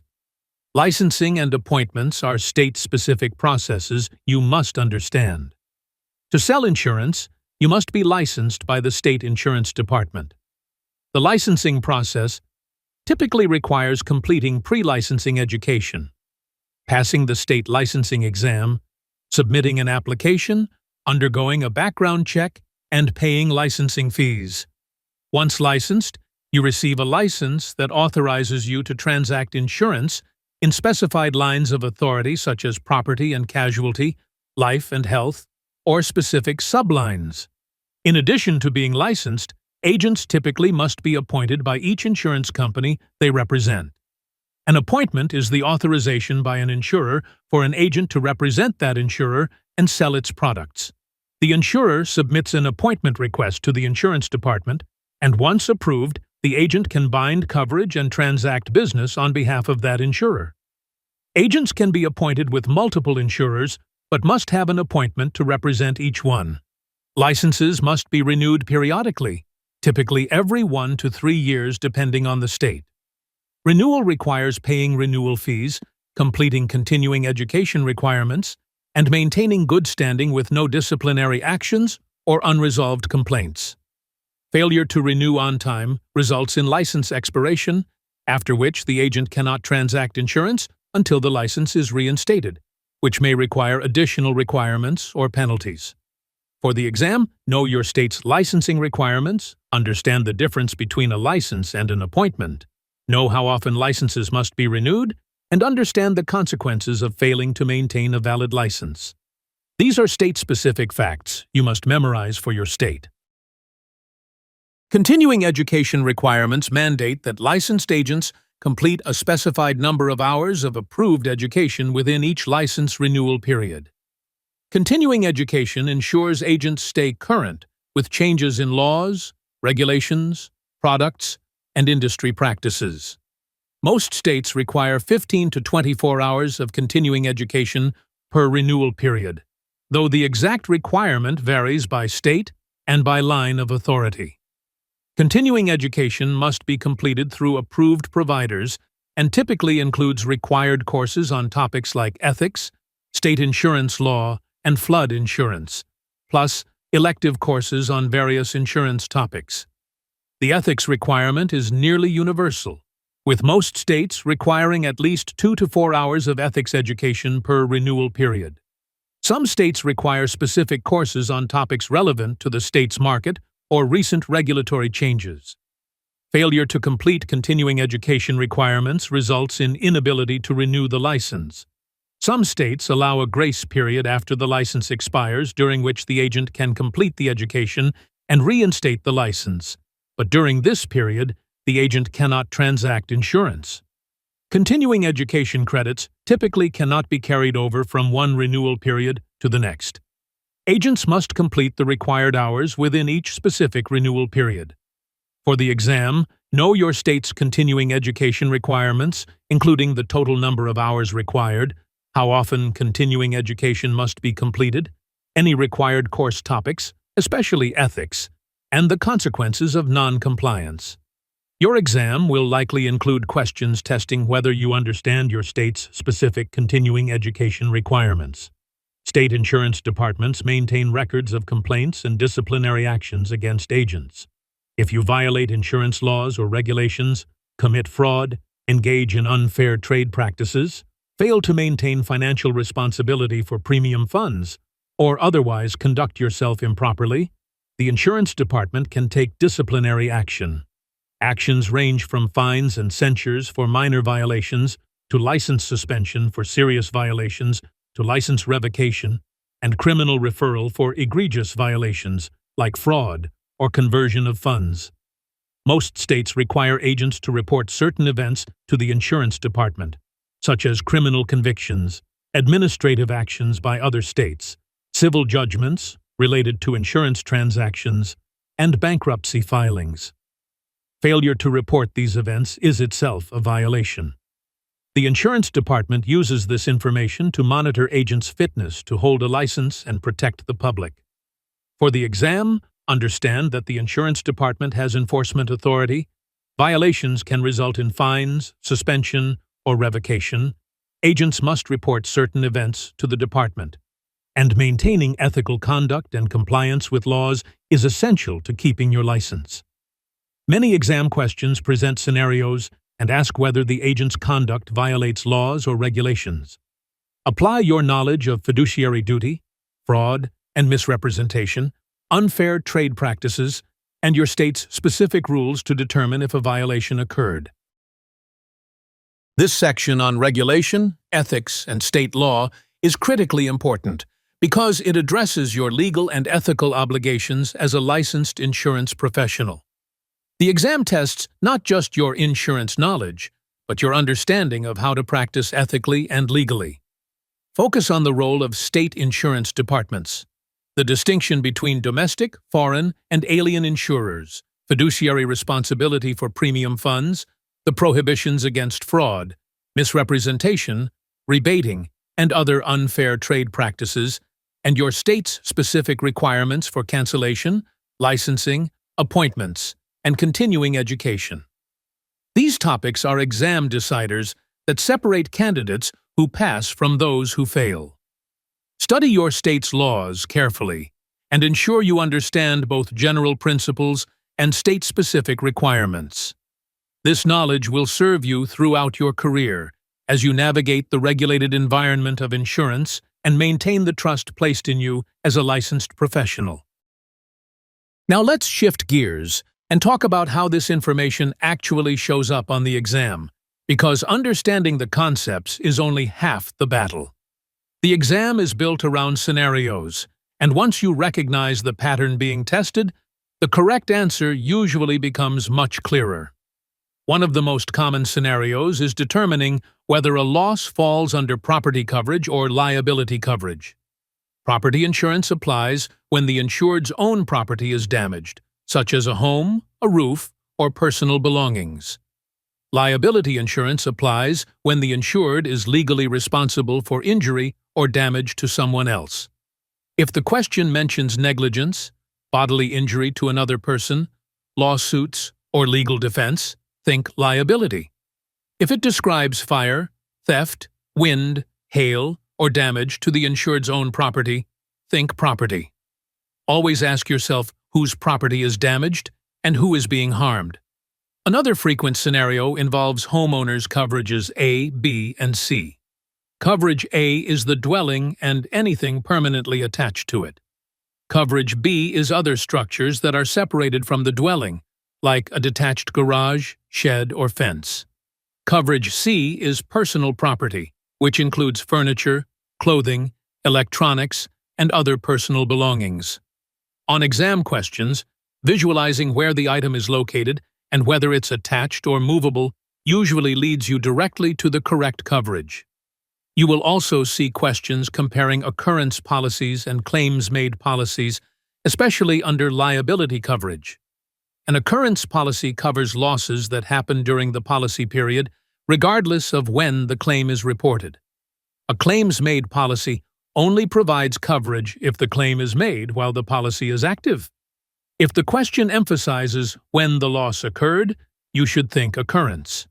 If it emphasizes when the claim was reported or mentions a retroactive date or an extended reporting period, you should think claims made. Coinsurance questions are another high-probability exam topic. These questions test whether you understand that property should be insured to its proper value. If the required percentage of insurance is not carried, the insured shares in the loss. When you see a coinsurance question, slow down and work through it step by step. Mentally apply the formula and plug in the numbers. These questions are predictable and are some of the easiest points on the exam if you stay calm and methodical. Now let's talk about how to think like the exam itself. Start by eliminating clearly wrong answers. Most questions include at least one or two options that obviously do not apply to the scenario. Removing those first immediately improves your odds of choosing correctly. Next, watch for wording traps. Insurance questions rarely deal in absolutes, so words like always, never, only, and automatically are often red flags. If you narrow it down to two answers and both seem possible, go back to the core concept being tested. Ask yourself which option best follows policy language, insurance rules, and legal principles. The correct answer is often not perfect, but it is the least wrong based on how insurance actually works. When that happens, choose the answer that is technically correct, even if it doesn't feel intuitive or fair. As we wrap up, remember that passing the property and casualty exam is absolutely achievable if you stay consistent and trust the process. You don't need to know everything perfectly. You just need to understand how insurance works and how the exam expects you to apply it. The real key to success from here is practice and repetition. Use practice exams to reinforce what you've learned, and don't just focus on whether you got a question right or wrong. Spend time understanding why the correct answer is correct and why the others are not. That's where real exam confidence comes from. If you're short on time before test day, prioritize your review. Focus on homeowners coverages, auto liability, commercial general liability, workers' compensation, coinsurance, and your state-specific laws. Those topics appear the most often and carry the most weight on the exam. Stay calm, read each question carefully, and trust your preparation. If you found this helpful for your P&C exam prep, make sure to like this video, share, and hit that subscribe button so you don't miss any future videos. My insurance guide is committed to helping you not just pass your exam, but also build a successful career in the insurance industry. We've got more exam prep content coming your way. Plus, we regularly cover the latest insurance industry news, regulation updates, and career development tips that'll help you thrive as a new agent. Whether you're still studying for your license or you've already passed and are navigating your first year in the business, we've got you covered. Drop a comment below if there's a specific topic you'd like us to cover next, or if you have any questions about what we discussed today. We love hearing from you, and your feedback helps shape future content. Thanks for watching, and I'll see you in the next video. Now go ace that exam.